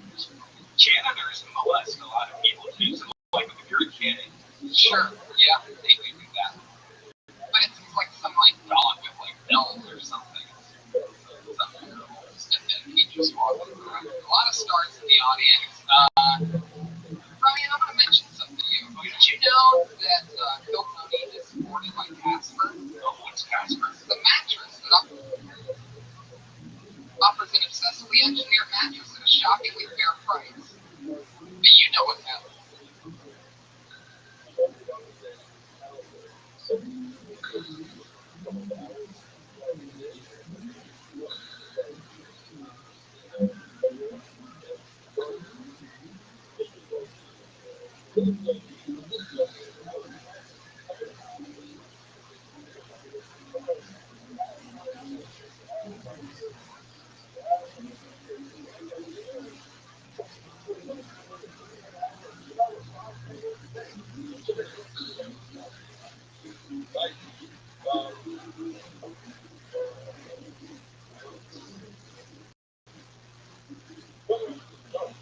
Right? I actually did. I got one.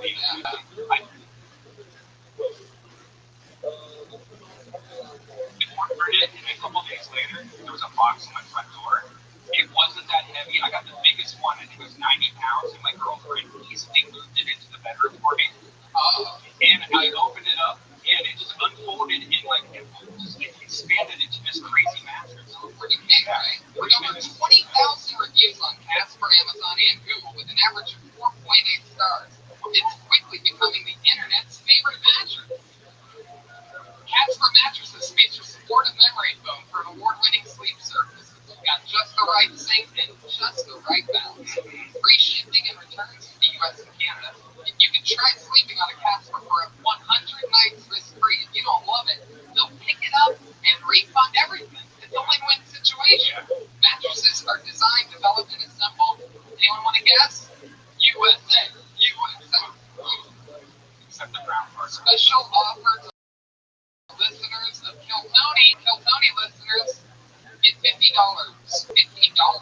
towards any mattress purchase by visiting www.casper.com/Kiltony and using the promo code Kiltony, all one word, Kiltony. Terms and conditions apply.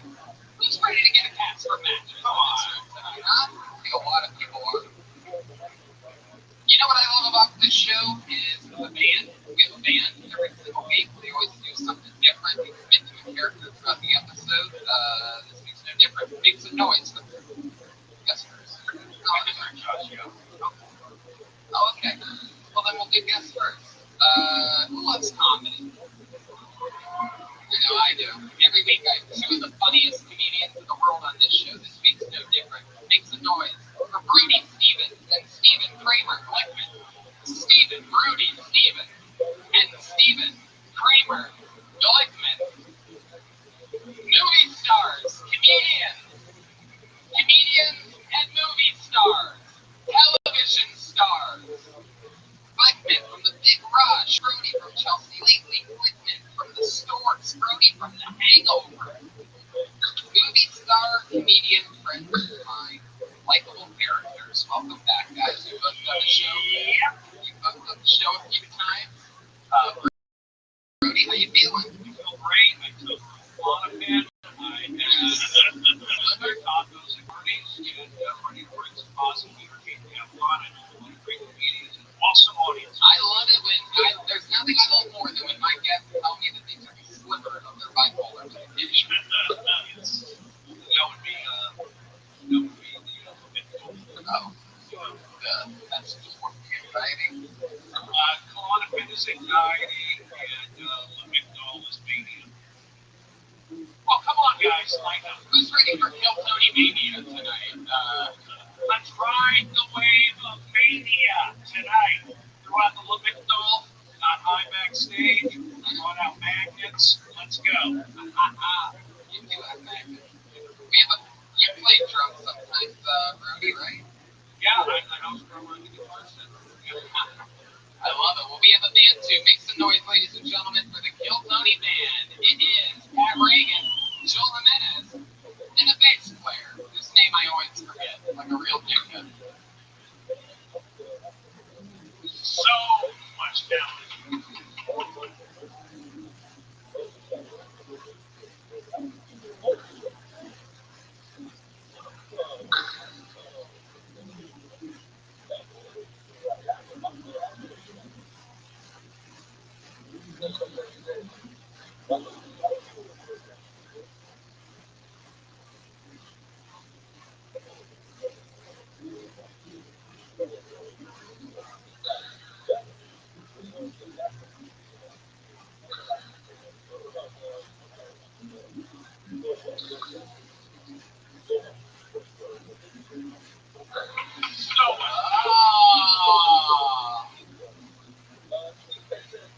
Hey, but greasers.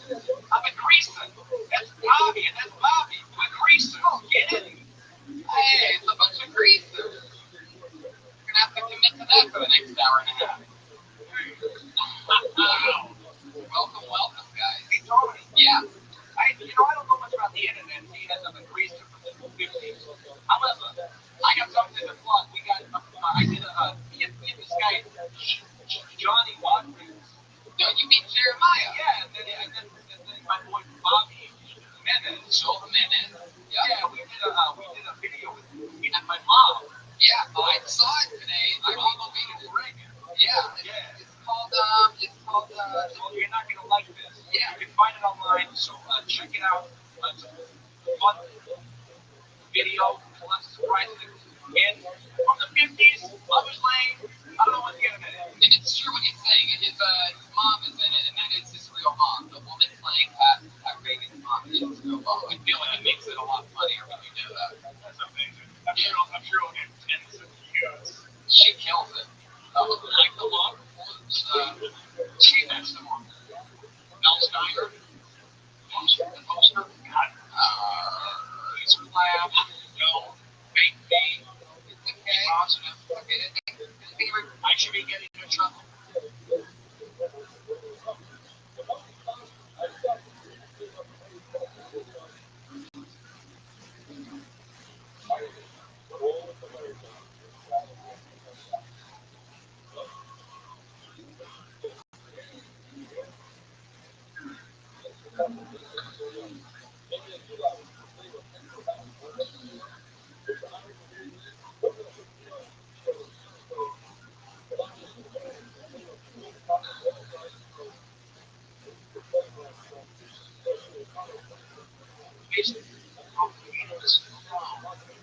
Let's go.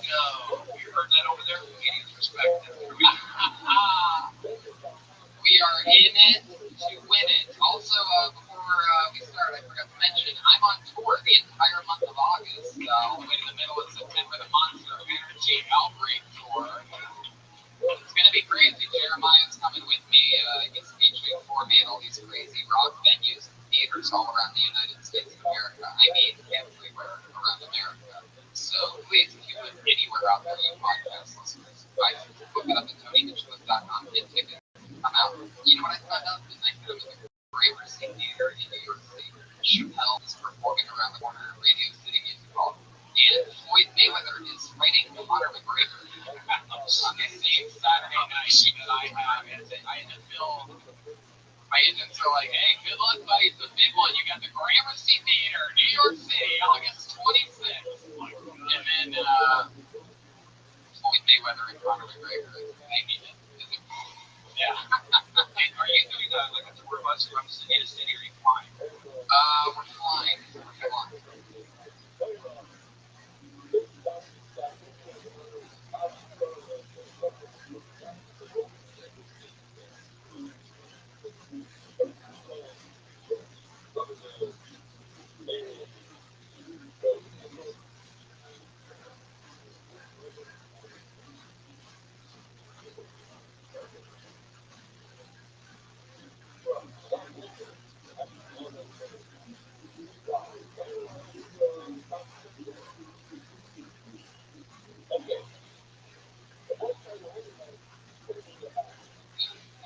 Driving where it's close. You sure about that? I'm getting the milkshake place. I was wondering how many of the drinks you could have. I feel like that's a big one that you just sacrificed right there. Okay, let's fucking do this. You guys ready to start the show or what? I have a bucket. We have Ichabod's Bucket of Destiny. With a bunch of names. So we're 50 people signed up. For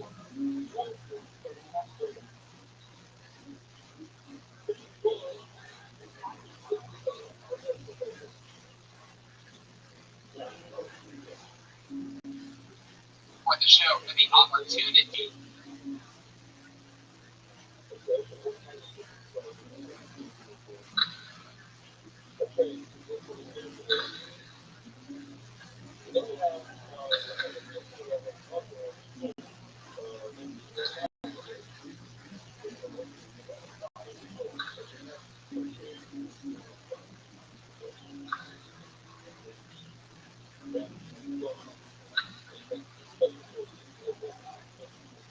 We get pulled out of this bucket. Like, pulled one of those people's names. Look, of the comedians over there. They come over here. They perform 60 seconds on the stage. You know, your 60 seconds is up when you go to the sound of a kitten. It needs to wrap it up there, or else you're gonna bring out the US Hollywood there. That's how it works. You guys ready to start this show or what? You never know what can happen.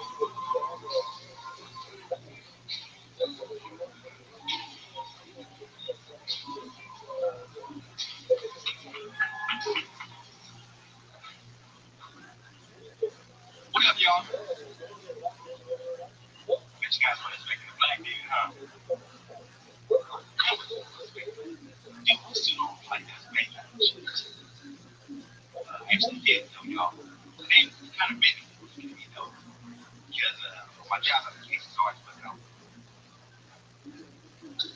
Well,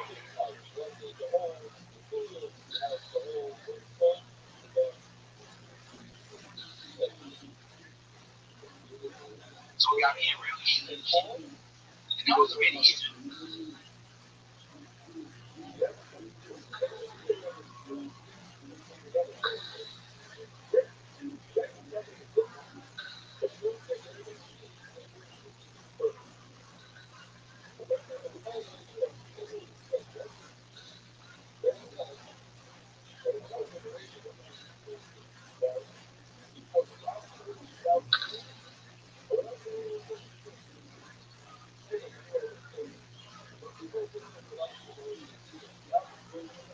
See, when I had to report my name contract, that's wrong.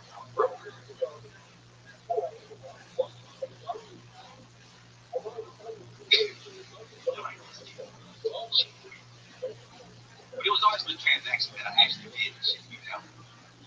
They are black rib jacket. $20 a rib jacket. You got to get that $20. Hollywood got me real judgmental. Like, I stopped talking to this girl based on how her feet looked. Yeah, her feet so barely had a nail and shit. And I was like, she put a polish on her too. I was like, it's not a real quick to tell off. Thank you, God. There you go. Hamilton. Is there really a place called the Rib Jack? Where's that at? Is it good? Well, it's delicious. Oh, you know about that? You don't get to look like this. Salad. You know what rib shacks are, rib mansions, rib houses. Listen to that fat laugh he has, everybody. I love you, but drink. Arthur, is this where you're from, LA? Yeah, from Portland. How long you been on stand-up? 3 years. 3 years. How old are you? People that pitch you really have a fucked up toe because I admit I have a fucked up toe. I have like this little baby nail. Yeah, no, it falls off. Keep the socks on. Just keep the socks on. That's what I do. That's what you do? If I have sex with a girl, I keep my socks on. I don't care if it's Tommy Berry, no. I'm butt naked, walking to the socks on. I like the walk. I like the act now. I got a good vibe. Thank you.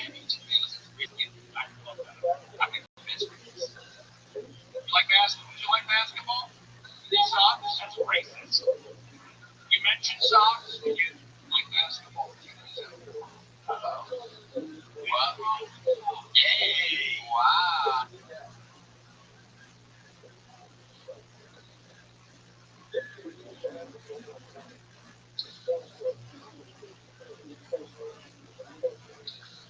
I mean, you're kind of crazy. You're kind of crazy.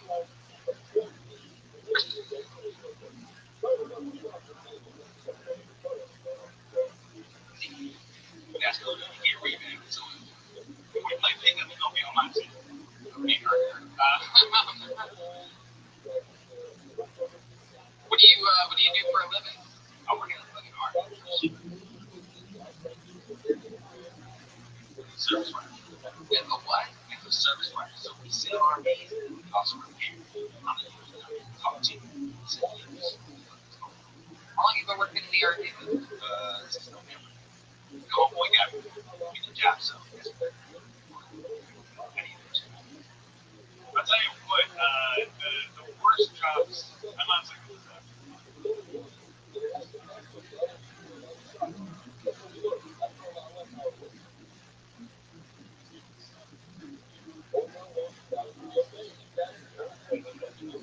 The worst job that you have, and you're like, those are the jobs that fuel all the comedy.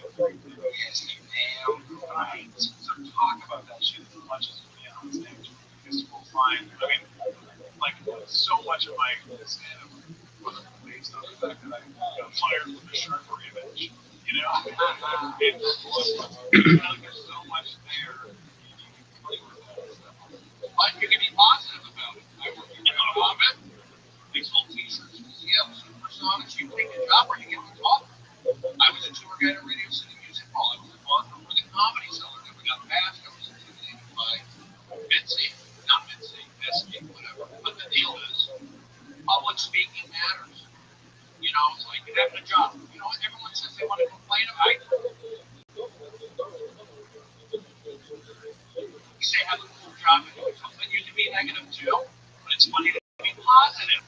That's what I am, and I'm different. And that's what we live. I'm from the Valley. Did you go to San Fernando High School? No, I went to Kennedy Cougars. Wow. Wow. I mean, Brody, I know it's one of your skill sets, but it blows my mind every single time. I can't believe you know every Los Angeles mascot. High school mascots like that. Like, I'm not saying that you are, but I'm saying I would expect that from some of the top pedophiles in the world. Like knowing every high school mascot. No experience. Hey, little girl. Oh, you gonna perform on ponies? How did the Mustangs do this week? That's high school. Gotta go. I also know middle schools. I know Montessori schools. Hey, Tony. I was at high school. High school.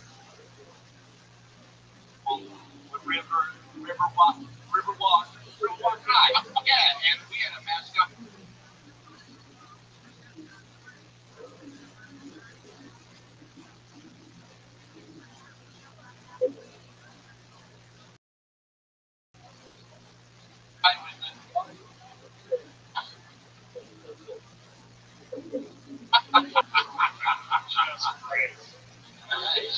Oh my God, I love it. All right. Arthur, you have a girlfriend? Or what? Single? Have you ever taken a chick in one of the RVs? No. Well, we're going to job there, so it's less prostitutes. But I think I got the kind of money. I have the kind of money. What's the best RV out there right now?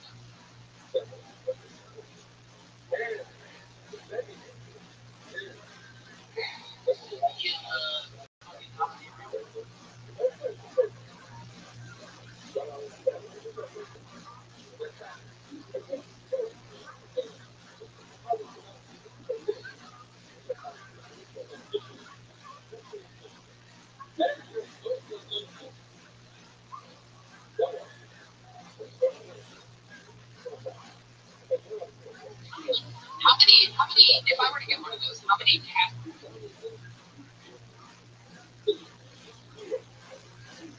It's for mattresses, could I fit in it?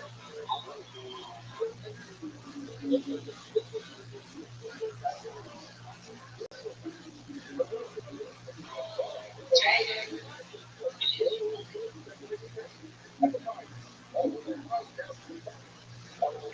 That's true. We're in the boxing fight. How many people does it sleep with? You question this. 6?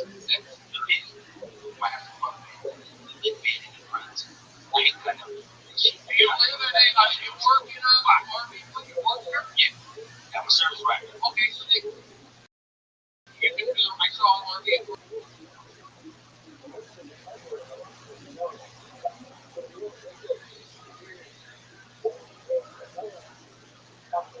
What's the RV? Real? No. We don't do that. Arthur, I have a question. Would there be any chance that I could take one of these RVs and try it for 100 nights risk-free? And if I don't love it, you'll pick it up and refund everything? No. A small Asian girl picked up the RV. Okay. Is there in the RV business, do you guys like sucker a lot of people? Like, I mean, it's normally a thing in which, for example, like people.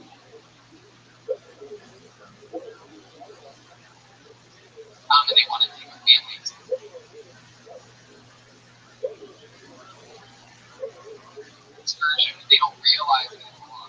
changing the stuff.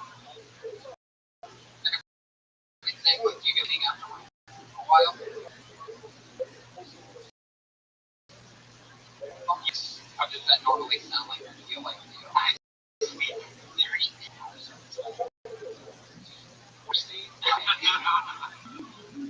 Like, why the fuck is this shit wrong? That's what they really don't give a fuck about y'all. That's what you tell them. I keep it real, because honestly, they don't expect to see a fucking black dude working at a fucking R&B place. They're like, oh, hell no. You get a hustle lifestyle. Yes, so, man. I be getting tips over the rich white person on the show. Hell, one star. It's all this language that's what they call about. No fucks. I like the red shoes. Are those gang affiliated? You know what? Hey, you know what? So fucking ironic. I had my first audition today. It was for a black gay member. He was blood. So I was like, okay, my name is blood. I got some red shoes. Wow. So ironically, so I'm up in the road, man. Go out there. I'm up in the road, man. Wish me.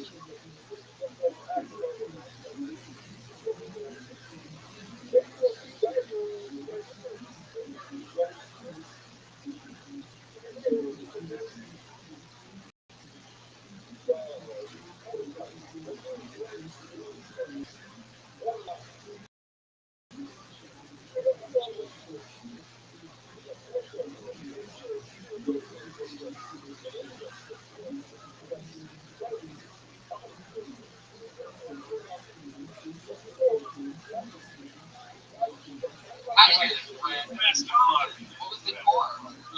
The short film is called Michael Virgin. So what it is, I can tell you, my home was a virgin. Seven gang members. I'm trying to get into this. Yeah.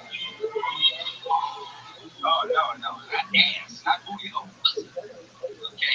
Bring it pussy. Not ass. Not one of those in the closet. Well, yeah, so this, do whatever it takes to get this pussy. Make sure he's down with the sick. Because you can't get respect in the streets as a virgin. Okay, so anything about the you do for fun? Facts. Like to go to the beach. What do you do at the beach? Chill, roll a lot of more weed. I'm like, what? Like an hour? No, man. No. What do you do? You like stand on the beach? Something. Hey, is it just me or is there a lot of sand on the beach? Well, I don't know. Just crack on weed, man. Wow. Great bombing over here. Arthur, what do you do? Breeze too. Millions, there's like millions of sand. I'm not crazy. There's like millions of sand. Somebody go to the beach, tweet at me. I've never heard of Twitter, but yes, Arthur, what do you literally do when you go to the beach? I'm curious. Okay, I've done that a couple times. Everything but go in the water. Yeah. That was the job, folks. We're all waiting for that. The drummer nailed it. We're all locked and loaded. I think he nailed it. I'm going to be real. I don't go into the water because I don't like to go to the beach. Okay, you can see the ass from black people, right? I go to the beach. I chill. I practice with shawties. I'm like it when the drums are gay. And it's what? Shuffle.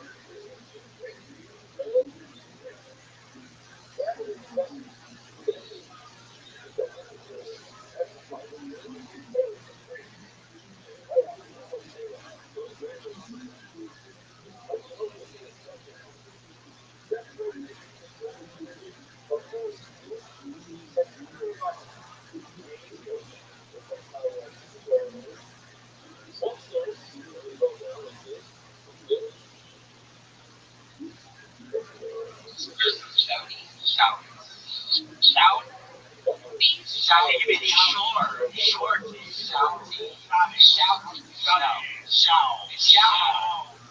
Shouty. Open your mouth, Tony. Shout. Bring it. Open your mouth and bring it. Shouty. Like, yeah, motherfucker. Shout. Some of the worst podcasts in the history.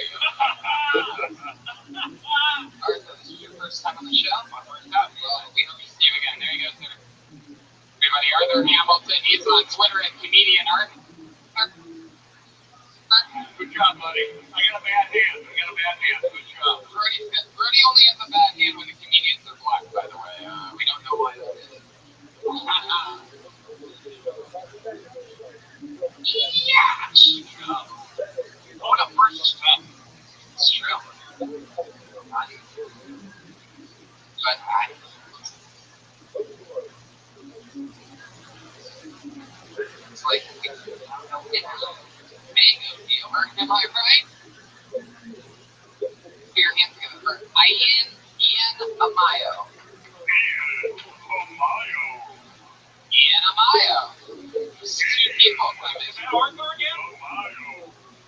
Oh, there he is. Oh, my bad.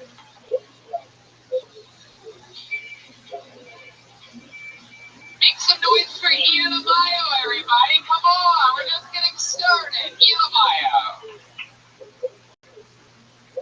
Hi, everyone. I'm Nigerian. I'm sorry for the email. But that's how I make a living. The only time I find orchestrating the being called a nigga for no reason is losing a fist fight to the person who called me a nigga. So I'm fighting this white guy. I'm fighting this guy up in the fight because I felt Malcolm X's hand on my shoulder. I felt Malcolm X's shoulder. This time, UFC wasn't as powerful as it is now, so I didn't know that these things were late for the fist fight. Luckily, I got it. Now, I thought I was going to teach this white guy a lesson. Unfortunately, the West Side model is that he can call people niggas as long as he's able to beat them up. Unfortunately for him, though, he died in an off-road accident. On his Facebook wall, I saw his RIP post, so I posted my own. I wrote, even though this guy called me a nigga for no reason, rest in peace. All right, that's my time. Wow. That was awesome. How long have you been on stand-up, Ian? How old are you? Wow. Is that what happened? That happened? He didn't die, but his best friend died. And I didn't have a happy ending to that, so I was like, I'm just going to make it.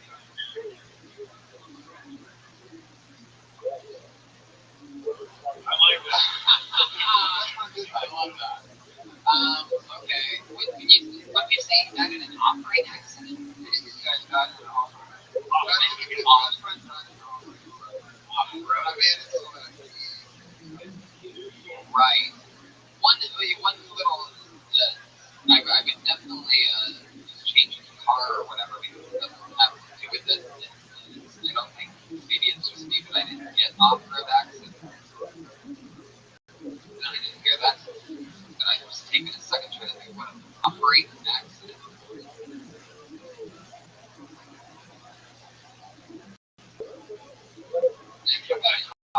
We usually just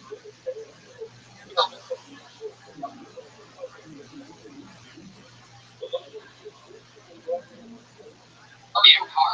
Yeah, car. Is it a car? traffic. Or if you're gonna go races. Right, if you're gonna go. Off-roading. You gotta make the punchline. Because then it makes you kind of like a shitty hillbilly fucking guy. So if he was, then you gotta make the punchline like more of a Right, maybe something about how he was always, always on the right track or something like that. Something stupid. You have to figure it out. It's your shitty joke. I know, it's great. But somebody actually did call you the N-word? Where was that at? Whoa. Wait, he did P4 with the lead singer? That's the home of the Bakersfield pumpkin pioneers, right? Aaron Judge on the 80s. That's my neighborhood dude just noticed my improvising of a high school mascot was the pumpkin pioneer. Really didn't quite get it. I like how you made a hit line into a joke. What was the situation in Bakersfield? Where was exactly was it at? oh, this is high school. So it's like Oh, it wasn't a high school.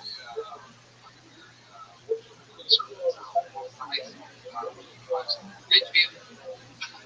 I stick in the valley. Conservative towns are usually the most racist.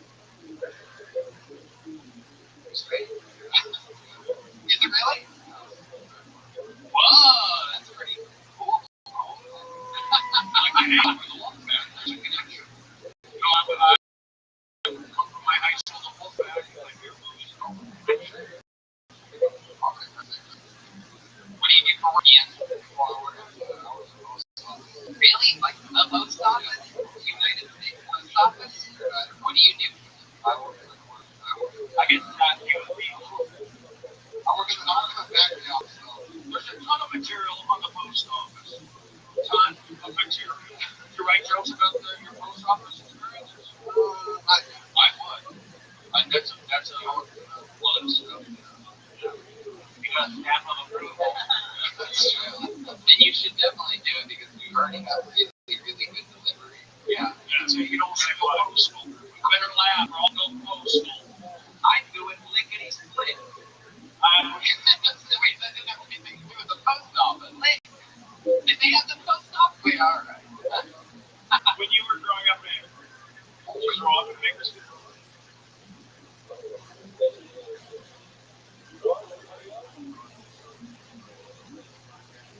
Well, I'm from Nigeria and I have to make some more stuff.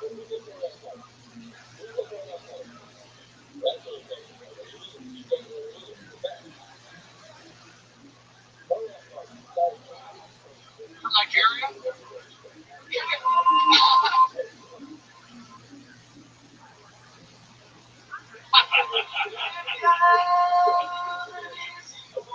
Oh, wow. Was your dad?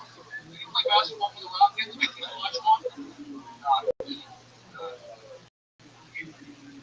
Well, now you're talking about Nigeria in your Sometimes. in the beginning you did. Has anybody ever called you a Nigerian? They usually go, oh, Ian, you're Nigerian? What do I say? Yeah, you know what they were saying. I did. You got good style, you hold the mic left-handed, it's good, you can I think the post office is a whole lot of material, obviously Nigerian, maybe going up in Bakersfield, that's funny too. Alright, before for those of you that just joined the show, that was a recap of everything that we talked about so far. Yeah, from Bakersfield, he works at the post office. Was Nigeria always your favorite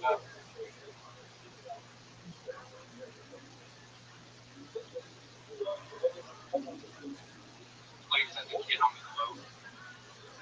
What the fuck is going on there?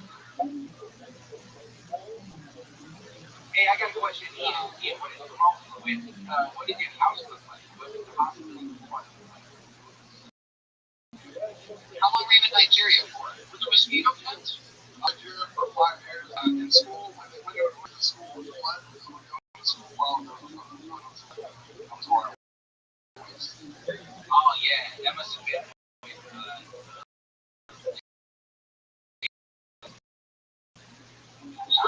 Yeah. What was it like when Rabbi held you up as a baby? And I got a good view of everything. What's the Nigerian? Is that really the first note of that song? That's the first note. It starts right there. Wait, hold on. That's really where Circle of Life starts. That guy sounds great. That's the beginning. I think we know right away. I'm hearing faster. Yeah. Wow. What if you did it as slow as possible?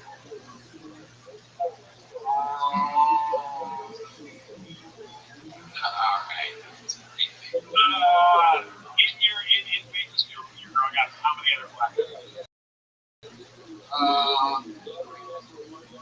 You've got to talk about this. I've been to Bakersfield. Sorry, Bakersfield. Ian, where do you live now? Wow.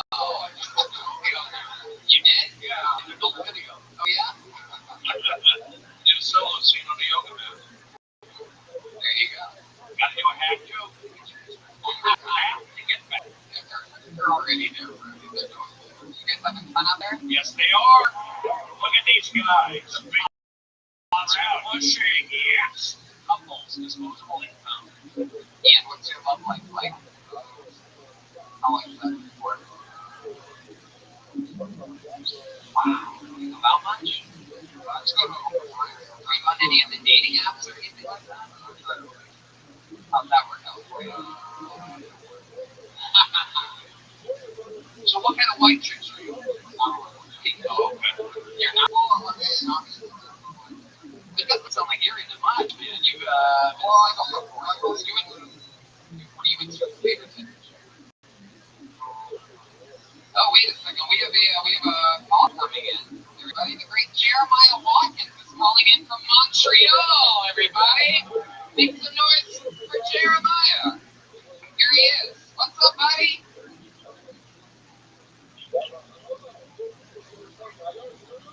Hello? Hey, yes.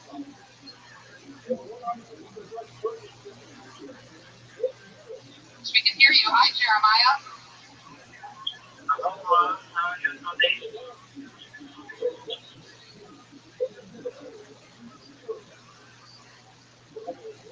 Yes?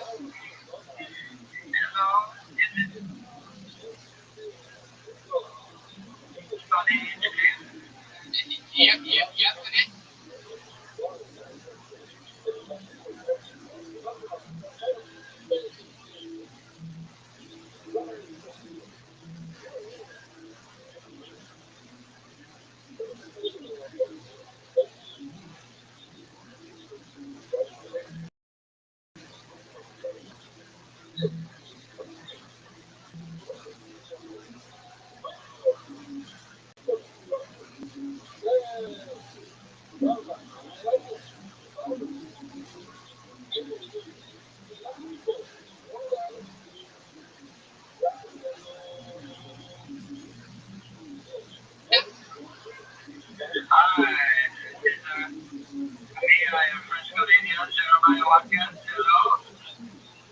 Oh, wow. You've only been in Canada for one day. Thank you so much.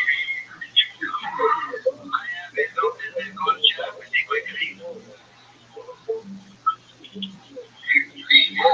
sounds like you're in the middle of the dog show right now. I am, as a matter of fact, I did not call you and tell you you have reached your live key preference on the show.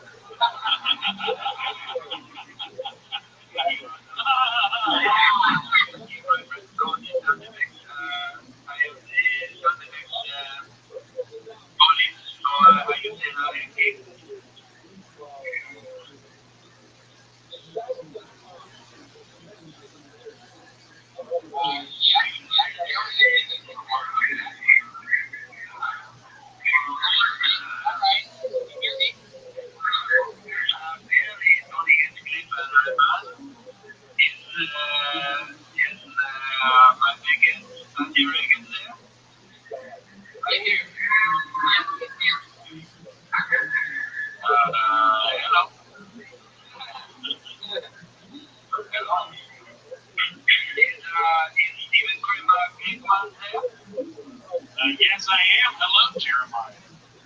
Hello, I am a big fan of you.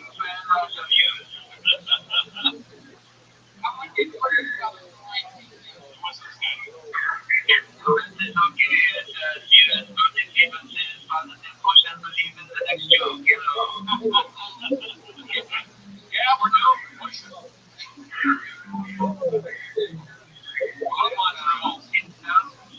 I can barely hear any of what is happening right now. I bid you a good show, and I hope to see you soon. There you go. Flying out to your train at 1 a.m. in Montreal to do your show tomorrow night, live at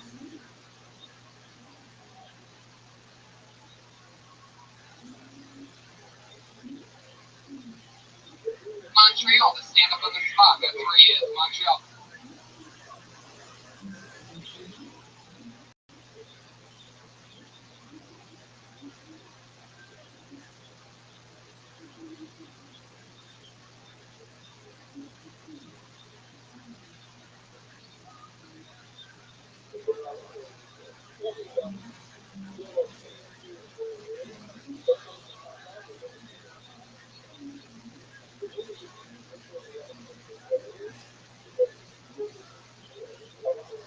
Jeremiah Walker. I love you, Jeremiah. Love you, buddy.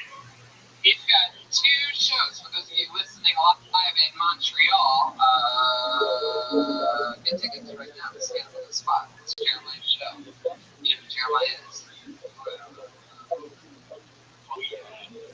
What have you been listening to? I noticed your earbuds are hanging out of your shirt. Oh, I'm listening to music like The Promise, Idle Track,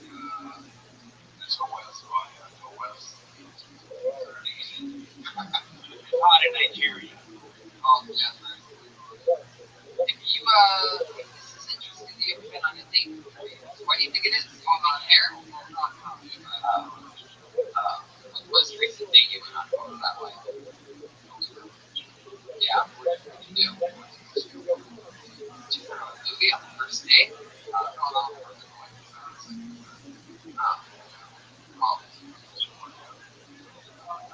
Did you like hold her hand or anything? Okay. Put your arm around her? How about the first date? Did you kiss her at all or anything? Yeah, we kissed. Where? Yeah, she gave me a date. You gotta go to a drive-in, man. Yeah. When you do that move, you put your arm around her and feel her move. You take her to a movie, you get a large popcorn with a small hole in it, and You do that, Brody? Ian, my balcony, Ian, when's the last time you had sex with a girl?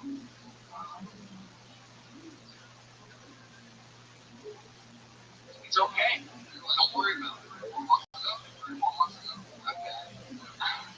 How did that go down? Where'd you meet her at? You know. And then what happened? Experience. Wait, she Lion took some my friends. Lion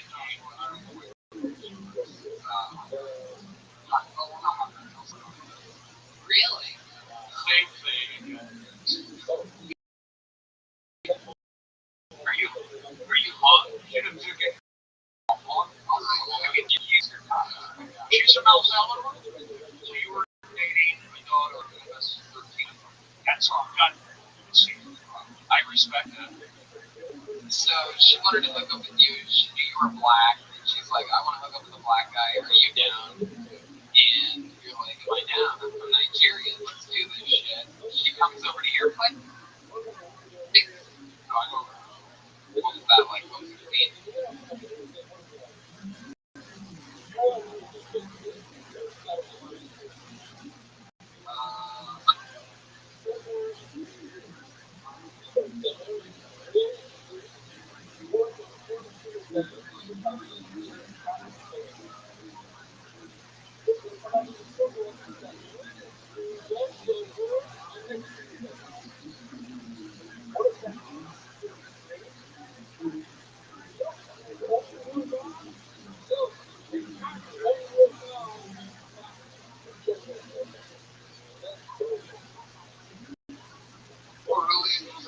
El Salvadoran lady in her place.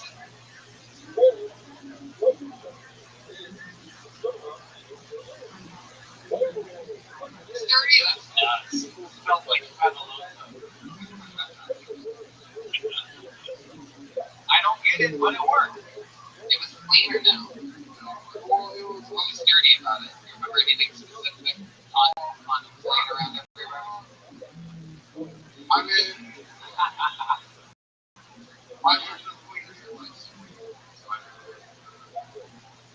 That go down. All of a sudden you're there, and what, she just starts kissing you? Virgin Washington, Oh, What do you call it? Spanish TV? Was it TV in Spanish? Animation. yeah, what, the Longoria? And the tricky when you send through an email that just goes through something.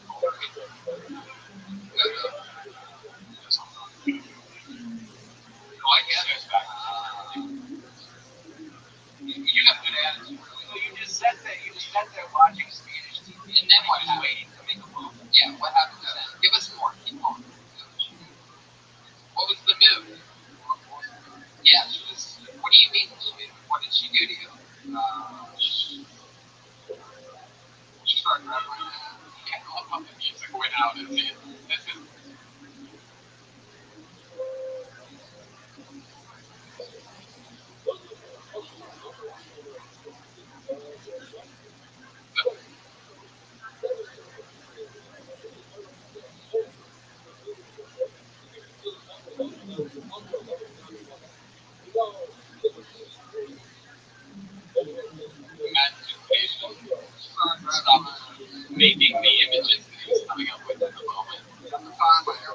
At the time.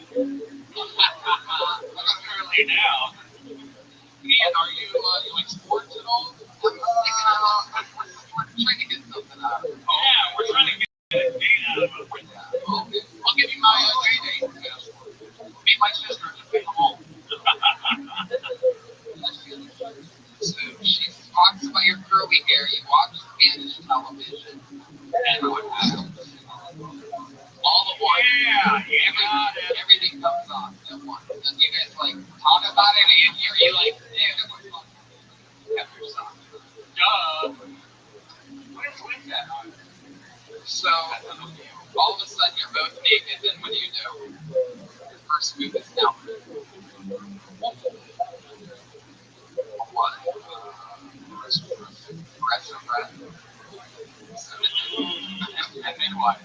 Get a machine on.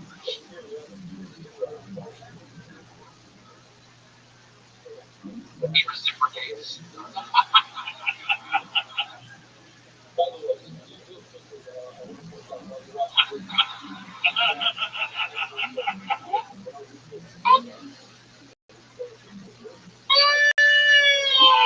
Fatty Ray. With the timing. Shit. Yeah. Okay. So you are caressing her breasts with your hand. And what else?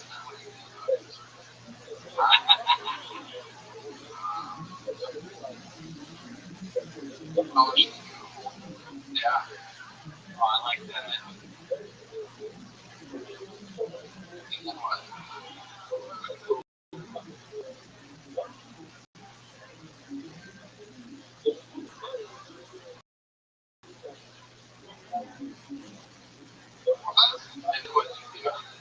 By the way, every time you're wondering what my next question is, it's going to be, and then what? So you can just keep going, or you can make me say it.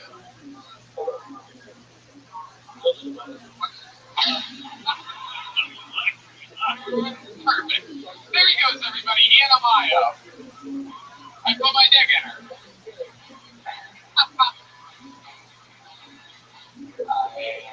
Caressed her breasts. Kissed her neck.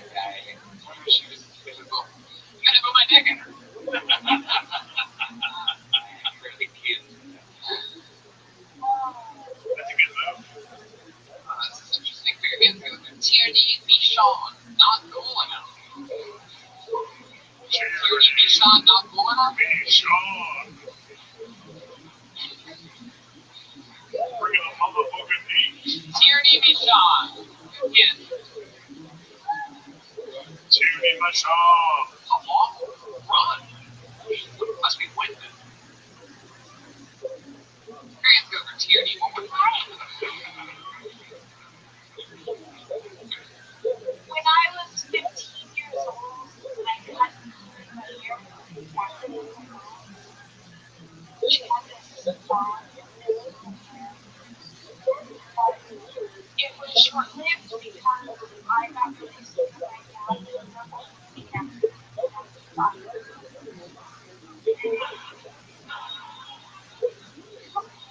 Woo!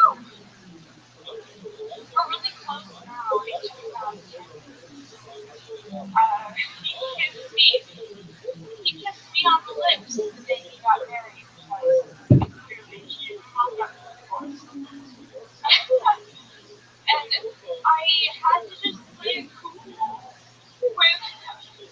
when, you getting married, it's like, I'm the groom, so I can do whatever I want. So he kisses me on the lips, I'm like, they're amazing now. But until that time, he had not hugged me.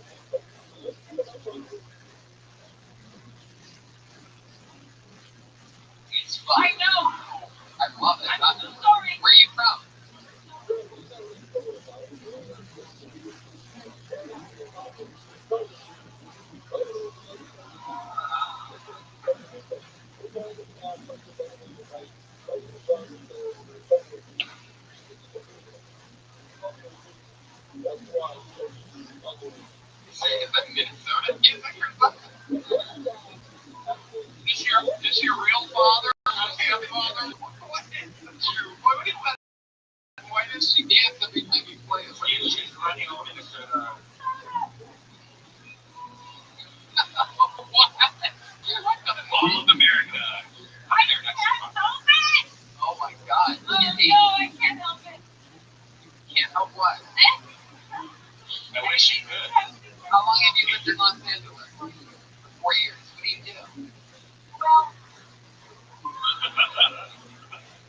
What is this, Judy? What do you do? I'm the server at Juice.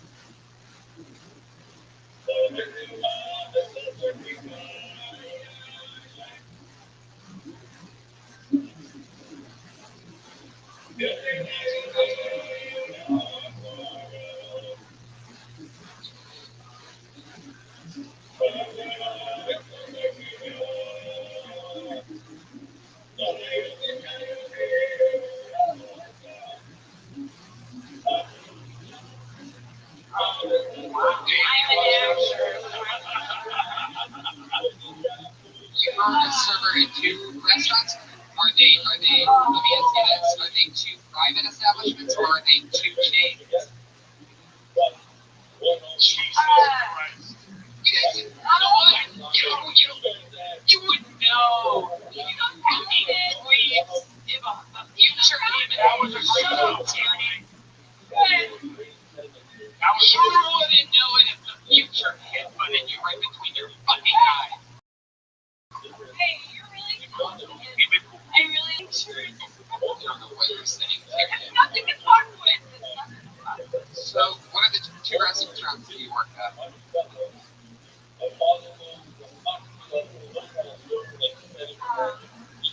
of them, I'm suing.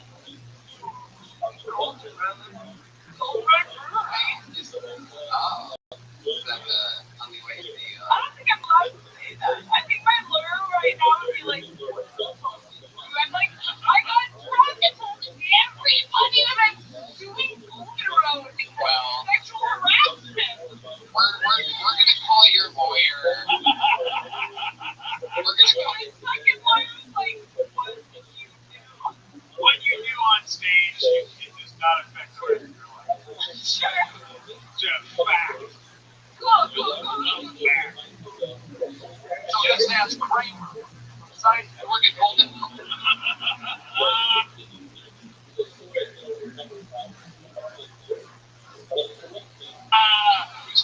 Yes. Why are you?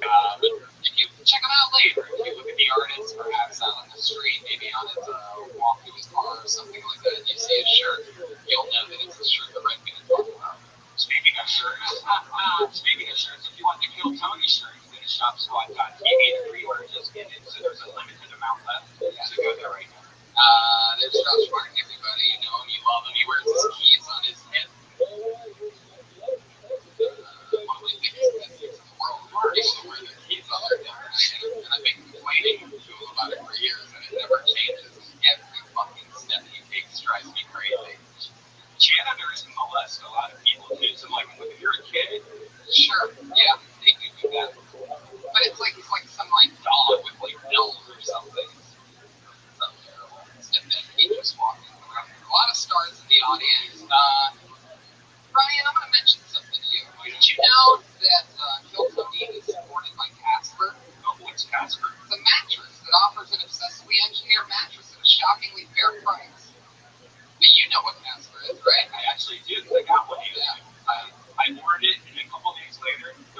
to my front door.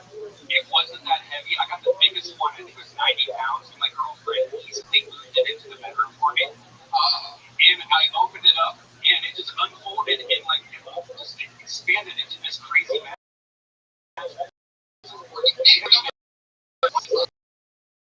For Amazon and an average of 4.8 hours. It's becoming the Nets' favorite mattress. Casper mattresses feature supportive memory foam from award-winning sleep services. You've got just the right sink and just the right balance. Free shipping and returns to the U.S. and Canada. If you can try sleeping on a Casper for 100 nights risk-free and you don't love it, they'll pick it up and refund everything. It's a win-win situation. Mattresses are designed, developed, and assembled. Anyone want to guess? USA. Special offer to listeners of Kill Tony. Special Kill Tony listeners get $50 towards any mattress purchase by visiting www.casper.com/KillTony and using the promo code KillTony, all one word, KillTony. Terms and conditions apply. Who's ready to get a Casper match? Come on. I think a lot of people are. You know what I love about this show is the band. We have a band every single week. They always do something different. We commit to a character throughout the episode. This week's no different. Make some noise. Yes, sir. I just heard Josh, you. Oh, okay. Well, then we'll do guests first. Who loves comedy? I know I do. Every week I have two of the funniest comedians in the world on this show. This week's no different. Make some noise for Brody Stevens and Stephen Kramer Glickman. Stephen, Brody, Stephen, and Stephen Kramer Glickman. Movie stars, comedians and movie stars, television stars. Glickman from The Big Rush, Brody from Chelsea Lately, Glickman from The Storks, Brody from The Hangover. Movie star, comedian, friends of mine, likable characters. Welcome back, guys. You both done the show. You both done the show a few times. Brody, how you feeling? Great. I took a sliver of Klonopin. I had condos and Courtney's. Nobody brings positive energy and fun, and a lot of great comedians and awesome audience. I love it when there's nothing I love more than when my guests tell me that they took a sliver of their bipolar medication. That would be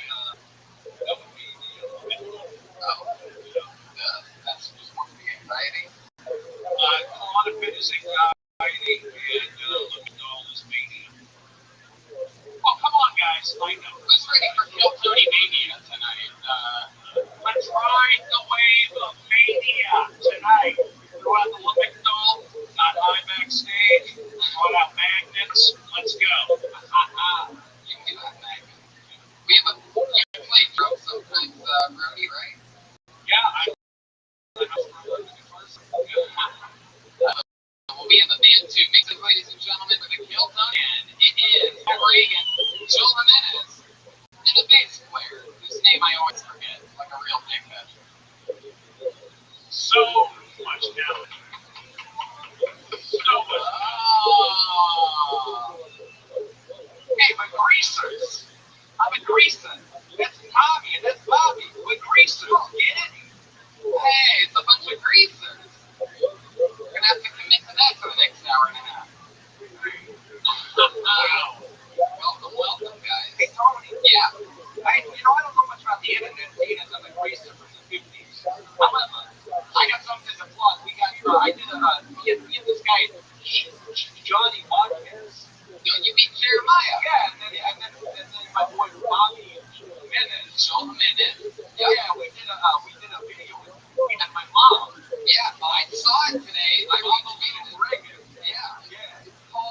It's called, Well, you're not gonna like this. Yeah. You can find it online, so check it out. It's a fun video. Let's surprise it again. From the 50s, Love is Late. I don't know what the internet is. and it's true what he's saying. His mom is in it, and that is his real mom. The woman playing Reagan's mom is his real mom. I feel like it makes it a lot funnier when you do that. That's okay. I'm sure we'll get tens of views. She kills it. Like the look. She has some more. Mel Steiner. The poster. God. It's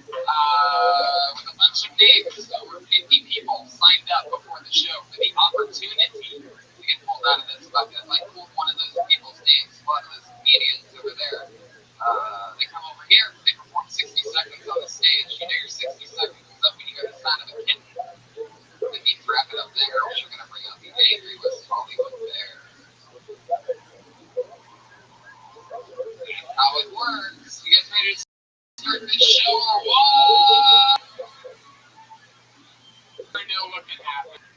First name I pull out of a crazy person. It could be the newest, best fucking comedian in the world. Or it could be someone who's paid 60 seconds uninterrupted goes to Arthur Hamilton.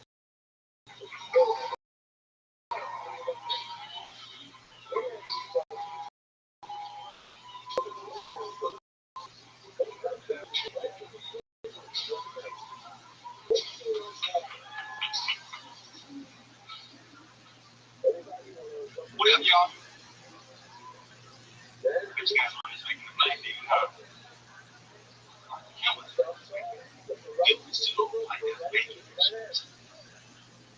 Actually, did tell y'all. And they kind of made it me go. Because my job at the police is always looking out white on them.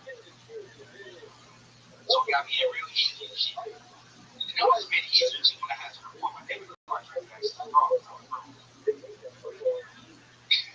But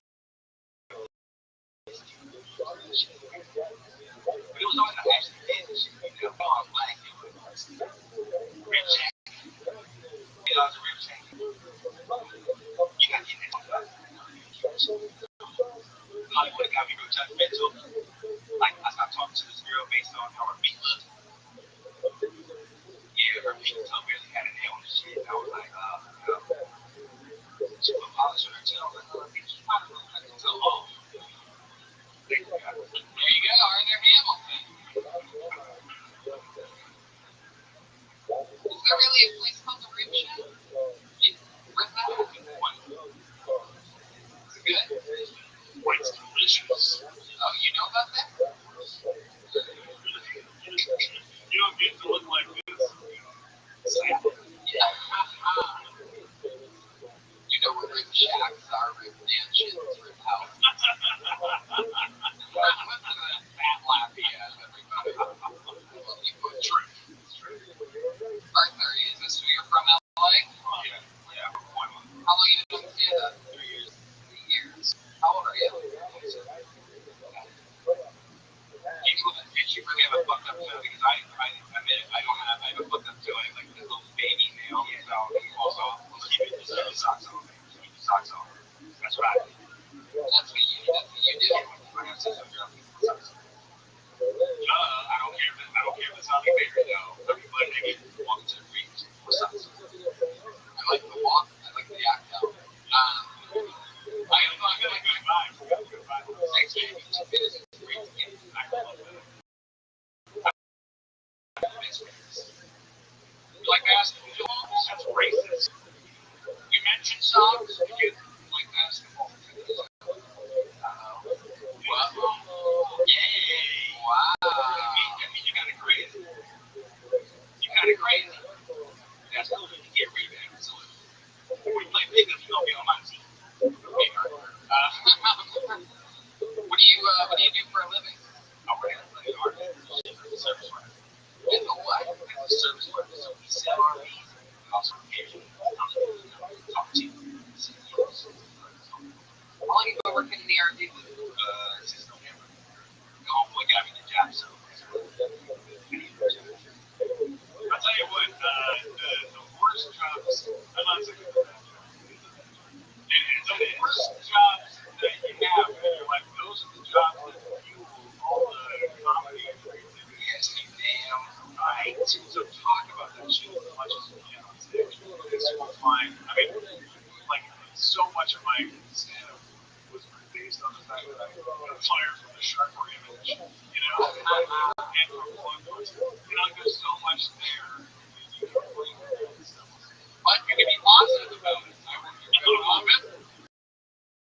These little t-shirts. As long as you take the job where you get the call. I was just working at Radio City Music Hall for the comedy zone. We got the bass goes Betsy, not Betsy, Betsy, whatever. But the deal is, public speaking matters. You know, it's like having a job. You know, everyone says they want to complain about it. I say have a job, but you can be negative too. But it's funny to be positive. That's what I do, and I have but that's what we live.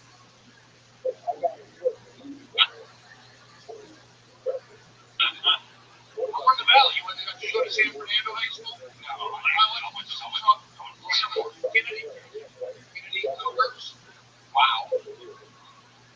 Wow. I mean, Brody, I know it's one of your skill sets, but it blows my mind every single time.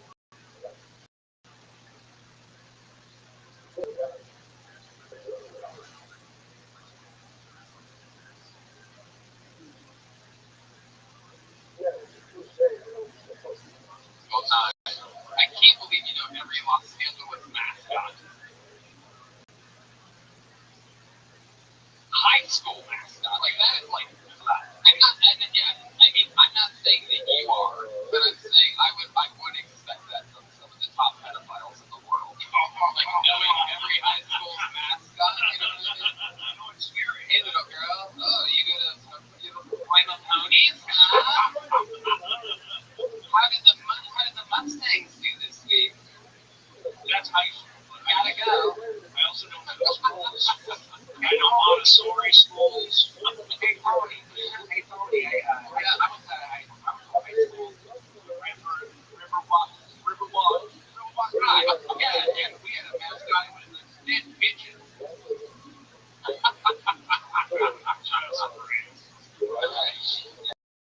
Oh my God, I love it. Arthur, do you currently have a girlfriend? Have you ever taken a trip to the RVs? No, well, we're going to school, so we're not prostitutes. I'm taking a RV. I got the kind of money. I have the kind of money. What's the best RV out there right now? How many, if I were to get one of those, how many Casper mattresses could I fit in it? Dang. Not true. If they were in the box, you could probably fit it. How many people does this week? You think the question is? 86. I have to fuck with it.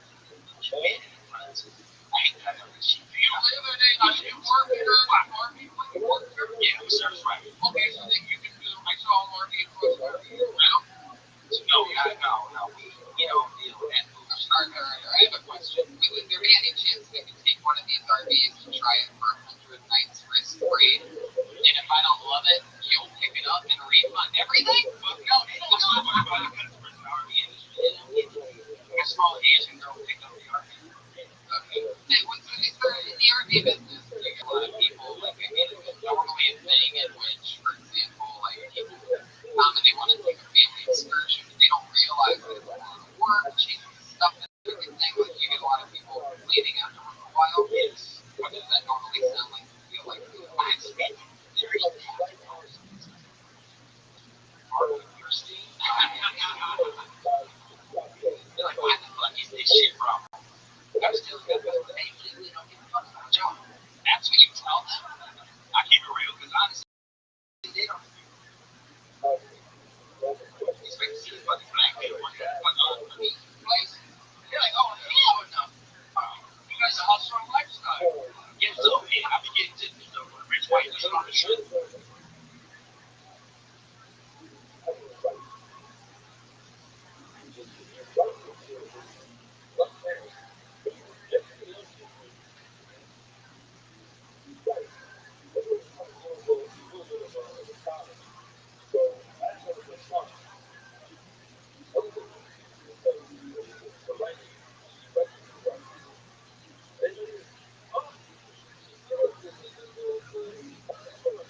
Yell one star. I like the red shoes. You know what? Hey, you know what? So fucking ironic. I had my first audition today. It was for a black gay member of blood. So I was like, okay, my name was blood. I got some red shoes. Wow.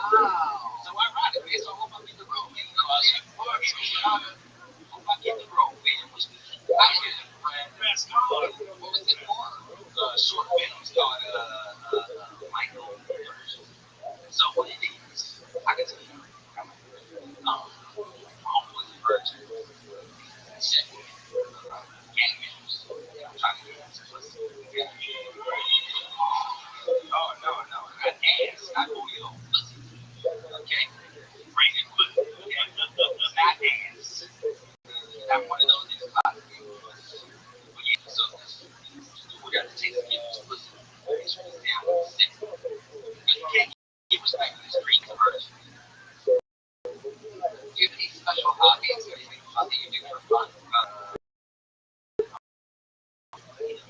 Beach.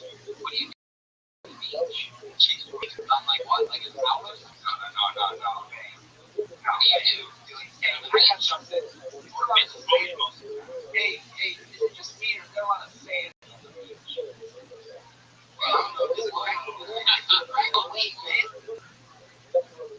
Wow. Reed's bombing up there. Arthur, what do we do? We're like a trees too. We like millions of sand. I'm not crazy. There's like millions of sand. Somebody go to the beach, tweet at me. I've never heard of Twitter, but Arthur, what do you literally do when you go to the beach? I'm curious. Have you done that a couple times? Everything but go in the water. Yeah. That was on the drum, folks. We were all waiting for that. The drummer nailed it. We're all locked and loaded. He nailed it. I'm keeping it real. I don't go into the water because I don't like to keep my hands. Okay, you can see the ass on what I do already. I go to the beach. I chill. I invite some shawties. I'm liking the drums. Okay, yes. What? Shouties. Shouty. Short.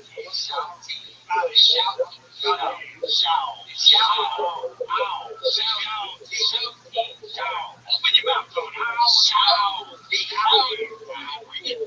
Bring it this way. Open your mouth and bring it. Shouting.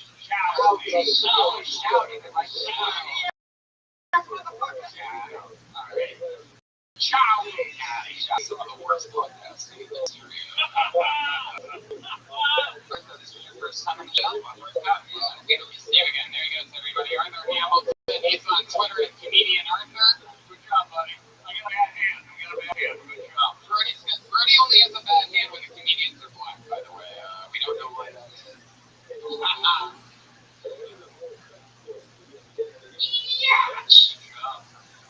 What a first step. That's true. It's like am I right? Put your hand together for Ian Mayo. Ian Mayo. Two people. Is that Arthur again? Oh, there he is. Oh, my bad.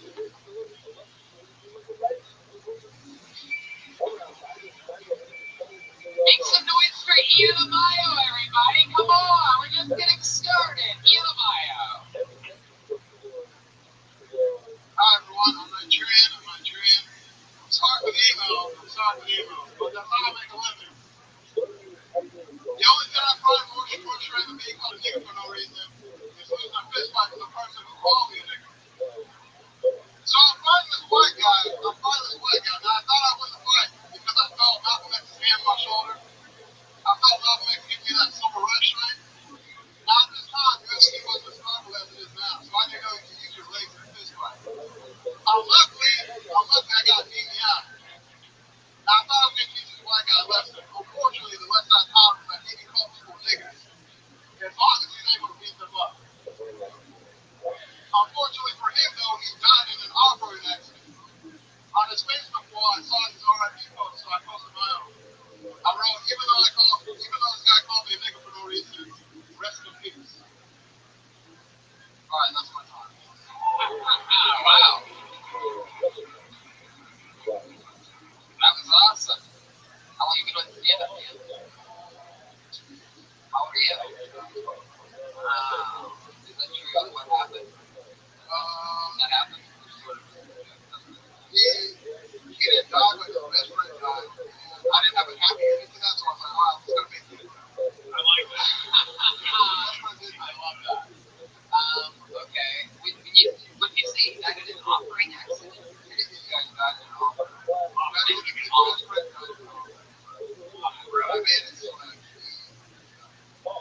Right. One little, I would definitely change the car or whatever because it doesn't have to do with it. I don't think, maybe it's just me, but I didn't get off-road accident. I didn't hear that. I just take a second trying to think what accident. A car. Yeah, car. Was it a car? Traffic. Or if you're going to go right, if you're going to go off-roading, you got to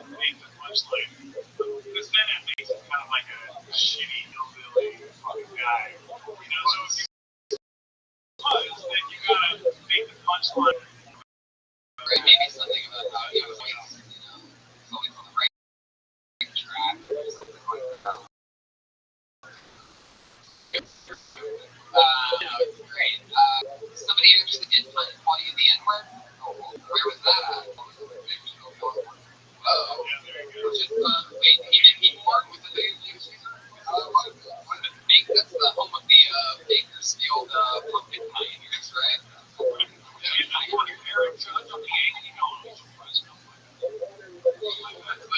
By the way, for those of you who just noticed, my improvising of a high school mascot was the pumpkin pioneers.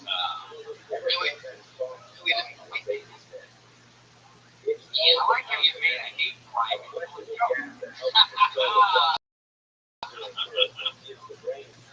was the situation in Bakersfield? Exactly.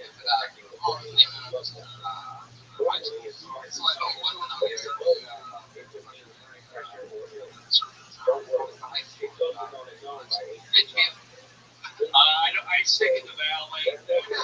Conservative towns are usually the most racist. Conservative towns are usually the most racist. Richfield's the Warriors, right? Is it really? Whoa, that's pretty cool. Like the hangover, the Wolfpack. That's a connection. No, my high school's a Wolfpack, and my beer room is the hangover. What do you do for work, Ian? Really? Like the post office? United States Post Office? What do you do? I get sassy with people. I work in the factory office though. The post office. Son, you write jokes about your post office experiences? I would. That's a lot of stuff. You got to stand on the roof. And you should definitely do it because you already have really, really good delivery. Yeah, and say you don't want to go postal. You better laugh or I'll go postal.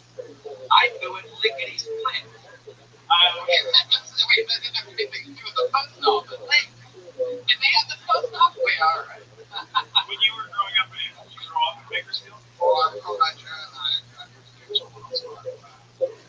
Nigeria?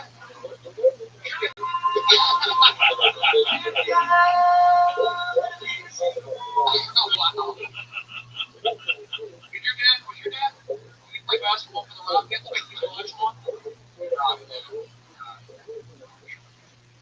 Well, are you talking about Nigeria in your... sometimes. Yeah, at the beginning you did. Has anybody ever called you a Nigerian? They usually go, oh, you're not Jeff. What do I say? Did you know what they were saying? I did.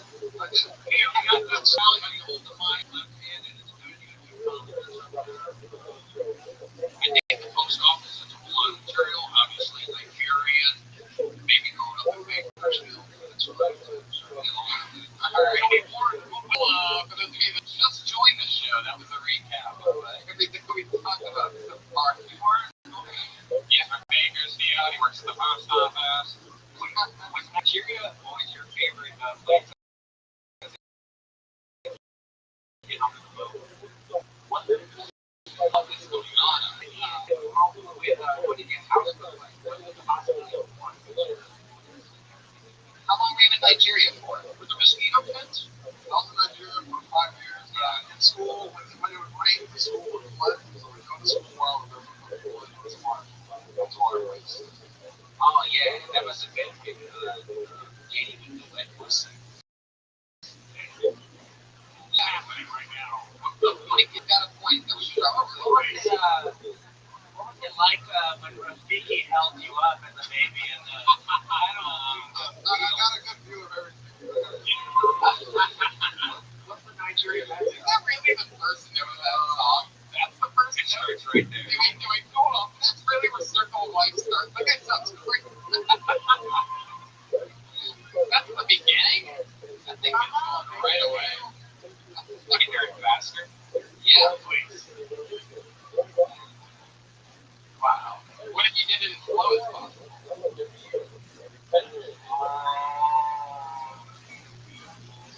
Alright. If you're in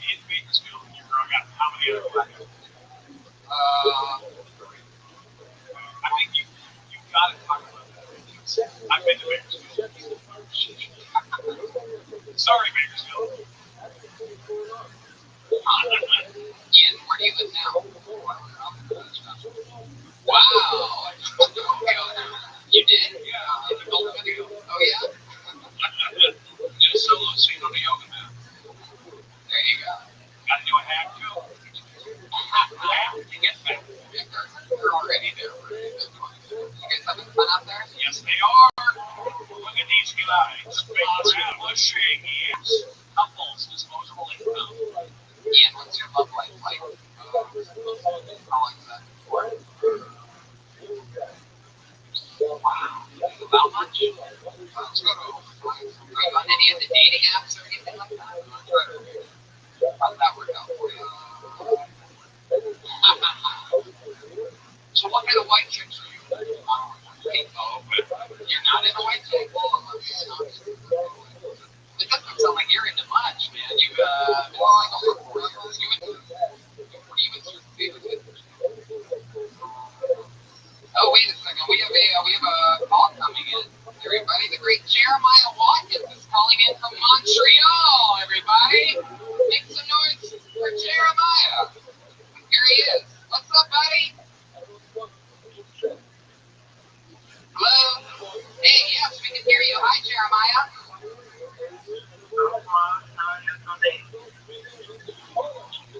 Yes?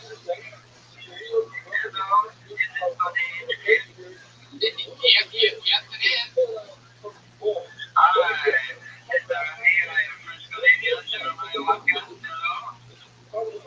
Oh, wow. You've only been in Canada for 1 day and you've changed so much.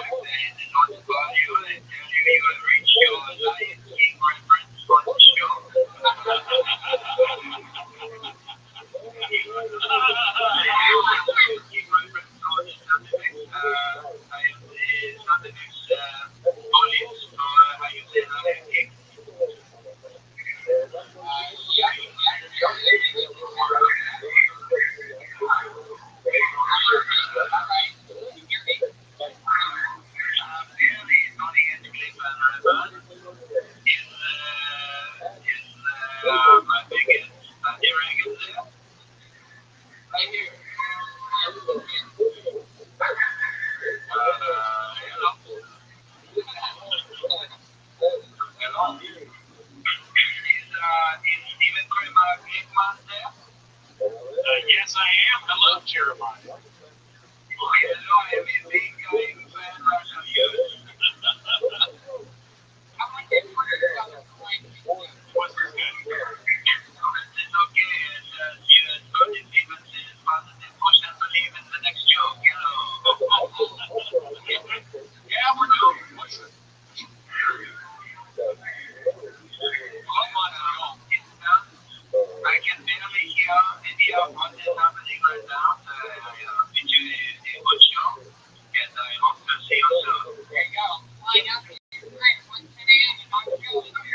Tomorrow night, live in Montreal, to stand up on the spot. That's where he is, Montreal. Jeremiah Watkins.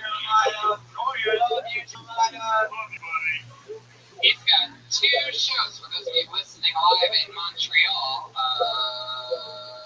Get tickets right now to stand up on the spot. It's Jeremiah's show. If Jeremiah is. Oh, yeah. What have you been listening to? I noticed your earbuds. Oh, I'm listening to Weather Promise, right on track. SOS by Weather. It's hot in Nigeria. Oh, yeah, right. If you, this is interesting. You haven't been on a date before. Why do you think it is? Do you think care?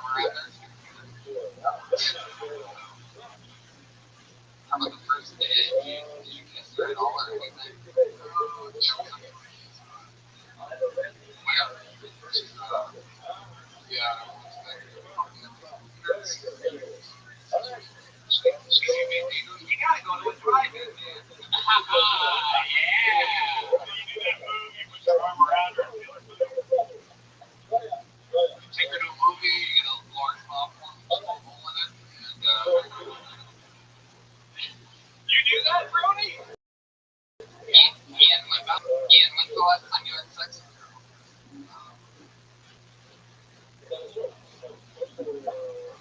It's okay.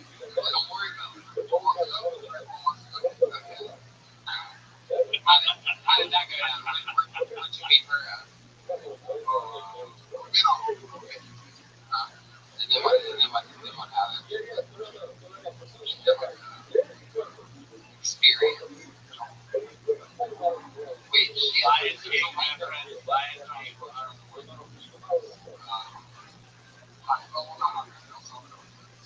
really? Same thing. Are you on? You should have taken her to a haunt. I mean, Nigerians usually have huge monster cocks. She's from El Salvador, so you were dating the daughter of an MS-13 member. That's all guts. I respect that. So she wanted to hook up with you. She knew you were black, and she's like, I want to hook up with a black guy. Are you down? And you're like, am I down? I'm Nigerian. Let's do this shit. She comes over to your place. So I go, what was that like? What was the scene? Not really. It was an El Salvadoran lady and her place is dirty? That's nuts. Felt like a Fabuloso. I don't get it, but it worked. It was cleaner now. I was dirty about it. Do you remember anything specific? On flying around everywhere. I mean,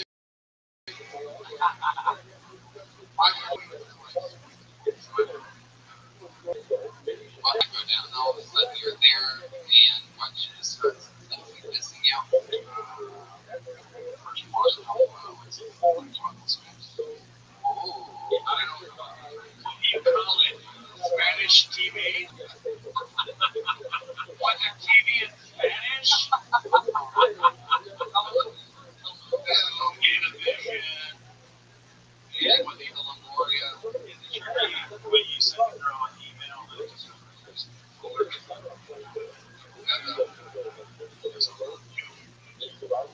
I guess you got a good attitude. you just sat there watching Spanish TV. And then what happened? Yeah, what happened to that? Give us more. Keep going. What was the move? Yeah, what do you mean?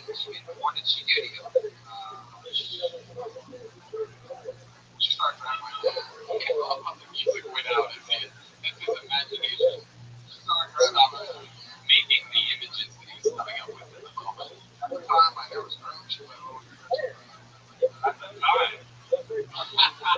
Clearly now. Ian, are you like sports at all? I'm sticking out. We're trying to get something out of it. Yeah, we're trying to get a date out of him. Okay, I'll give you my date. Meet my sister at the pickleball. So she talks about your curly hair. You watch Spanish television. Then what happens? All the one. Yeah, everything comes off at once. So you guys like talk about it, and you like, yeah, it was fun. After stuff. Duh. So all of a sudden you're both naked. Then what do you do? Your first move is now what? Breast or breast. And then what? She reciprocates.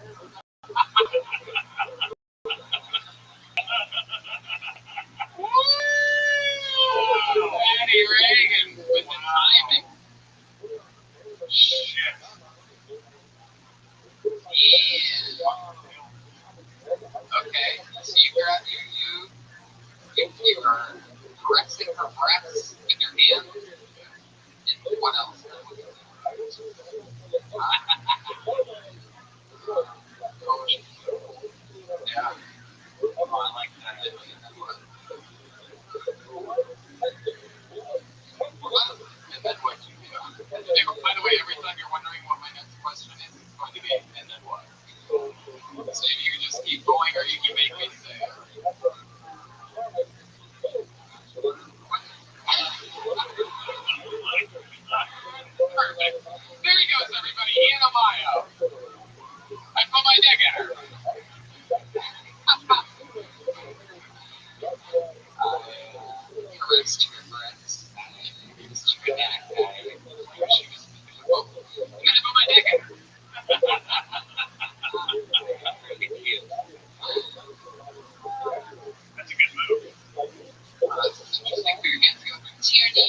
Michon, not cool enough.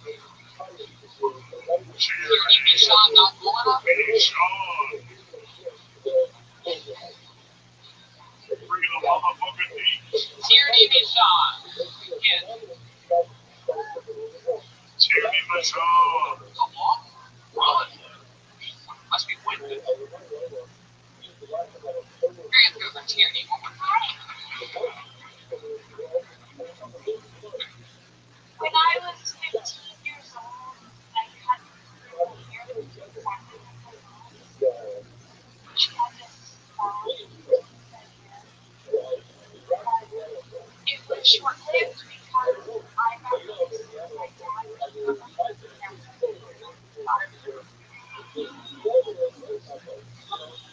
Woo! We're really close now. It's just about 10 minutes. He kissed me on the lips the day he got married. And I had to just live with, you get married, like, I'm the groom, so I can do whatever I want to. He kisses me on the lips, like, everything now. But until that time, he cannot like me. Wow, this is about to get interesting as fuck. I have so many questions. Okay. Man, you make those other guys boring as fuck. Well, I'm so excited. Look at you, you crazy little one. So this was your dad we were talking about the whole time? yeah, his name is Tom. Your dad's name is Tom? Oh, Oh my god, he's so wonderful. I call him the wizard. Why do you call him the wizard? because he cast a spell on my pussy. I like how you turned a sex crime into a joke. Here's the problem. Whenever I have sex with somebody who's overweight, Yeah. I think about my dad right before he got sick. It's really good. Hi, nice to meet you. I'm really great. Wow. Wait for it. I never seen you stand up before. Oh my god, I hate it so much. You were crazy as fuck. I know. I love it. I'm so sorry. Where are you from?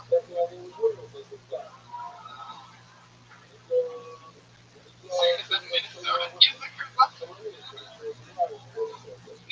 Is your real father a stepfather?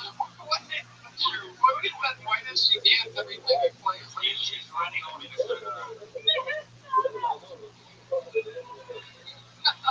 What? Follow the America. I just had so bad. Oh my god. Oh no, I can't help it. Can't help what? Is she good? How long have you lived in Los Angeles? 4 years. What do you do? Well, What is it, Judy? What do you do? I'm a server at two restaurants. Wow. I'm an actor. You are a server at 2 restaurants? Are they, let me ask you this, are they 2 private establishments or are they 2 chains? Jesus Christ. You guys, you know what? You wouldn't know. You don't know me. Please give us the future name and I was a shut up, Tierney.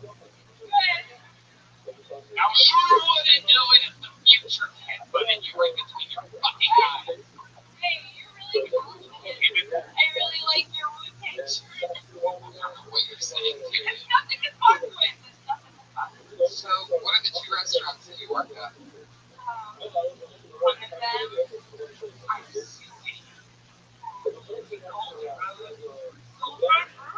Is that the only way to the, I don't think I'm allowed to say that. I think my lawyer right now would be like, what the fuck did you do? I'm like, I got drunk and told everybody that I'm suing Golden Road because of sexual harassment. we're gonna call your lawyer. We're gonna call My second lawyer's like, what did you do? What you do on stage, it does not affect the rest of your life. Sure. Jeff, fact. Fact. Just ask Kramer from Science. Morgan Golden. Yes. Why are you suing? Why are you suing that place? I've got rent. Whoa.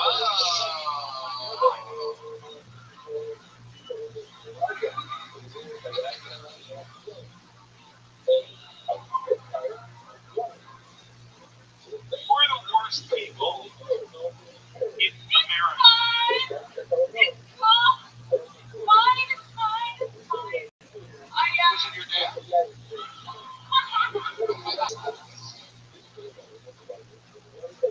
You know, in a way, it kind of felt like my dad. But honestly, the guy who raised me felt like he had to take me out. I'll never get cool. That's real? How you doing? Every time I hear that kind of name, I'm It ain't the happiest place on earth. Wow. So, I mean, it seems like you're pretty comfortable talking about it, huh?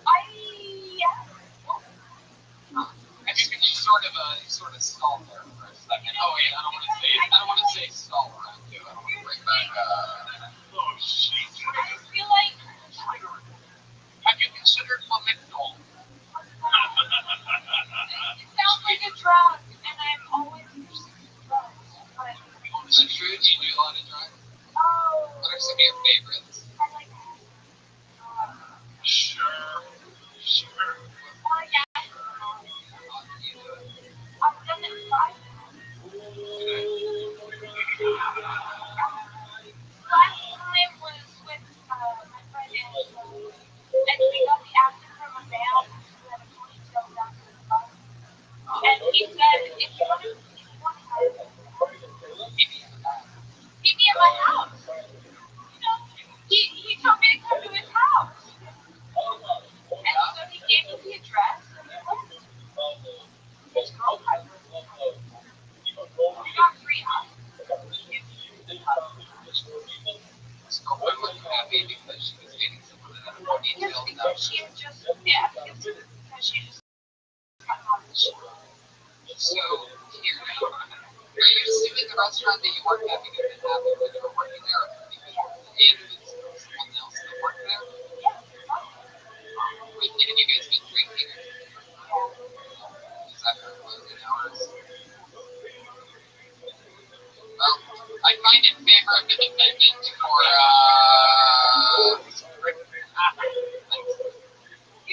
You should be that. No, your lawyer is much more qualified in many more city buses than, she, you know? I don't know. You're like,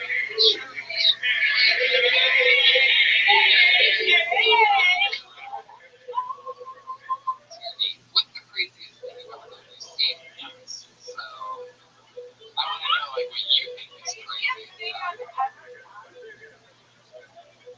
You think you want to name a few? Number one, you can go right ahead if you want to rattle off some things that you might not necessarily.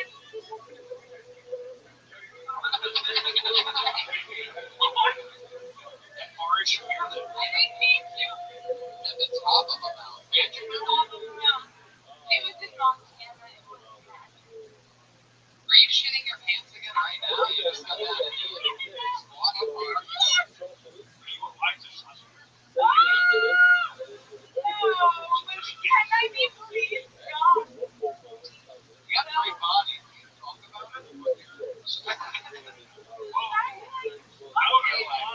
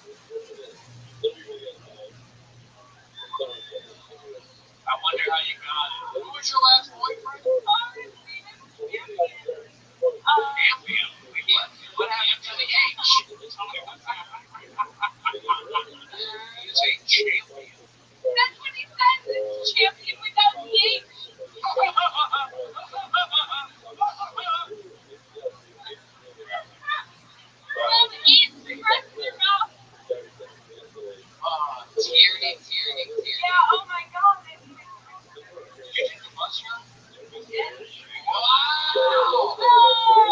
Wait, hang on. Did you drive the bus? Wait. What's the bus that you took to get here? The short one. Oh, it was the Uber? It's still a good I don't know. I didn't take a bus. I've never actually been in a bus other than like, I'm white. Oh my god. Wow. Wait, what the fuck? We have like 6 horses in room. So, you don't seem to know what makes you sound racist about that. So let me ask you a question. Minnesota. I only knew one black kid growing up, and she was from and she was adopted by a white family. She was basically just a French kid. I didn't know. That sounds like every racist. I don't know. I don't know what it is. I've never met an Hispanic person. Did your father work for the Minnesota Police Department? No. What a problem. Joel's introducing himself to Tierney right now. That's my like favorite Nice to one. meet you. Gato. Okie dokie, Tierney. Are you doing the ding dong all the way over this? How long have you been doing stand-up? There you go. Well, you're very new and you're very honest and open and so see what there she goes. Completely insane. Tierney Bichon. Don't kiss the mic. She kissed the mic. The mic now is Ladies her. and gentlemen, Maria Bamford's daughter. There she goes, everyone. Tierney Bichon. Okay. I teach a comedy course. There she goes.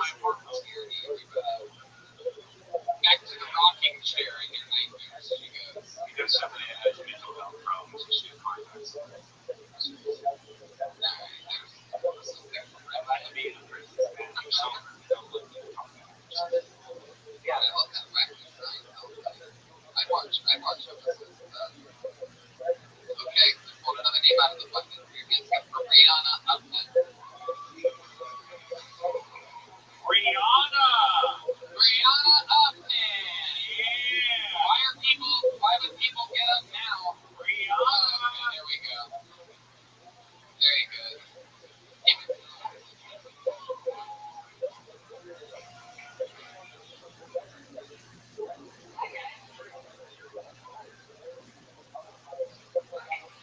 I just downloaded this app that tells you who I'm following on Instagram.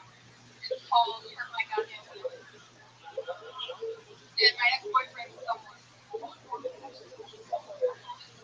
which I would have been okay with if he didn't also block me. Because I feel like that's basically saying, Rihanna, I know everything about you, I know what you're for, and I don't want to be able to do it. But yeah, it's tough to see, it's really hard for me. I see people all the time that go from one relationship to the next after they go back to it. And like, how does this happen? You know, it's called compassion, and it takes a long time for people to get it. Guys come to me basically immediately with questions. I need to like get to you. There you go, Rihanna Upton. 55 seconds of Rihanna Upton. Seems very realistic and true. You women do that to a lot of men. You trick us. And what's like one of the things that you don't want guys to know about until they're a while into a relationship with you? I wear Birken's. Well, I kind of have a foot fetish, which I don't know a lot of. I feel like guys have that. Like crazy fucked up little feet with their nails, like little toes. Yeah, I got toys. I like no foot. For your feet or for the guy's feet? I don't know. There's a lot of stretching going on, Brody, which is very close to me. Well, I mean, I don't see why it's a fetish would scare a lot of guys away. What else is there? There's something you know. What's what are some of the things about your personality that you don't like about yourself? I feel like I'm really like what? Sometimes when I'm in a relationship, guys say that I ask too much. Like, for example, like what the last relationship you were in?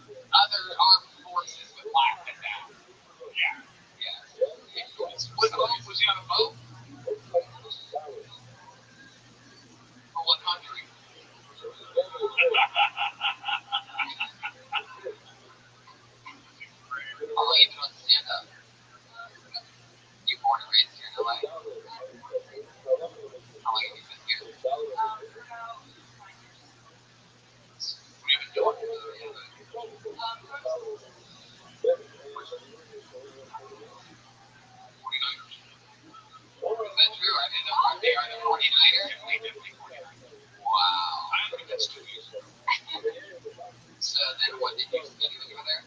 One Still? 9 years? well, I mean, That must be why they call it the 40 years. So you're expected to graduate. I like your attitude on stage. It's fun. It's like a little awkward process. Dry, but I like it. Not to be confused with what it's more of like an Aubrey shopping mall. You definitely got a good style to it. You're bright, you're tall, you're wearing pants with your family. Polynesian. my mom is Hawaiian and Samoan. Really? Polynesian? You just guessed that? You got it right. You are Polynesian. She's Polynesian. Joe, come on. Wow. Brody is on fire right now. Did you ever think of dropping that? Brody is the only person that drinks the sugar-free Red Bull and gets psychic power. Yes, it's kicking in now. You're a Polynesian. You're telling us you're going to school the earliest swimmer. What? It's all true. Now, Brianna, what are you studying there? Creative writing. And a lot of jobs. Creative writing, aka graffiti. And what are you doing for work to support yourself? I just quit my job. I worked in a movie theater. And then the next day I got hired. This up here on Melbourne? All right.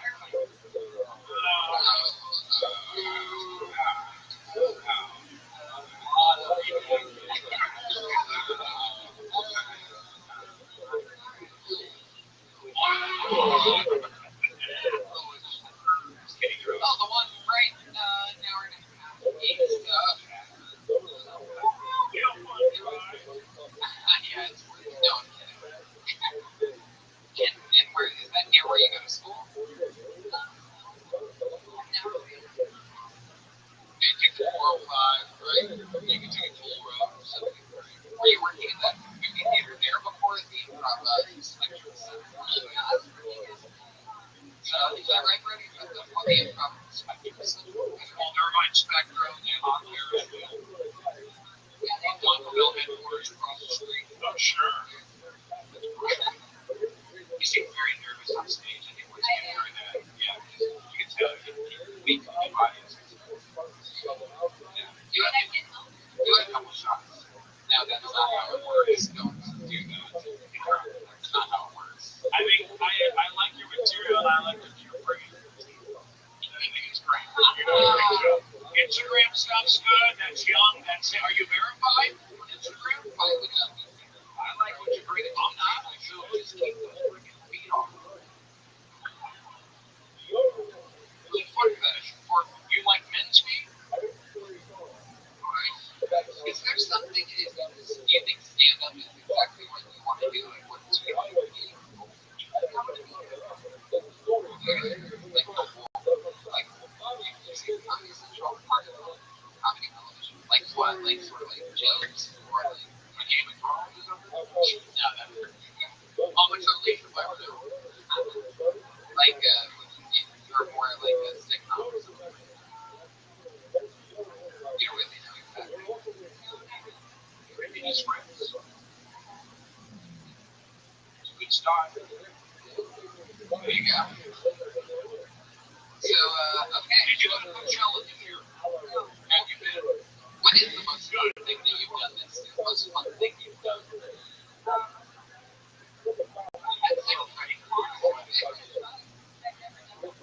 Can you repeat that one more time? You had sex with me, what? In a truck?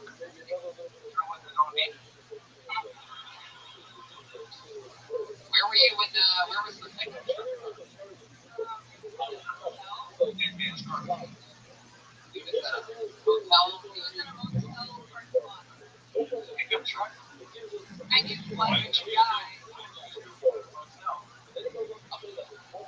Pickup truck? Actually, he lives in a pickup truck on the beach. No kids.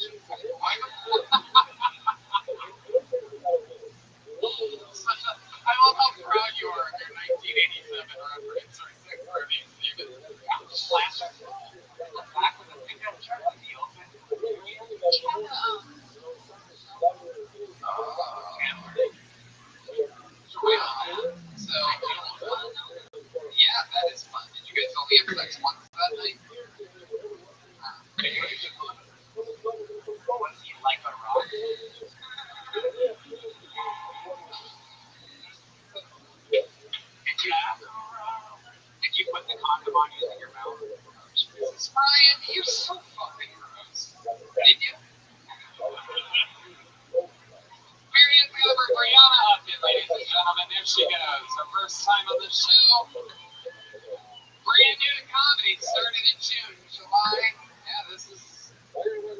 1 month in the game right there. Follow her on Twitter at Hawaiian Garbage. Brianna Upton. The Twitter, I mean, that's her Twitter handle. And then there's Tierney Michon on Instagram. Tiana Mayo. I'll go back to the bucket again. Should we do it regular? Should we get Ellie up there and then go back to the bucket? Alright, great. You know her, you love her, we're going to go to her, and then we're going to go back to the bucket maybe once or twice after this. She is the regular on the show. This is the only person that doesn't get pulled out of the bucket. Instead, she writes and performs a brand new 60 seconds every single week in an effort have her growth and everything documented on a live show. Here she is, the Frankenstein of Tony. Allie Makovsky, everybody.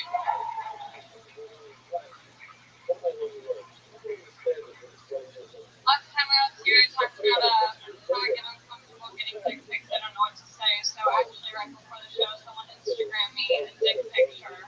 I didn't know it was that easy. I just had to talk about something on stage, and I get it. So next week will be all about money and how I need more of it.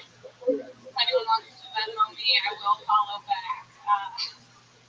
I noticed that all older black women sound like Aretha Franklin. Every older black woman can hit this note. They're just like,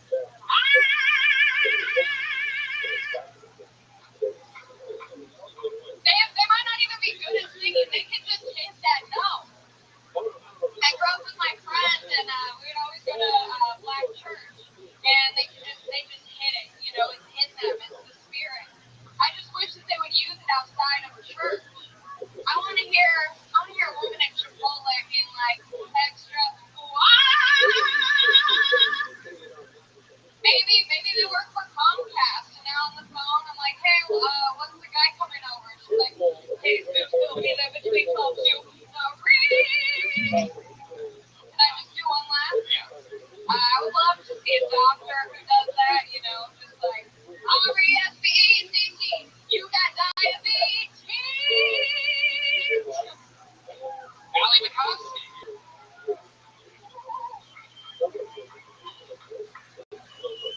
There you go, that was funny. It sort of has shape of reminds me of one of these stars of the great Aphrodite. Yeah. Is she out there? There she is. Oh shit, there's in the darkest corner I've ever seen of the Comedy Store. She's wearing a pink glittery shirt, just to let you know that she's actually physically there. Aphrodite, you are really something. Take a picture of her. How funny is she? Looks something titties too big. That's definitely Aphrodite, I can confirm. She was the inspiration for that. Aphrodite, can you hit that note that she's talking about? Wow. She did it, and then some. Oh shit. What's that evil apple? Back to her haunted castle she goes. Oh wow.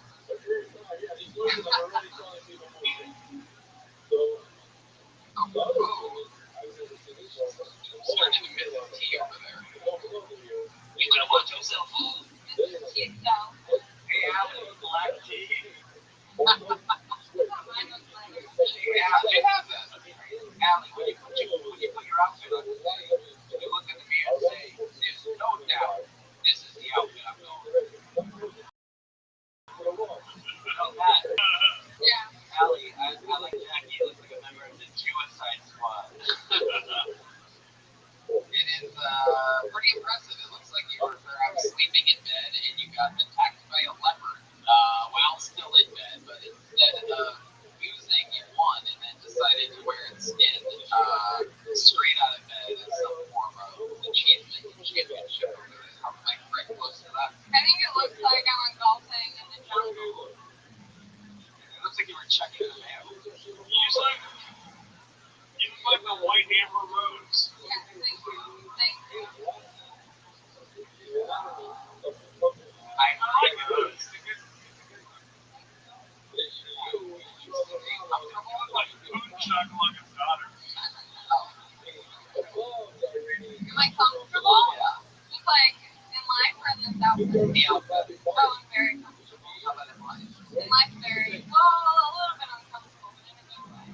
on this week? Any advances on that new job? Perhaps we found out you got fired from the restaurant last week.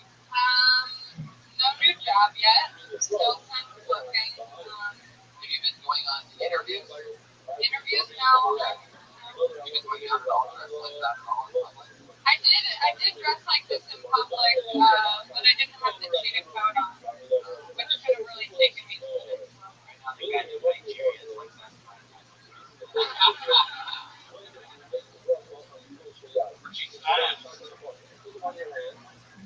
Those are champions. No, they aren't. They aren't. Everyone keeps saying that they're not.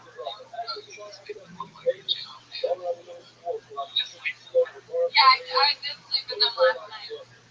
Yeah. I mean, but I sleep in pants like regular pants. Anything pajamas if you just fall asleep in it.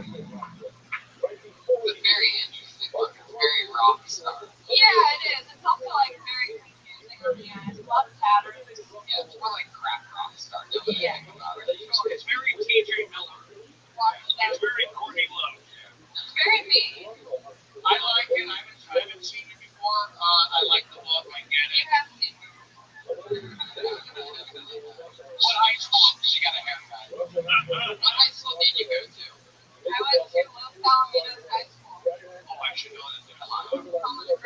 Oh, was I not? I would have gotten it, but no, I know there's most Alamitos streets. There's a Wendy's. There's the one. Thank you. Yeah. Not every city has a Wendy's. Well, I haven't seen you before. By the way, Glenn also knew there was a Wendy's in Los Alamitos. I know where all the Wendy's are. Keep track. You're very funny. Why do you keep doing that? Why do you keep saying you're funny? I'm gonna let you keep living. Like this really weird thing you keep doing. No, I just like it. I like it.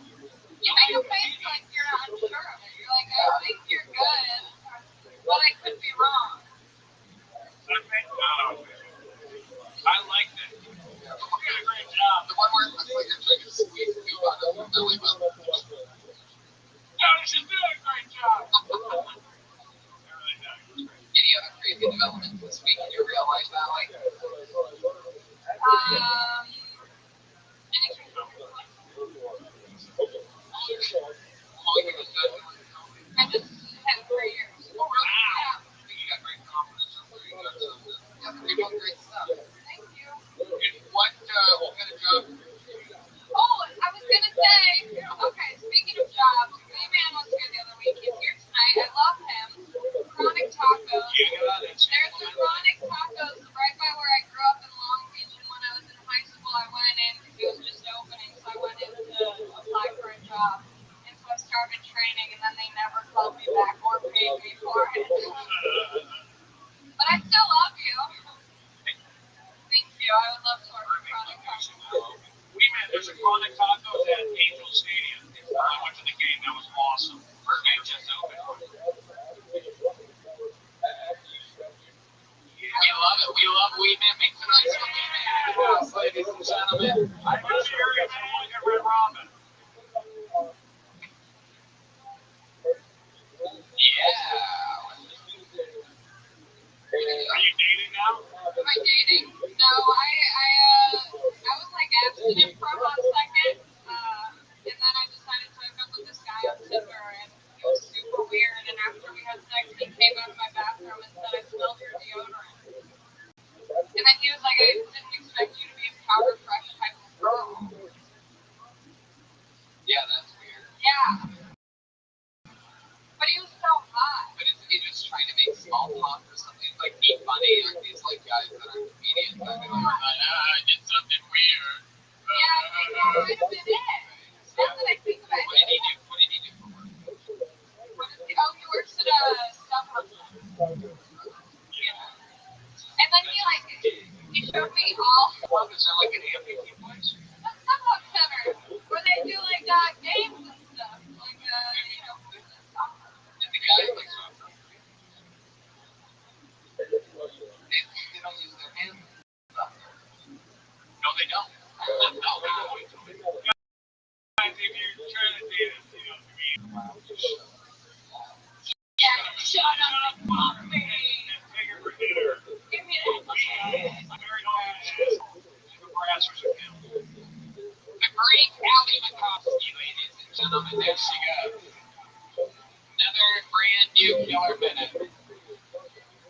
you to check out Chronic Top. Your new movie, I Can't, Coming to America. I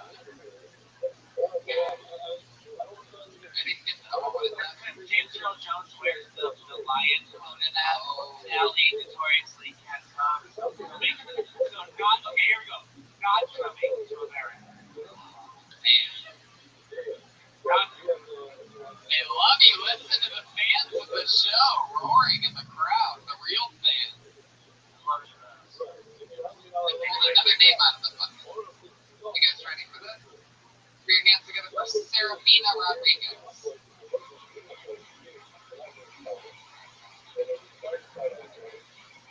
I love this song.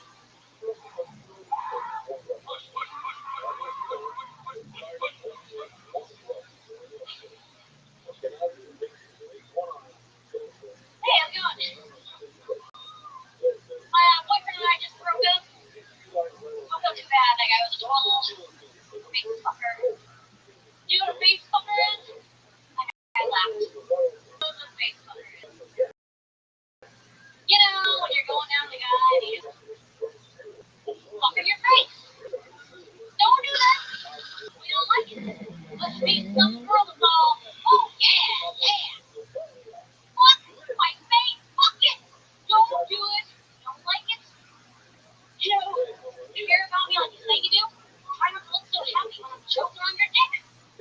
Try to look concerned and polite. I think it's time to go back over to the ladies. Anybody here like the ladies? I'll give them the dudes. That's that. I like to say that I'm half gay. I don't like the word lesbian. It's gross. Moist or marriage. No. I like to say that I'm half gay, half Mexican, and that's accurate. Going out with my family was really interesting. I really had a different reaction. My brother was like, yes. My sister was like, I know. My mom was like, no. My dad was like, me too. And I was like, God damn. Then you know what happened? Serafina Rodriguez. Great job. Especially in the San Fernando Valley. I've got more face than skulls. I've got cheeks. When did you get Shit. Actually, I only fell in Rodriguez place, so. really? Yeah. It's hard to get in trouble when you spend all your time doing scratch off on radio. Scratchers. Love that shit. What part of the valley are you from? Actually, I live in Koreatown. I've been here for 10 years, but I'm originally from Boise, Idaho. Oh, that is deep in the valley. What do you do for work? I'm a barista in West Hollywood. What place? Called Cafe Debutante, around San Juan and Westmore. I don't go down there.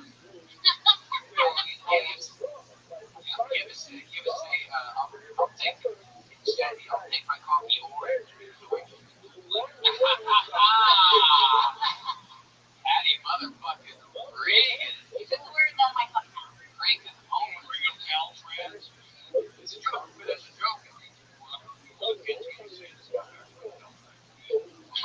Oh God, I just got the whole orange reference thing. Shit. Well, you're wearing Donald Trump pants. I don't know. Something like that. Look at his face. There you go. You're up with that. Serafina. Are you really bisexual? Yeah. How who do you find it to be like 50-50 or you have a I've added up the numbers. 26. Is that true? That's absolutely true. That's the numbers. Wow. They pile on fast. You would do both at once. Yeah. When would you prefer that? Well, you get a little bit of both. You don't have to. Serafina. Yeah. 27 is my favorite number. What's that? 27 is my favorite number. Oh, yeah. And he's Take me out in the parking lot. also Brody's always wanted to have sex with someone.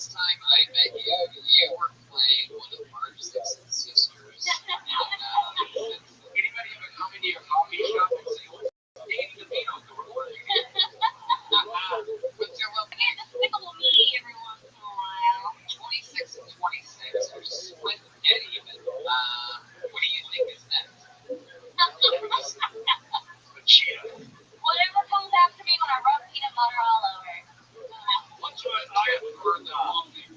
You can make it a large, sugar-free vanilla. Don't order that shit. We hate it. Get anything so you can pour art into it before I'll feed it to you. Wow, that was a good question. I don't know. Are you talking about Haagen-Dazs? What? Are you talking about your childhood? Moment? What's relationship you've been? I just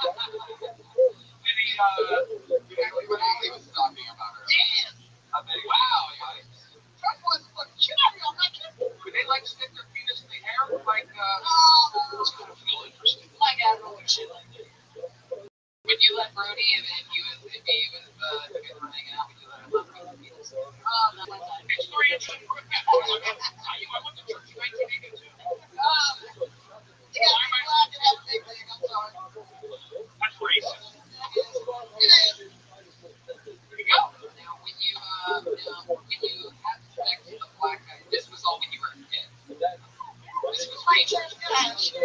This would be the last time you hook up with the church guy. Just once and I'm working on getting back on my house because we really get at it. Teacher Yates. Who was on, You know who that is? yeah.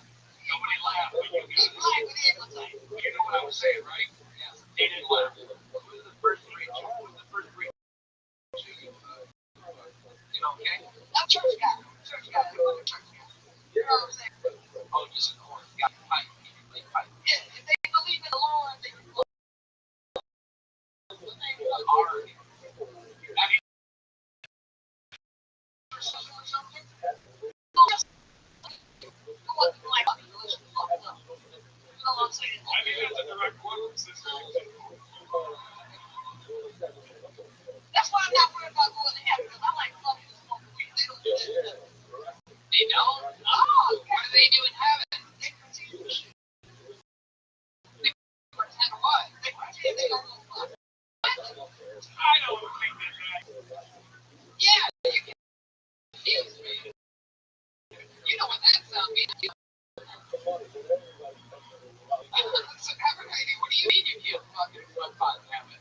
So they have you on earth, and you can't do a damn thing. The way you like Jesus to come back, so what wants to come in? Where's Earth? I think heaven is just fucking and smoking pot. I think. No, yeah. Who's with me, audience? That's fucking and fucking, right? Fucking is heaven. I'm a very fiction. I've had sex since and for just rusty right now. Have you been singing lately anywhere after that? It's like saying it's called the afterlife. The aggro. Shout out. I like that band. Fucking soul band. I've seen it before. They played in Mercer Beach. It's a place called St. Rock, yeah. Yeah. She was a fan of the aggro lights. Yeah. Joel Bird. I guess it makes sense, the aggro light. Oh, yeah. We can be Mercer Beach. Are you guys having three different conversations at once? I'm just checking on what you guys are doing over here while the collab showed up. What are you guys talking about? No, it's a good show. You want to too? Do you guys want to hear us sing a little bit? Yeah, I gotta be chill. Can you give me something funky on that? Come on, everyone. Here's the other half of that. I'm ready for mama. Are you ready for what I can give you right now? Yeah.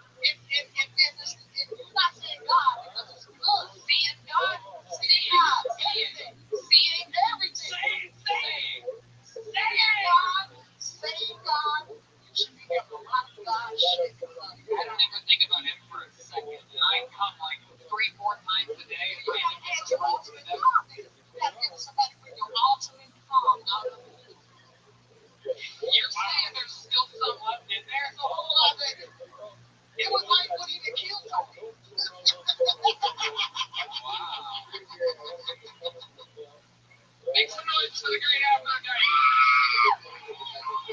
She's on Twitter at Aphrodite Love, AFRODYELOVE. Tierney Bichon is TIERANEYMICHON. Ian Mayo, Hawaiian Garbage is Brianna Upton, Arthur Hamilton is comedian Arthur, Serafina Rodriguez, Christina Mofo. Hey, look at this drawing from Ryan J. Email. Me at the top, little Brody Stevens, Brian Redman, wow, Pat, Joel, the bass player, and Glickman. Holy shit. Wow, you all sat there right now that he was able to draw everybody on this stage and shit, they were doing while that was all happening. How about some noise for Ryan J. Email? You're going to be able to see that after the show on the front patio where we're all going to be hanging out, giving some high fives before I leave in a bit to head to the airport to go to Montreal. And then Dallas, Texas this weekend at Hyenas in Fort Worth all weekend, Thursday, Friday, Saturday, 5 shows there. And then I'm back. And by the way, I'm not missing any Kill Tonys the entire month of August. I'm flying back. Make sure all those comedians know, too, that we're not missing a single episode here because I'm flying back from the East Coast every week to do this show. And then I fly back out again on Tuesdays because I love this show and I love you guys. What do you guys want to plug? Pat Regan absolutely fucking slaughtered tonight. He has a new album out called Bad Chat. It's on iTunes. Watch that video with Ian Jeremiah. Watch the video with Ian Jeremiah. It's called You're Not Gonna Like This. Right? Bass player, what's up? Chris Dillon. Chris Dillon. I'm on Instagram, throwing Chris. Follow him on Instagram at something Chris. Schulberg is on radio, mostly sorry. It's Schulberg. You guys give him a good Schulberg chant one time?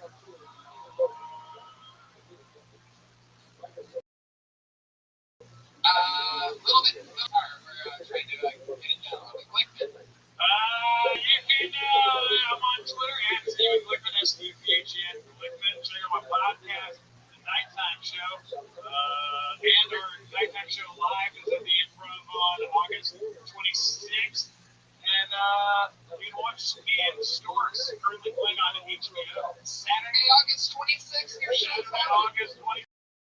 Wow, so not only am I going up against Chappelle, my night in New York City at the Gramercy Theater, not only am I, you're telling me you're doing your show? I'm doing my show at the Improv in Los Angeles. The great Stephen Brody.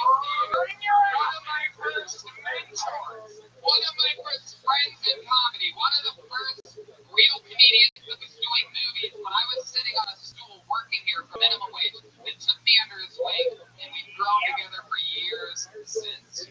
Make some noise for Brody. Brody! You got it! I have email, website, BrodyStevens.com. I'll be at Bumper Shoot at the end of the year, summer, and then I'm here most weekends.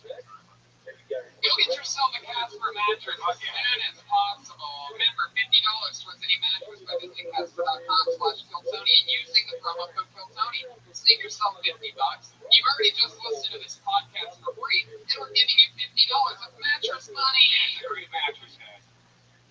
Terms and conditions apply. Hey, I'll be in Toronto this weekend at the No Refunds Comedy Festival with Dean Del Rey and Sam Tripoli. Go check it out, SoundCloud.com. And I'm on Turn Video, Break Tours, all at TonyHinchcliffe.com, and everything else. Everything's there. Josh Martin, Allie McCoskey, Ryan J. Noble, Live Audience. Thank you so much. We'll see you guys soon.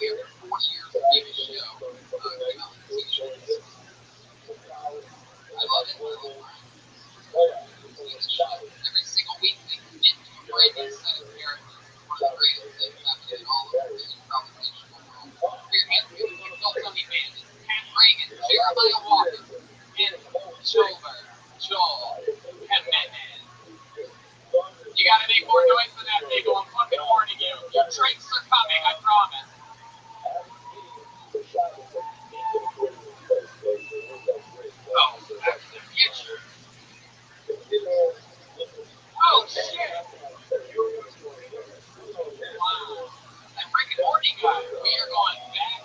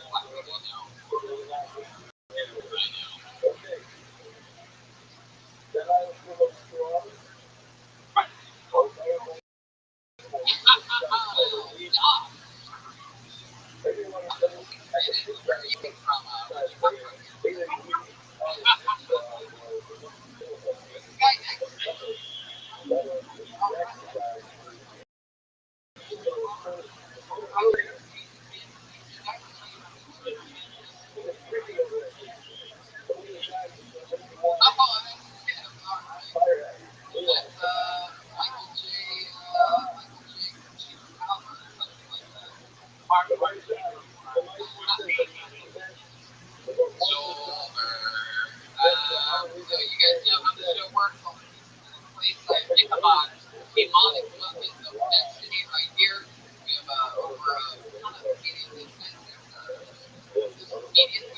All the speakers over here for you guys to do over here. I'm going to pull names out of the bucket and then I'm going to walk on stage and the show for 60 seconds of stage time. Comedians, 60 seconds of subway with the sound of the kitty. I need to wrap it up then, or else I'm going to bring out the angry Hollywood bear.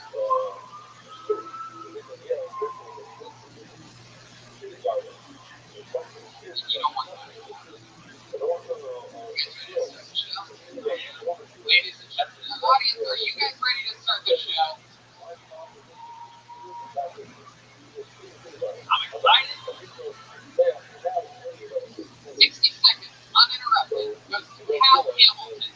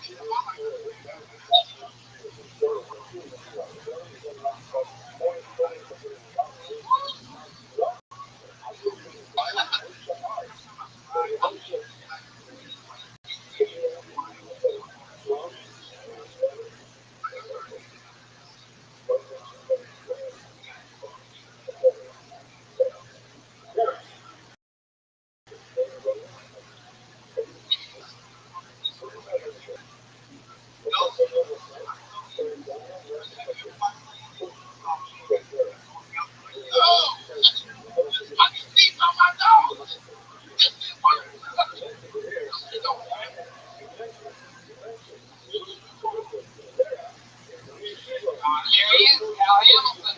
Coming in. Where are you going, Cal? I'm hitting that microphone and I'm getting out that easy.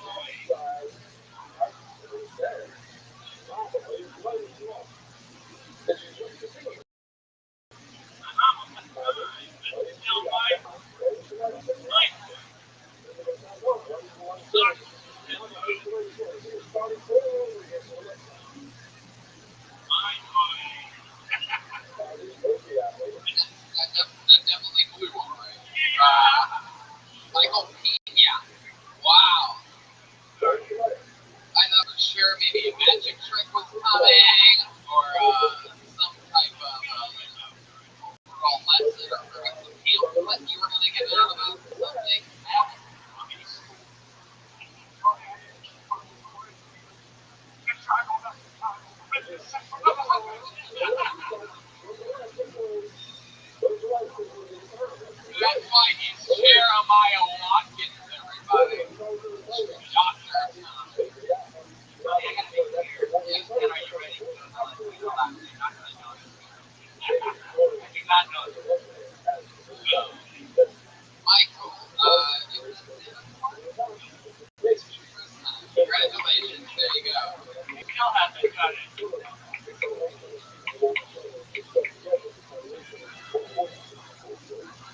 You're so damn good. We are going to be on top of it all. Close it off, close undefeated. Want to know all the music done.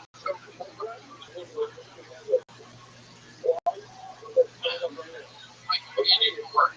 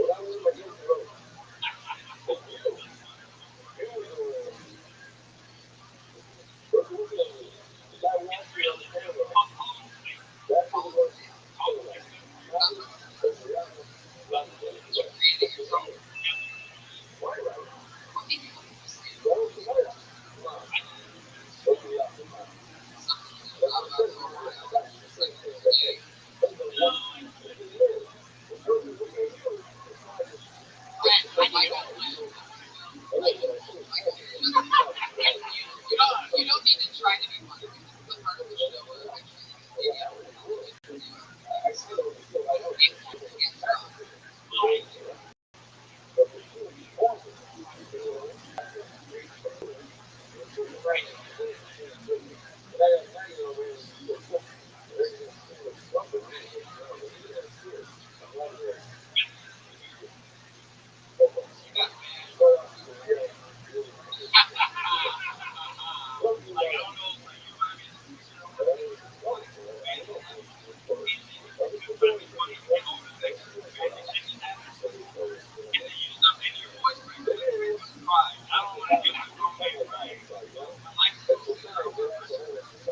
You ever been married, Michael?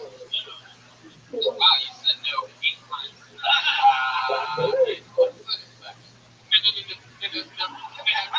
Like, what exactly happened? Oh, perfect. So you have a gay married?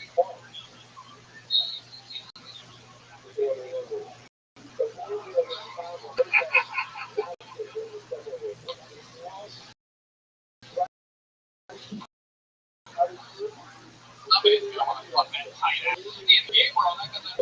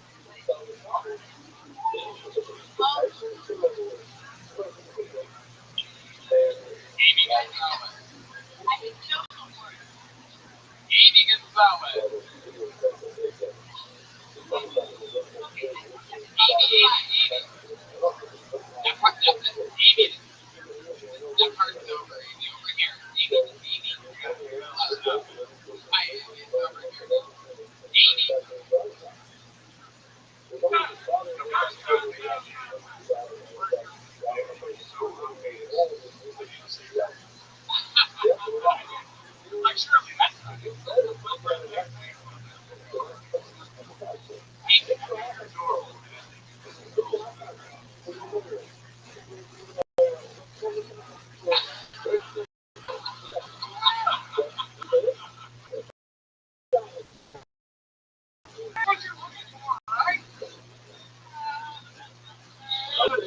thing that's ever said on this show. 224 episodes. Go get back, Amy. This is one of your first times on stage. Am I correct in assuming that you got the microphone? First time? Second time. What was your first time? Really hard. That feeling this whole Minneapolis here. Where do you think you walk across the border?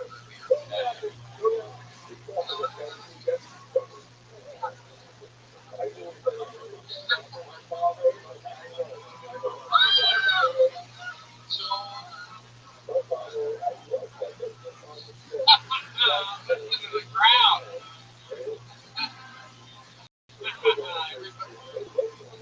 Everybody loves shoulders. I'm taking up my own time, baby.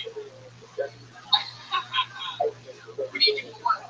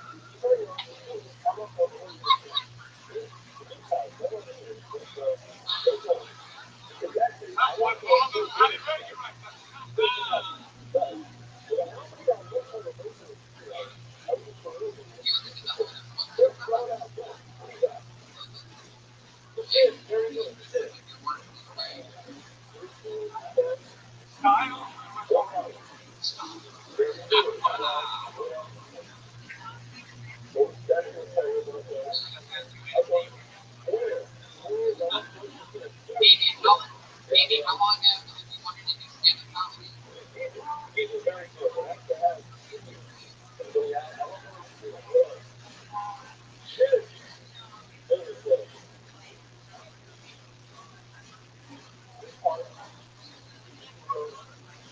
You do 1 minute. Yeah, sure. Before that.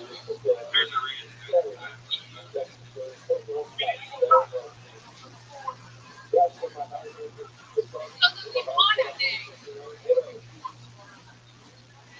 Amy, what are some interesting qualities about you? So maybe we can figure out some stuff that you can talk about that might be, interesting.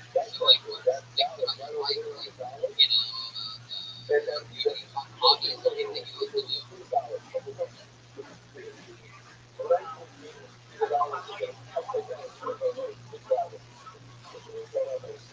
Let's stop you. I'm positive nobody has any idea what you're saying. I can't find the donkeys.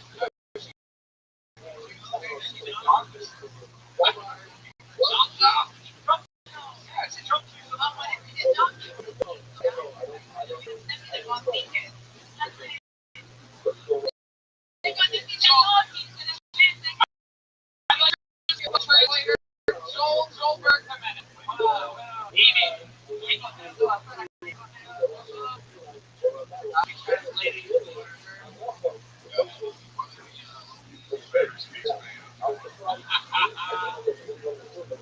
What were you saying about junkie? Donkey?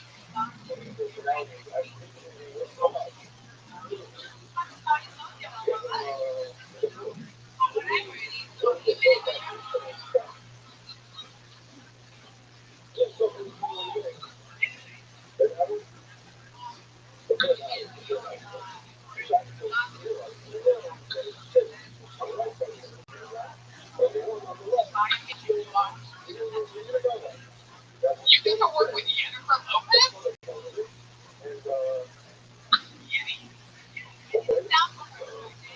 Yeti on the block?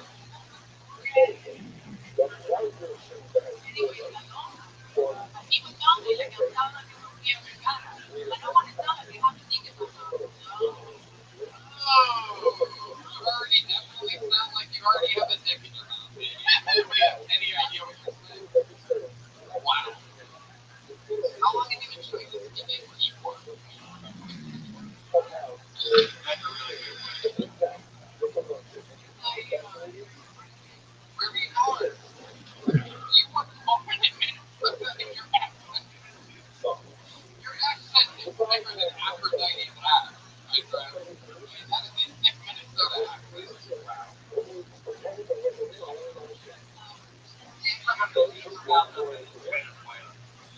Yes.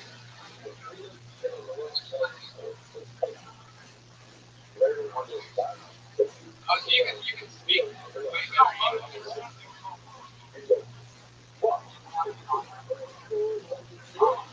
wait. You think little people like that make money? Just asking. Because I will give you it's only 5%.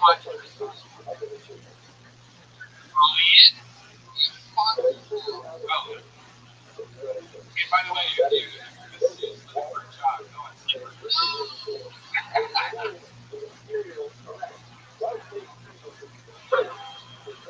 Yeah, cheer for that. Cheer for that. Now you all owe us $3,000 that we just lost. You fucking idiot. I mean, a legit. Oh my god. It's always a lot of action.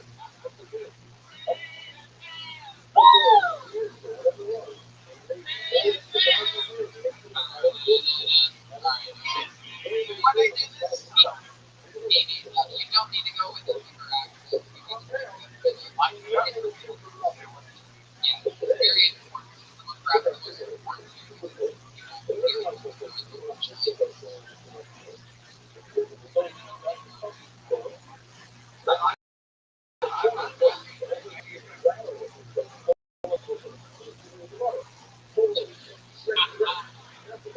There you go.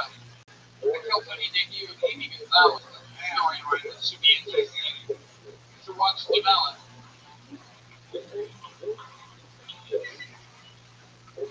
There she goes, Amy Gonzalez.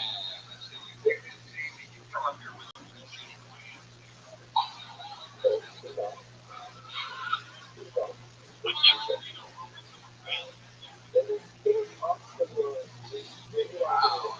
So you guys having fun out there? Your hands together your next comedian. In uninterrupted 60 seconds was Brandon Daly. I don't see Brandon moving. I don't see movement. I don't see movement. Put your hands together for Florentina Canate.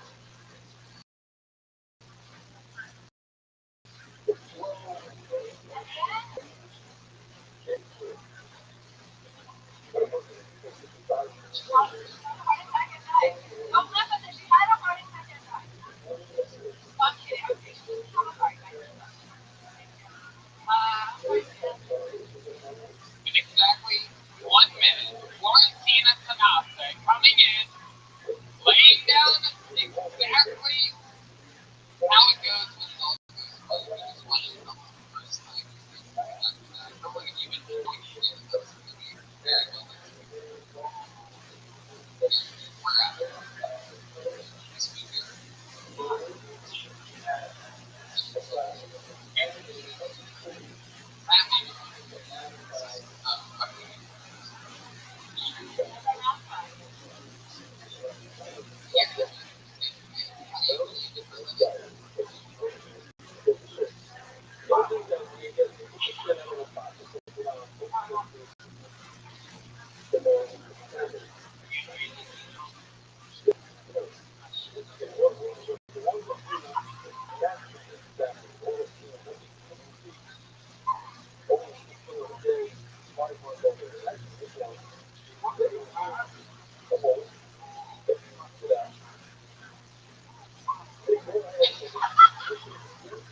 You'll be not all excited. No bones about that.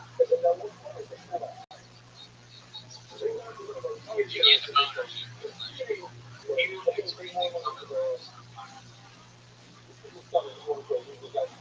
How do you think it's exciting?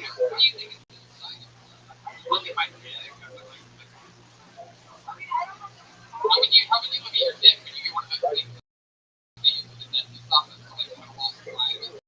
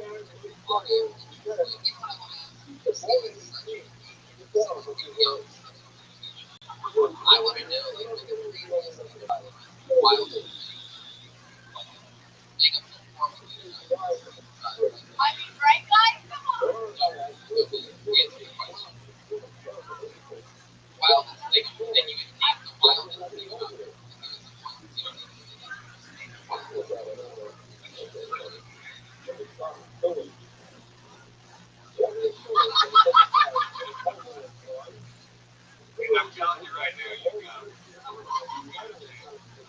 And I promise not to take care of it. We're going to smoke and drink.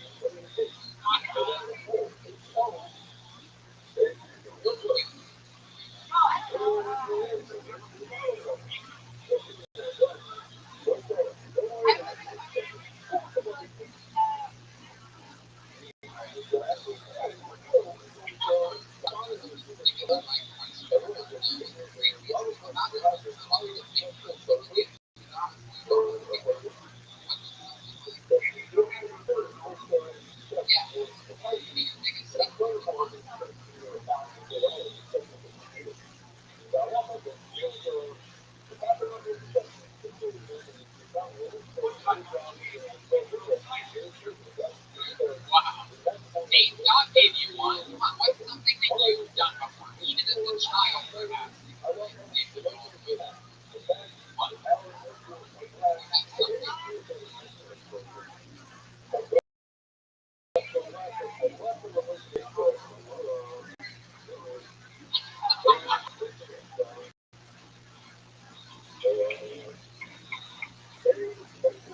Maybe try to put it in your box for a half an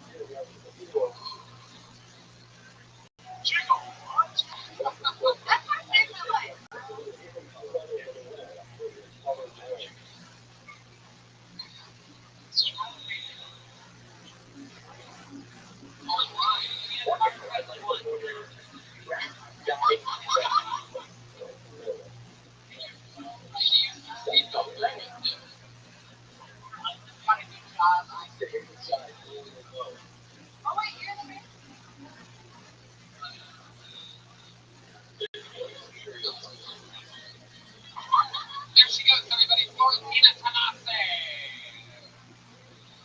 I'm going to be in San Francisco at the end of August at Cotton Comedy Club with Sharon Milwaukee. I love San Francisco.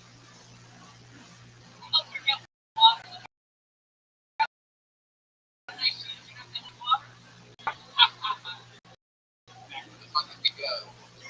Extremely, extremely perfect handwriting. The name of a perfectly right here. See what happens here. Again together. Gary is in his Gary M. Anderson. I'm excited to hear what this is. He has such an interesting name. Oh. Is that Gary running away? Gary, get over here. Get over here, Gary. Maybe it's going for Nicole McCannon. Wow. Rick deep. Chicago. Boy, hero. McCannon, everybody.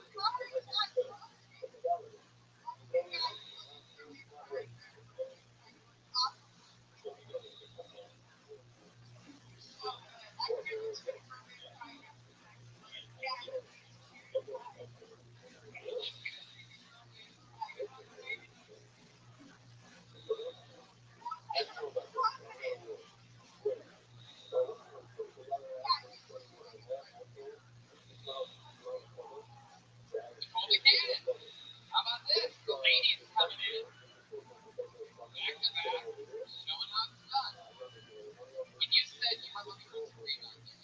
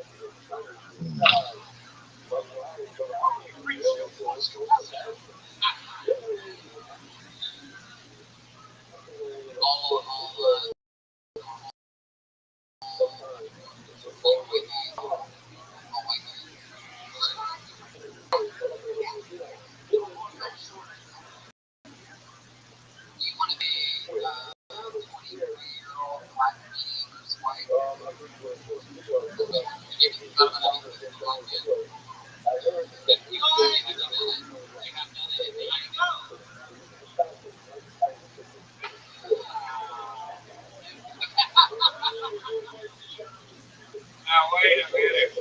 We're gonna have a fuck-off right here. Ron White versus Ron Black. You can't make a fist. You're laying there going, I can't even pick up a pen. You're writing down my fucking phone number. That's a lot of time without my neighbor. Oh, shit. Nobody did anything. Nobody. One way to settle this. Double penetration butt war. Jack gets the pussy, Ron in the butthole.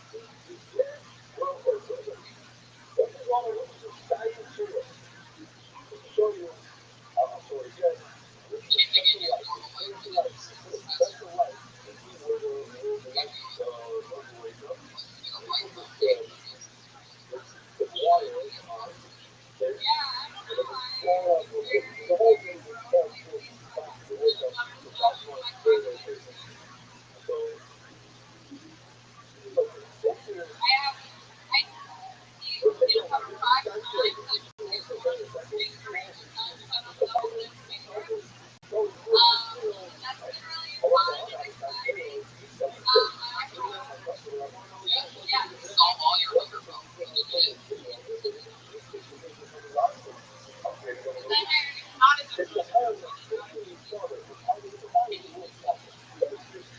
Who's the scientist here? Cock blocker.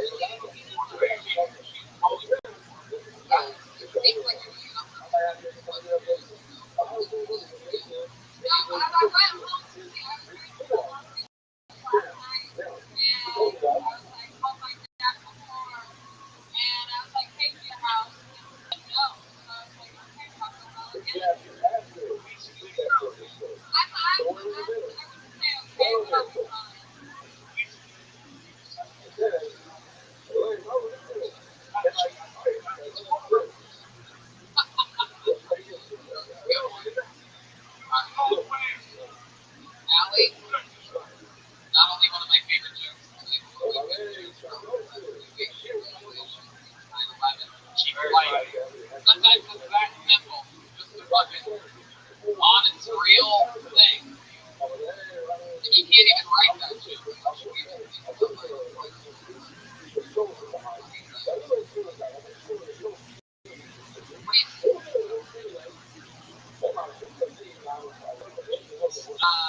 guys gonna go to the bucket one more time? What do you say? You guys have it in you? Audience, like I said, do you want to go to the fucking bucket one more time? Everybody takes it for granted. Everybody just takes it for granted now.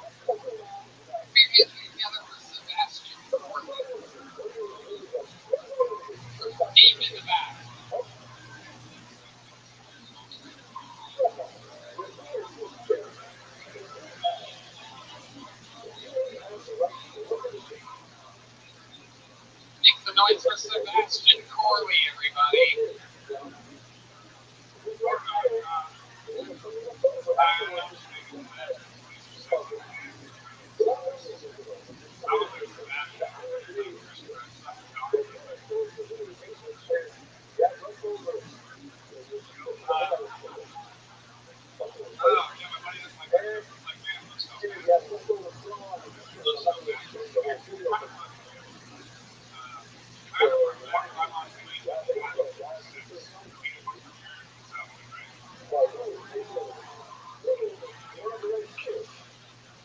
You don't have to like that show, but let's be honest. When you're talking about something very should not happen.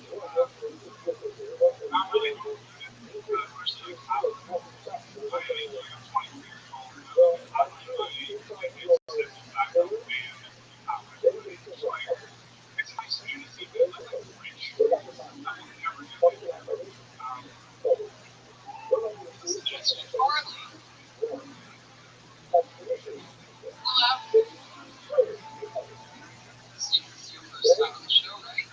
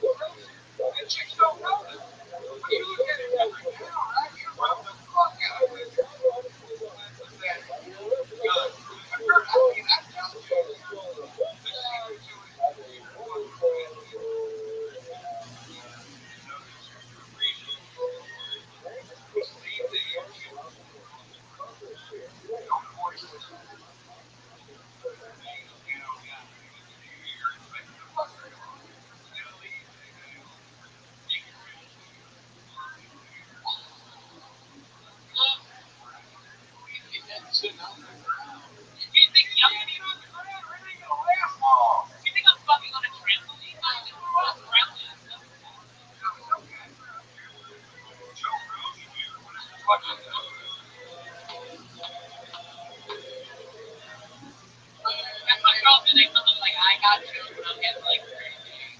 I fucking circus LA guys.